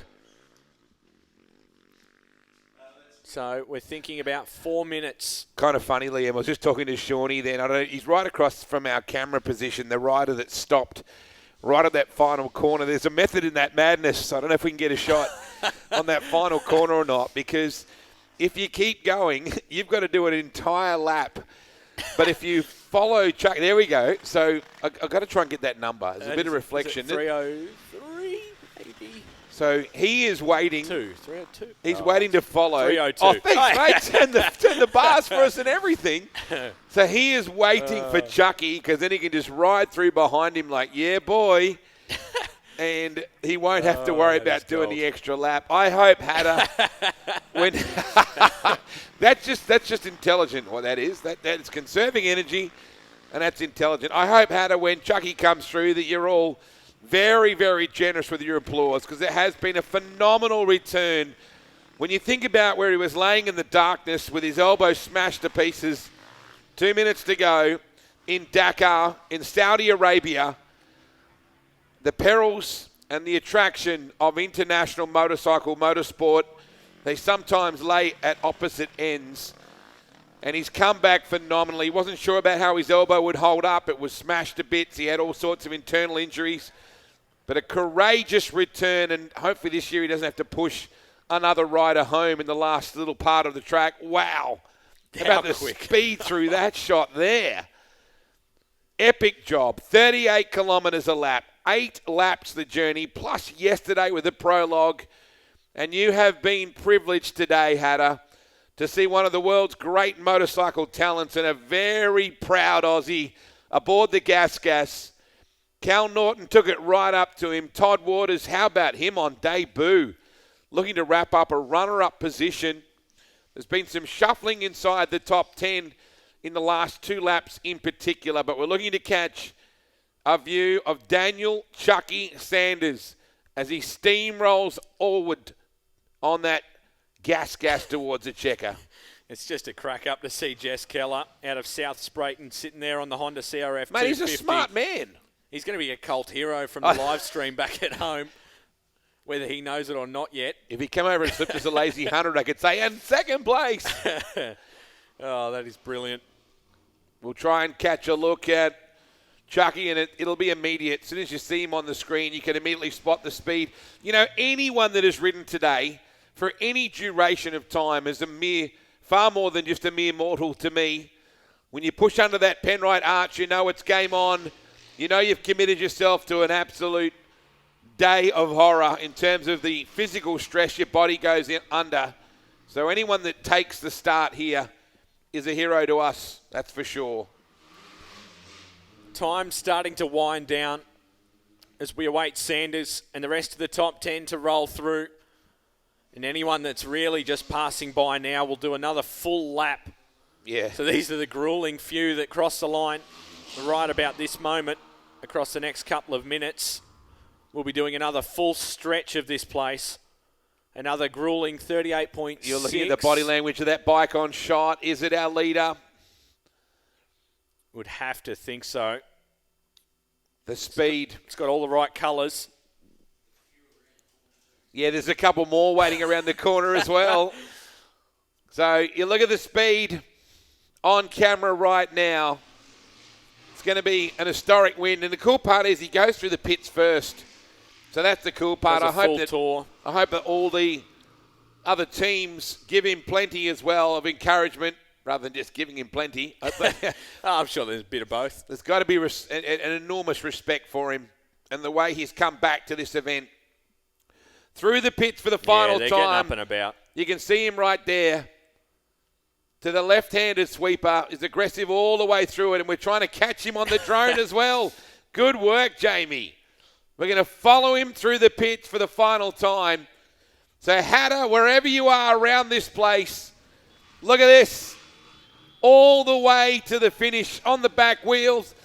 Other teams, we're going to ride right above him on the drone. An historic win coming the way of Daniel Chucky Sanders. And what a result for the Gas team as well. Here he comes, folks. Final left-hander. Come on, folks. Start banging your hands together because here comes your 2022 Penrite Hattah Desert Race champion, Daniel Chucky Sanders. Final corner coming up. And well done. Wow. Gives it a big throttle as he crosses over. And look at all the riders that are now going to finish behind him. He's going to ride straight over to the arch where Johnny Contract is waiting. Now, how far behind him will be Todd Waters? That'll be the interesting question as well. You could have swore that was the first lap. He was just on the hammer right the way to the end. Just didn't give an inch. Look at them all just rolling through that whoop section that masquerades as a finish line.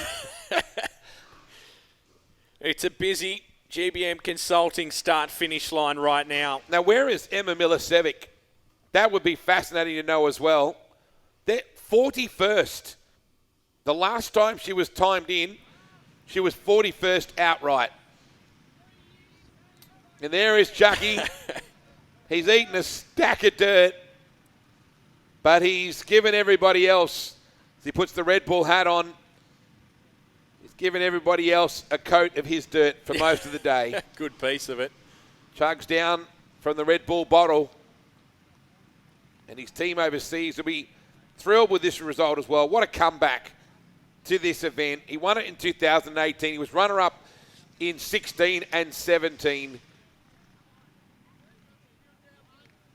He still looks remarkably fresh. He's just a freak, isn't he, really? Absolutely. What about Cal? Well, my hands are pretty good still. He goes, I know I only did 4 laps, but my hands are still good. Kenny Reid, 216th, just ahead of Jason Stewart, 217th. Have a look at the media. Yeah. Gather media and spectator. Well, Gather same around him. these days. Yeah, You've got that's an iPhone, it. you're a reporter, so, or a Samsung. That's the way it should be. Optus, if you got Optus, you know you've at least got good service still. Just a reminder, in case you're wondering. Noted. Through the GBM Consulting start-finish line, another Husky, 6:03. Gunny just walking past. What a huge effort from here. So we're waiting on Todd Waters.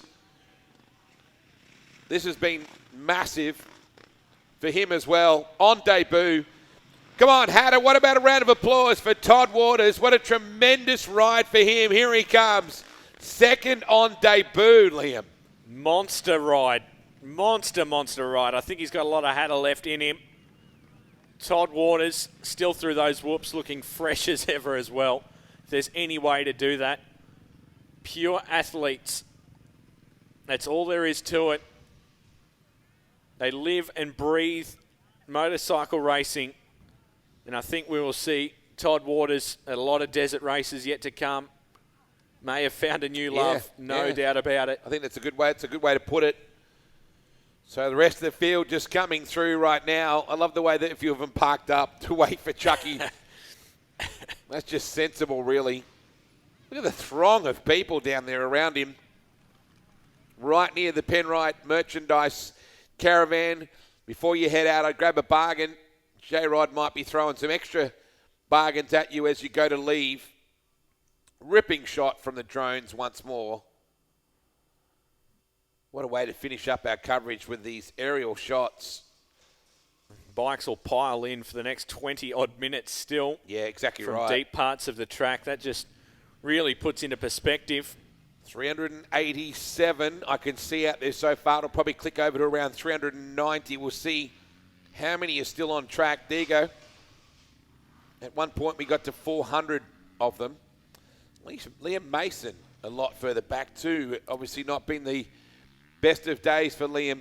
So Sanders, Waters, Jack Simpson, what a recovery from him. If he can hold on to that third place finish. Lachlan Terry, solid all week. Green powered on to be ending up in that top 5.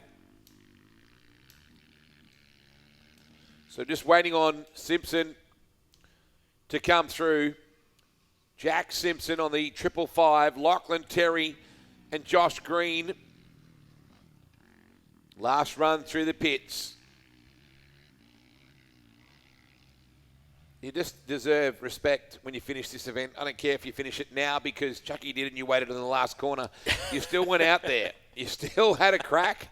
I think that's my favourite thing to come from the weekend could possibly be the wait just outside of the GBM Consulting start-finish line. Imagine someone like, I don't know, David Reynolds waiting for Lounsey on the last lap of Bathurst just to pull him behind him and take the final lap. Still crazy to see how much energy's left in a few of them. You can see a few that are just spent and just roll through the whoops at the very end. So that's Simpson on screen looking for third place. Man, Lachlan Terry predicted to be behind him. Well, epic ride from Jack Simpson. Especially where he's come from, Liam. As Cal said, sorry about that, Jackie boy. But look at him kicking it out. He's pushing all the way to the finish, Liam. He stacked it early, got back up and charged, and now ends up on the podium, Liam. That's massive. Huge ride. He's going to come over that final crest before this ever-battered left-hander through to the GBM Consulting start-finish line. Folks, put your hands together for Jack Simpson aboard the 555. Monumental ride.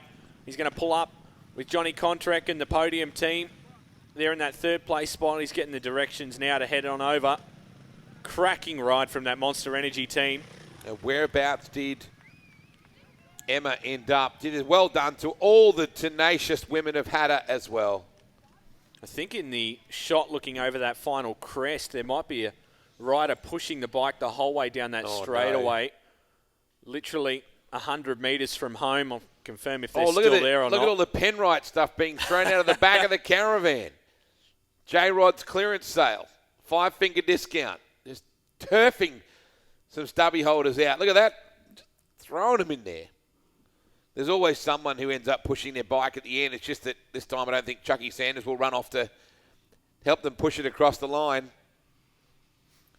What do you think of your first Hattah, mate? Nothing like it. There just isn't. There's no way to put it into words properly. The 4 hours actually been for us, 4.5 hours so far. It goes reasonably quickly. Like when you consider what we're doing, it does get through. They just hammer through. The organisers that run this thing like a well-oiled machine. Yeah, they do. Just ticks through from Friday night. The way you get through 800 bikes worth of scrutineering is just ridiculous. Yeah. And to roll them through the Penrite Arch, load them all up in the middle of that football oval is just an incredible sight. The prologue was super smooth. You got through that number of riders again yesterday. Tremendous riding yesterday from our juniors as well. Our top 10 shootout, the whole event has gone absolutely to plan. The committee and the volunteers that put this event together, you wouldn't want to stack it coming across the line, would you? It's just a bad There's place. a huge crowd, media throng, and you come through there and you unload right in front of them all. I'm very shocked that it took 90% of the day for there to be a single accident here at this KTM Penrite safety bollards. It is a really treacherous piece of racetrack. Just those whoops are ridiculous. Yeah, they are. Andrew Wilkes ends up in 6th place. That's a big effort. Sammy Prashira will be 7th. Triggy, we think will end up 8th. We're just waiting on those guys to come through. Nothing about that looks fun to me. Nothing. Still waiting on Lockie Terry. And he's been very consistent all weekend as Lachlan Terry. Standout motor riding gear.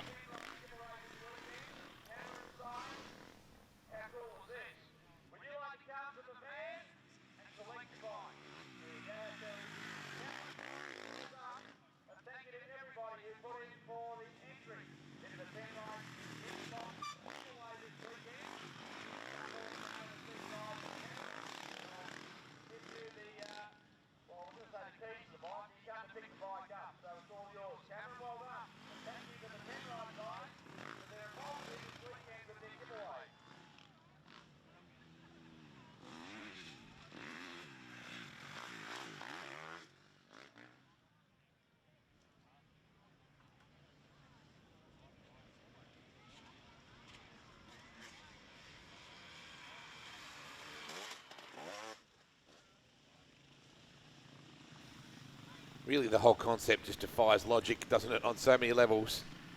You just look how you're getting hammered at the end of these laps. And I wonder, too, how many, a lot of these guys coming through from 150th through to 200 have done 6 laps, which is a fair effort in itself. And is that a sweep rider or is that a final rider out there? So I'm not sure, Toph, if you can see better than we can. That might be a sweep.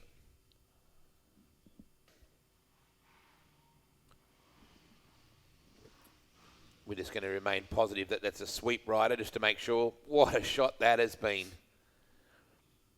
Look at him spewing around the Penrite Arch. Just literally like the top of an anthill surrounding Chucky and the rest of the podium, Todd Waters and Jack Simpson.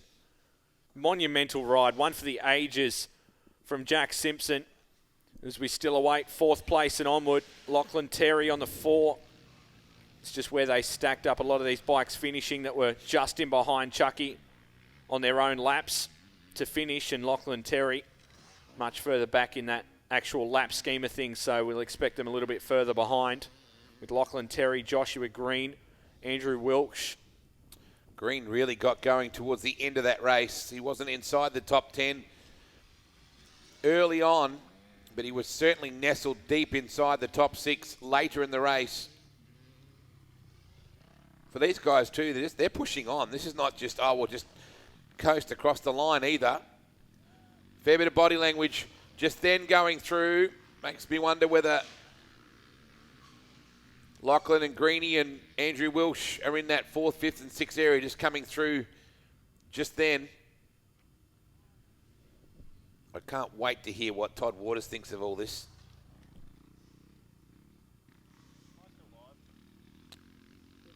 Might have a look once more at Chucky. We're just trying to search for where Lachlan Terry is. Oh, man. He's so easy to get spat off. So there's Andrew Welsh. Wow, so Welsh up to 4th. Well done. Major ride by the 5.32 of Yeah. Andrew Welsh. Just snuck by in the scheme of things. There's Lachlan Terry on screen. He is carting the mail still right to the very end. Terry on the 4 will come over that crest before the final. Roughly chatted left-hander. He's way out the outside. There's that bike just committed. There's Terry way up the inside. Full commit right through the final end. And then got to lock up the brakes. My goodness. You have to I'm hope sure that wasn't just our camera view that looked ultra sketchy. Now, there's a good idea of the body language of the 687. Yeah. Right? Like, I can't believe I did this. Most of them would be like, I can't believe I did this. All right, I'm ready. Are we doing it next year? They'll already be making plans. That's part of the insanity of all this. Huge effort from this committee, from everyone that volunteered their time, from all the sponsors, the Victorian government for getting behind it as well, for people like GBM Consulting, Mildura Garden Supplies, Deakin Motorcycles, of course, our major sponsors, proudly Australian-made and owned since 1926, Penrite Oils, Optus Communications. Should be our next rider through. Sam Prashira on screen. And the Simford number 9. Looking to come in 7th at this stage. So Joshua Green locked in at 6 on the 403. And Sam Prashira on screen as well. Giving it hell right to the end through the final U-turn. That'd be a that'd be the class win for under 19 possibly as well. Oh, this is a rough place to be right at the end. Wow. The bike's cut out on the 621. But pushing it through, and that's what you did. Well done. You got to get it home. Doesn't matter how you get it home, just get it home. And Sammy Prashira. Folks, put your hands together. Sammy's worn out The youngest bloke in that top 10, without a doubt, Sam Prashira.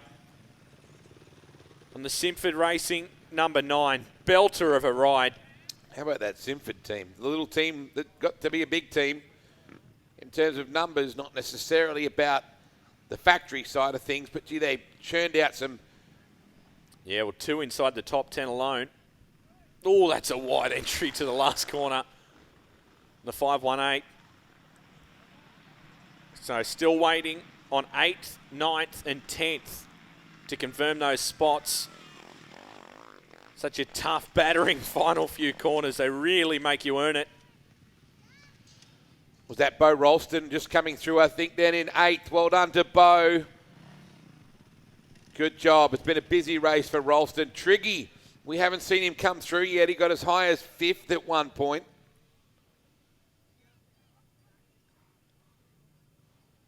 I want to just confirm our highest finishing women's competitor.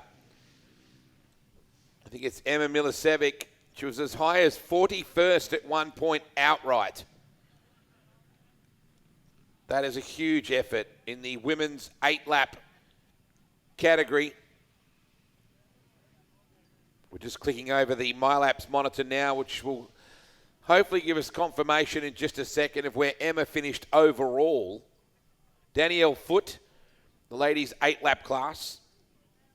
So still waiting on Triggy, who's down in 9th at the moment, so still yet to be classified. I think it was Emma Milicevic, I think, ended up 41st outright. Isn't that massive? It's an incredible ride. Still waiting on our 9th and 10th to lock out that full top 10 of finishers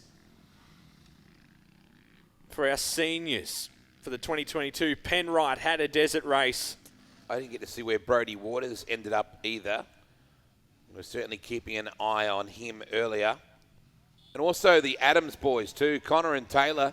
They're around the 25 to 30 mark for most of this race today. Solid effort from the pair of them. Did a great job at Fink as well.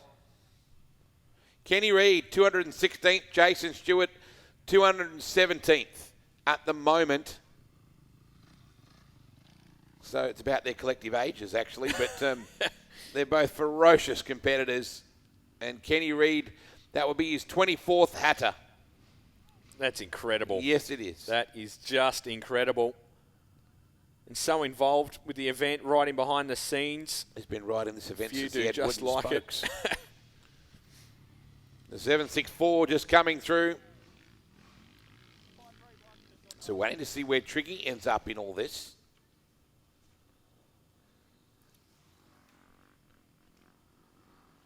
Here he comes.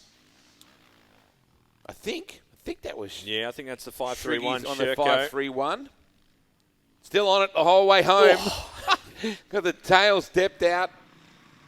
Let's have a look and see if it's Mildura's most radical tractor driver. The farmer, good job. He's got a legion of fans around this joint. Nathan Trigg will cross the line on the 531. Oh, it's a tight finish line. 17 minutes behind our winner, Daniel Sanders. Here's Riley Graham coming through now in 10th. Good job for Riley. A top 10 at Hatta is 2 something years in a row as well. Yeah, it's something to crow about for sure. So well done, Riley Graham. Up on the pegs the whole way down. Just the last thing you want to do is drop it battering. down. Well done, Riley. Solid job. Top 10 for Riley Graham. The riders continue to come through. Those that got just ahead of Chucky had to go the extra miles. I think we're going to throw the second microphone down with Johnny Contract, who this is his favourite time of the year. I don't care. He probably enjoys this more than Christmas, I reckon. This is his Christmas.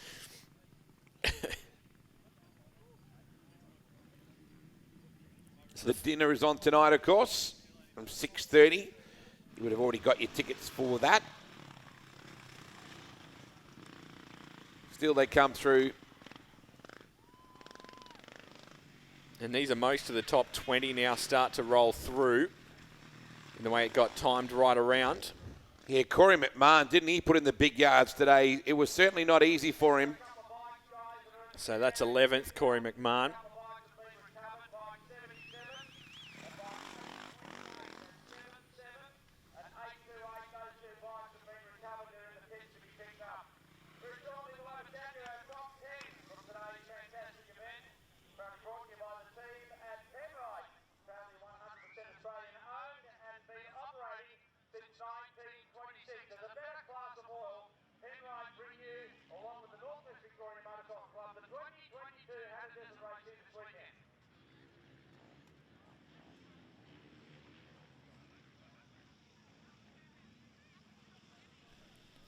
So Corey McMahon, after a wealth of dramas on that pit stop with the rear brake caliper hanging off that bike, he locks it into 11th. Tough to think about where he might have been if it wasn't for that. Brodie Waters, we await to cross the line. I think that might be him now on the 525, folks. Put your hands together, 12th position, Brodie Waters. We wait on Jackson McGrath, Harrison Wooding, Blake Hollis. Oh, it's a tough battle to the end. Seeing so many people still with scarves and beanies still now. It's like it hasn't even warmed up. It's like the sun is just confusing everybody because it has been icy. It looks lovely out the window, but it's still definitely cold in here too, in our Penrite commentary booth. Not a warmth to be seen. Not one warmth. How's your brain going after 5 hours of this? Just trawling through this program. Not a warmth to be No. seen. That's just about your best line of today, mate. In comes a 4.53. I think Jackson McGrath. Oh, it's just committed right to the end. Yes, Jackson just all the way through.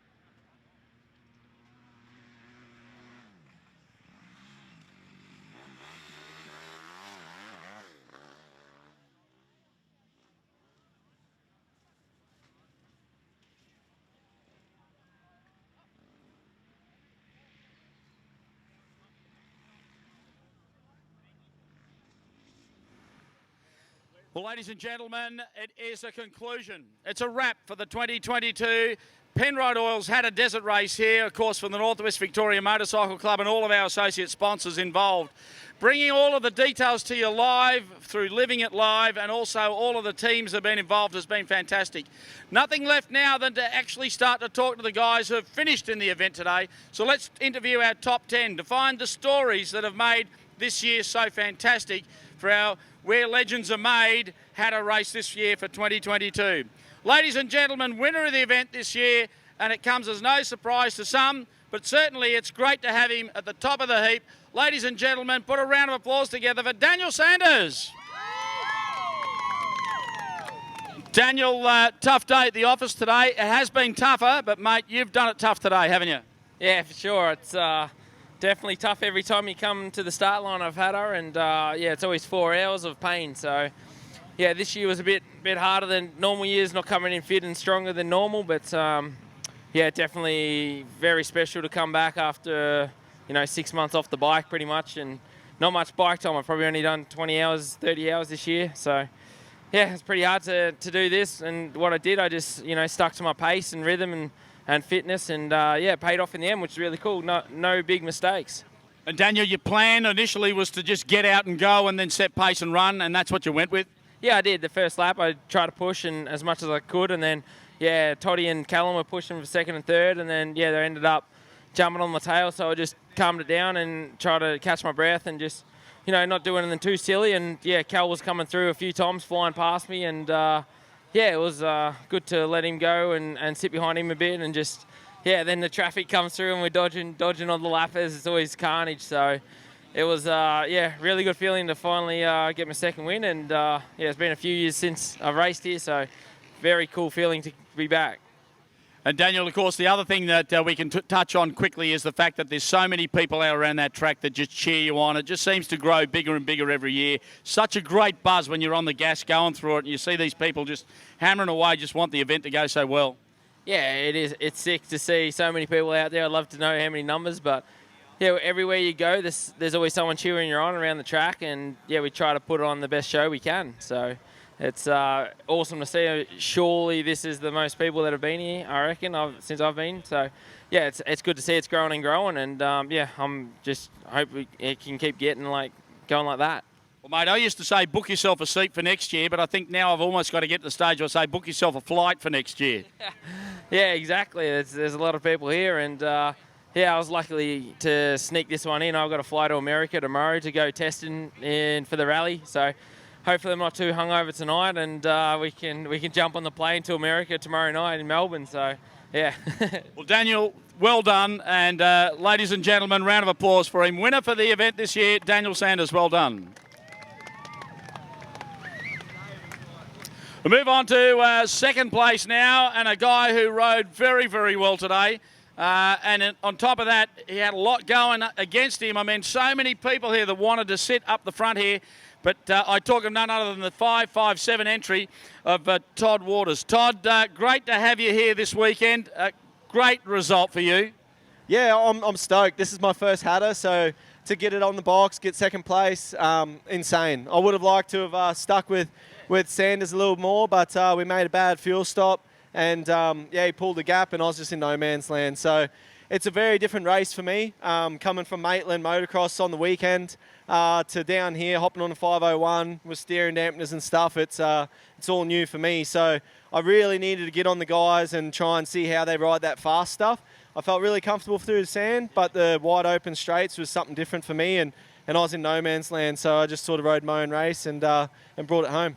You know, the funniest thing is that you don't know how comfortable something is on your feet till you wear it, and it's a bit like that for this one. You know, you go away with learnings from this. It's a bit like, that worked really well, that wasn't so good, and then you find other things and you think, holy hell, we could have a crack at doing that next time around, you know. So I think what I hear in your voice is you've learned a lot this week, and now coming back, you're probably a different strategy, different thoughts on what you need to do. Yeah, exactly. Like, I've never done a fuel stop before. I've never ridden with a big tank, never put steg pegs on my bike. So there's a lot of things going on here that I didn't know what to eat, how long to stop for. So now I know how it works. I felt pretty comfortable with my fitness. We felt good in that. So coming back, I know how to train for this event, and I'm really looking forward to it. But overall, I got to give it to my mechanics, Jason and Declan, for building me a bike that was I was just so comfortable straight up with. So it's good to have those guys on board and build me a desert bike that I can just jump on and go racing. And some of the parts of this track are very much like a motocross track. You know, you're on the pegs, you're over the bars, you're hunting it all the time. Very little places out there to rest, man, isn't there? Yeah, that's exactly right. Even the big long straights, I thought, oh yeah, I'll be able to sit down, but they get so chattery that I had to stand because it felt like my kidneys were going to fall out. So overall, it was a fantastic weekend, and I got to thank everyone. I've started my own gear company up, so we've made a Hattah Desert Race style gear with a matching M2R helmet and sticker kit. So anyone who wants some gear, jump on tdub.com and support a local Australian brand. Thanks. Good on you, Todd. Well done. Ladies and gentlemen, second today in the 557 bike, Todd Waters. Well done. We'll move on to the 555 bike now for Jack Simpson. And a round of applause for Jack, closing in on the third place. Jack, tough day in the office today, but it's very rewarding when you're in the front half of the field, isn't it? No, very tough day in the office. Got off to a shit start. And, then I just put my head down, bum up, and just, got to work. Probably after the third or fourth lap, I settled in and, started riding like myself and started catching the front guys. And Jack, riding this sort of event, coming into it, no two races, I mean, you've raced a few already, no two races here are ever the same. You can have something last year that you reckon you can conquer this year, and it's totally different, isn't it? No, you're right. The last one I'd done was a full mud race, if you can remember that, in 2019. So the layout, that was the same as this one, similar. It was pretty good. I actually really liked it. The moisture was awesome. The track was, it was perfect. It got rough, but, there's a heap of bikes going around it.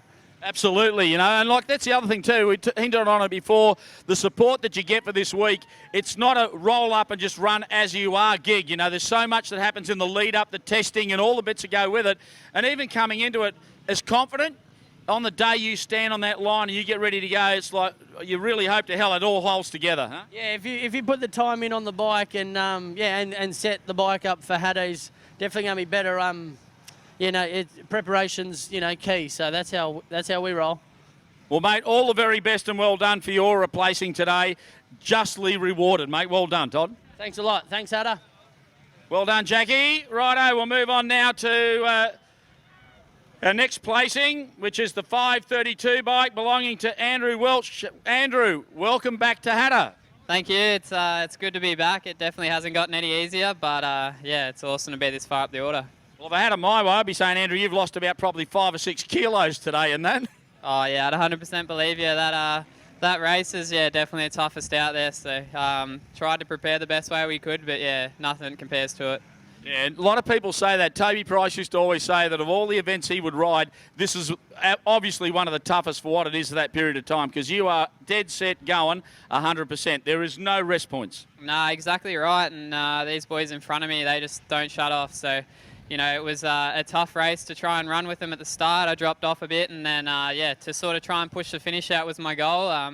Definitely didn't have the pace to run with them all day. So, it was pretty nerve-wracking having the boys pass me with a lap to go. I was like, I need to go. And, luckily that last lap I was able to push it out and get a couple spots back. So, it was a nice way to finish the day, but, definitely wasn't easy. Mate, I was going to make mention of that because I was watching the names rolling through and I expected to see you a little further down, not for the fact that the skill set's not there, mate. Don't get me wrong. It's just that it's tough to get over the top of some of these guys. And when you came through where you did, it was like, man, you've jumped 2 or 3 in that. Like, that's an outstanding effort on the last lap. Yeah, it was hard. Like, I definitely didn't have the energy to push all day. Like, I knew I had to be smart about when I timed my run at the finish there. And, I got passed by Greenie, I think, with a lap to go there, and that kind of kicked me into gear. We sort of battled back and forth for a bit, and then that helped us to catch Lockie there. So, luckily I just had a heap of adrenaline pump in that last lap, and I made the most of that. So, it was nice to ride the track, bounce across the tops of stuff rather than hitting the holes. So, it was definitely fast, but good fun, and it's what it's all about. Well, mate, it sounded like you left it to the last lap to send it, so well done. Definitely, but thank you to everyone supporting me to make today as easy as it could be, but awesome fun to be out here racing again, and thanks to the crowd too. It's massive to see, and awesome fun to be a part of. Good on you, mate. Andrew Welch, ladies and gentlemen, on the on the Simford 532 bike. Now we'll move on to bike number 4, Lachlan Terry. Put your hands together for him, please. Well, Lockie, how do you sum it up without any expletives? Brutal. Tough?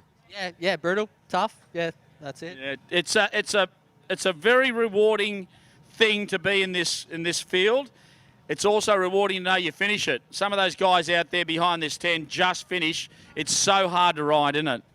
Yeah, no, it's super tough. Anyone that finishes, it's always nice. Nice not to be in hospital, and yeah. And Lockie, as the day wears on, things start to happen. You start to hear things. You start to see things. Sometimes it doesn't quite feel right. You don't know whether it's still all holding together. You just got to keep pressing on, don't you? You just don't give up. Yeah, I was having a bit of that moment on the last lap, and Andy blew past me, and I just had, nothing. Very fatigued, but that was enjoyable.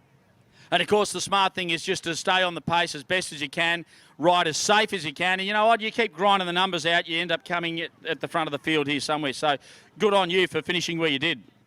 Cheers. We've got 3 top 5s in a row here. So, we'll come back next year and try again. Absolutely. Well, we'll make sure that we prep the same way we do. We can't promise you that it'll be any easier, but I can tell you sometimes it gets harder. You know what it's like. Yeah. Cheers, mate. Good on you. Safe travels home. Ladies and gentlemen, Lachlan Terry. Move on to the 403 now of Josh Green. Josh, been a long time between drinks for you and I. Mate, you're looking a little bit worse for wear. Yeah, look, a couple of years older and I'm definitely feeling it. Wasn't my best Hatta. I had a couple of crashes. I had to start back. I got tangled yesterday with some back guys in qualifying, and I had a good first lap, and then second lap I had a huge crash. I don't really remember much of it, and I had to stop, and the boys had to straighten everything. So thanks to my team for getting that sorted. And then I made a charge back, and I ended up catching and passing Andy and Lachlan, Terry, and then those boys picked it up a notch on that last lap, and I ended up having another crash. So I was like, look, I just need to get home. I'm hurting, but it's awesome. It's an awesome event. Hey, Josh, you've been around for a really long time, all right? You've seen a lot of things come and go, and you've probably ridden so many events that some you can remember, some you can't, and some for different reasons. If I was to say to you that, fitness aside, that you were fit enough to ride anything and finish it, would this be one of the events you would definitely want to ride every year? Yeah, for sure. I mean, there's nothing like it. I've ridden all around the world, and just to have that hype on the Friday night and then all that pressure for Saturday for qualifying, it's pretty... I was nervous again, and I never get nervous anymore. I'm too old for that. And I was nervous again, and then, on the start line, I was just so amped to go. I knew I had to make moves early, so... there's nothing like it. And then, when we all take off and there's just that many bikes going everywhere, there's nothing like it. It's cool. Well, everybody on the national television watching the Today Show this morning got to see that, and the amount of texts that have come through, even just to my phone, to say, is this what it's about? It's like, this is why I keep telling you, got to come to Hatta, you got to come and see it. As much as you can watch it live, on the screen, here is where it happens, and you got to be there to see it. It is just one huge carnival, isn't it? 100%, and I encourage everyone to come down and have a look. I've got a heap of guys I train and, come for coaching schools. They're like, I want to come to Fink, I want to race Fink, and I'm like, nah, man, you need to come race Hatta. Hatta's the event to be at. It's a one of a kind thing, and it's unbelievable. Well, mate, thank you so much for taking some time to talk to us. Thank you also for coming along, entering. I hope it's rewarded you enough about the fact that, it belted you around. But, hey, I don't think I've ever seen a year that you've ridden that hasn't belted you around in some form. Nah, it's just the hype of the event. Hey, I wish I didn't crash because it hurts more to recover now, but I'll be back next year. Good on you, Josh. Looking forward to it, buddy. Well done. Ladies and gentlemen, Josh Green, been around for a long time, knows what it all plays out to. Okay, let's move on to number 9, one of the local boys, and here he is. Put your hands together for Samuel Brachira. Well, Sam, first things first, let's get the facts straight. You're still on the top 10. How good does that feel? Yeah, I'm pretty happy with it. It was probably one of my main goals was that and the under-19s to back that up again. So got both of them done, so pretty happy with that. And 19 was a tough year because we only did half the race, given, but we had to go through torrential downpours and all the swamps and all the mud and the stuff that went on. This year's the full deal, the full event, and here you are in the 10, mate. You got to be happy with that. Yeah, I didn't get to experience the mud slop. I was in juniors still, so we got a pretty dry day on the Saturday. But it's a good year this year. The track was track was really good. So. Mate, you're obviously pretty happy with the bike. The team have looked after you. They've done what's needed to get you to where you got to get to. Yeah, the guys at Simford just help a lot with all the fuel stops, like Dad and her brother and all the guys there. Yeah, just make it a lot easier. And it's funny, you know, this event is one that you think that if you're a local, you got a bit of an advantage, but that's not the case. You know, you get a small advantage because you know what the terrain's like. But in amongst all these guys, it's a cutthroat deal. You know, you've got to really stand up and deliver. And I reckon you've done an awesome job today, Samuel. Yeah, it's good. Like, it's an even playing field. It brings all the motocross guys and the enduro guys together, and it's you're only allowed to ride the track once a year, so no one's got a bigger advantage over each other. So it's an even playing field. And I think hats off to you, mate, because this is a national and international field that you've raced against today. And as a local boy just battling along, you've done a pretty awesome job, mate. So kudos to you. Well done. Thank you. Ladies and gentlemen, Samuel Pachera, who rode with the Simford group today on the number 9 bike. We move on to Bo Ralston now. Where are you, Bo? Come up, let's have a chat. Well, Bo, where do we start? Tough day in the office, but by the same token, it's a very pleasurable feeling to be standing here talking to me within the 10. Yeah, I'm stoked to be here. Buddy, your day out there started fairly easy, or was tough from the get-go? Obviously didn't have to contend with too much dust today, but everything else is just full on. Yeah, it was pretty full on. So I prologued 22nd, so I had a fair bit of work to do, and it was just a long race. And of course, that unique start's great to do, but you know you got to make the best out of that start and just get cracking, don't you? Like right from the get-go, bring your A game, huh? Yeah, that's right. This year, I'd never seen it like that. It was messy at the start. Guys were getting loose, and passes were being made on the first straight. It was wild. And of course, what you got to do is you got to kind of pick your way through, and that's a gamble, isn't it? You're sort of coming up to guys, and you're like left or right on this. This is either going to go well or go badly, huh? Yeah, that's right. And obviously you've picked your way through the best way you can. Mate, anyone you want to thank just while we're quickly here? Yeah, the WBR Yamaha team. I can't thank them enough for this opportunity, and Steve Jones at TuneTech Suspension. Mate, well done. Good on you being here. We'll see you probably at Prezzo's a little later on maybe, or if not, safe trip home, huh? Cheers, yeah, we'll see me at Prezzo. Good on you. Well done. Ladies and gentlemen, put your hands together for him, Bo Ralston. Right, where's the weapon from this one? A 5:31. The local boy and Nathan Trigg, ladies and gents. I always have to do that to make sure you get that, right? Triggy, how are you, buddy? Yeah, I'm going great. Pretty tuckered out there, but towards the end, I fell off a bit, went downhill. But anyway, yeah, it was good fun, and yeah, made it here in the top 10. I'll tell you what was really cool was watching through the results today and watching the bike number just slowly creeping up bit by bit, you know. And as we get into the last couple of laps, I'm thinking, you know what? This guy's just going to get on it and go as hard as hell, and good luck trying to stay in his way. Mate, that's a pretty awesome ride for you to come through all of that, really. I mean, you're a quick guy, but that's a tough gig out there. Take nothing away from that. Great ride. Yeah, had a pretty bad prologue, and it was a strange feeling sort of starting way back there, and it was tough. I just had to sort of block that out and just thought, you know what, let's just go for it, and just turned it on, and it was good. Sort of got right up there. I think, the first I got up was sort of 6 there, and it went downhill from there. Mate, I got to tell you, there's a number of guys that you passed today that would have watched you fly past and go, what the hell was that? So you were on the gas. Trust me, you were going. Yeah, that's it. I was up at a fair bit. Even one stage there, I was going through the air, but he fell off right in front of Riley here. But yeah, anyway, it was good. Mate, great to have you back here. Great to have you in the 10.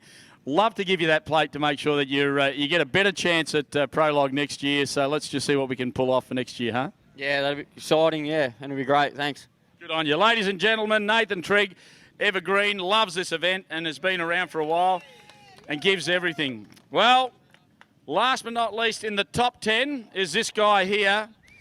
Ladies and gents, let's put it together for the number 6 of Riley Graham. Riley, great feeling to be here in the 10. Yeah, for sure. It's that's probably everyone's sort of goal, get top 10. Everyone's chasing different things, but yeah, I'm stoked to be top 10. It's a really competitive field this year, so yeah, pretty happy.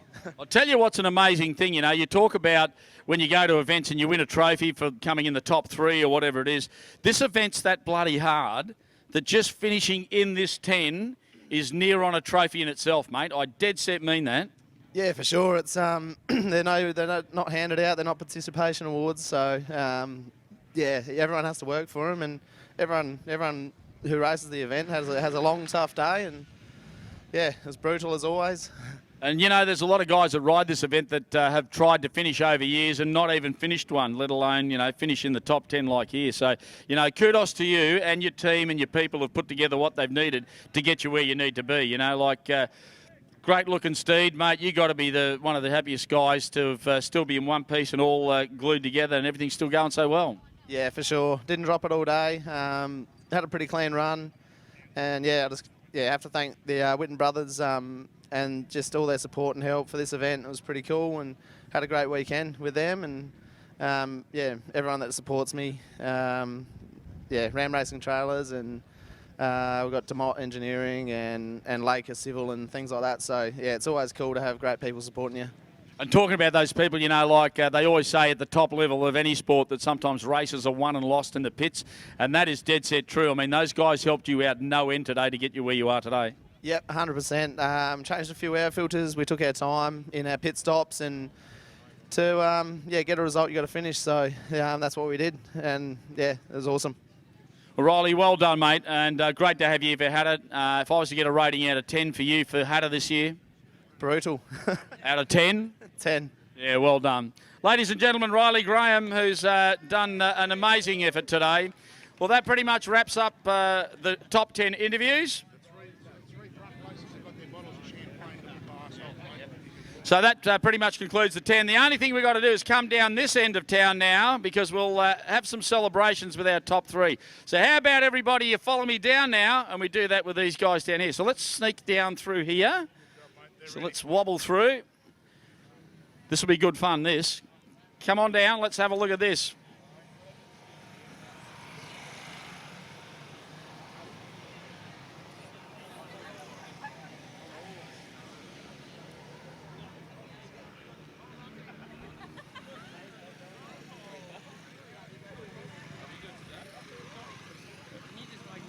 Yeah. For me?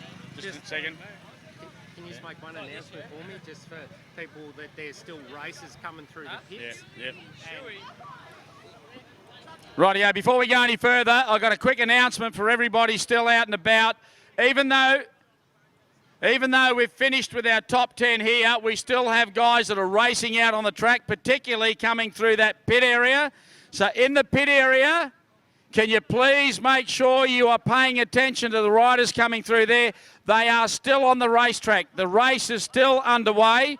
I do not want anyone doing anything out there that hinders or makes any form of issue out there for us. Please make sure you respect that and give the racers the opportunity to finish their race, even though some of the lead guys are done. Well, ladies and gents, like I said, we've got our top 3 down here. I've got Chucky here, Jack and Toddy. Here they are. They've all got their gear. Well, ladies and gents, nothing's the same without blowing off the corks and spraying the champagne. So, guys, you ready to go, guys? Now, let's all get it fair. I'll tell you what we're going to do. We're going to make sure you all got your wires off first, all right?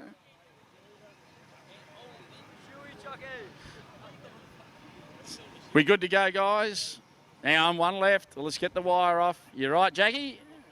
Rightio. What better way to celebrate Hatta but with the traditional champagne blow-off.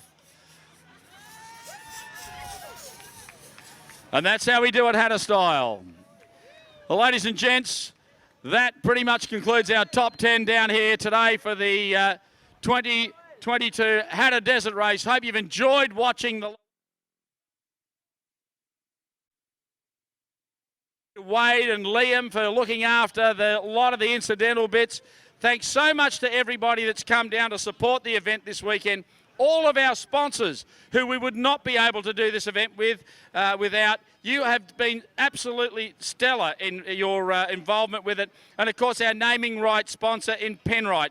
Thank you so much to Mark, Diamond, and all of the family and the team at Penrite for their involvement as well. On behalf of the 2022 Hattah Desert Race here this weekend for Hatta and the Northwest Victoria Motorcycle Club and Penrite, we thank you for being involved with such an amazing event down here. Hope to see you back here next year.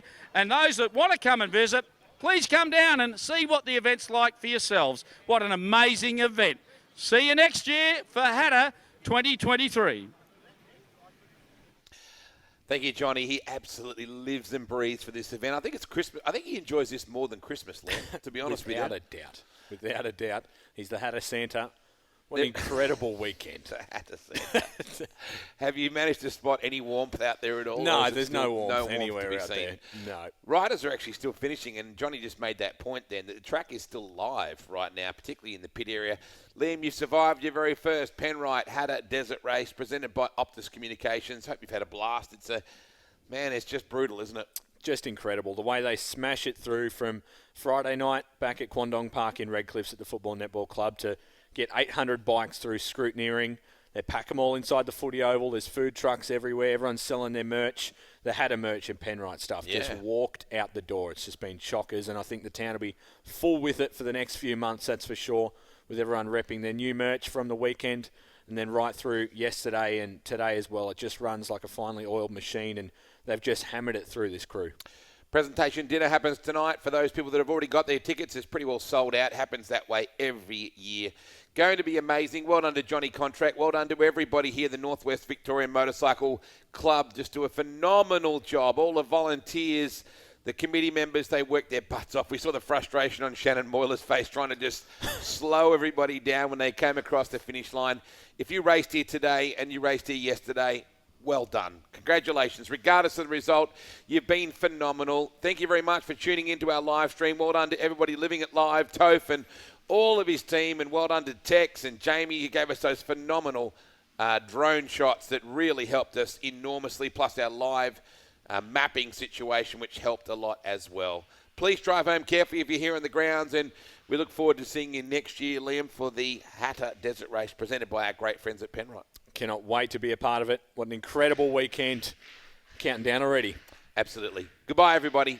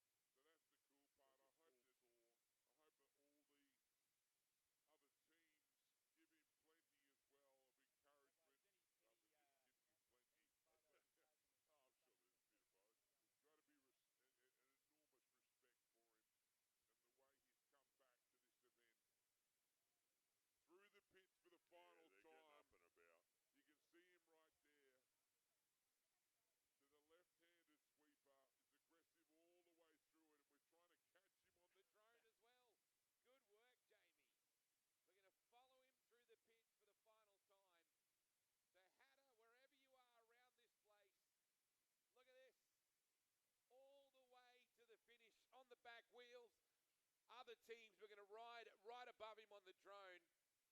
An historic win coming the way of Daniel Chucky Sanders. And what a result for the Gas team as well.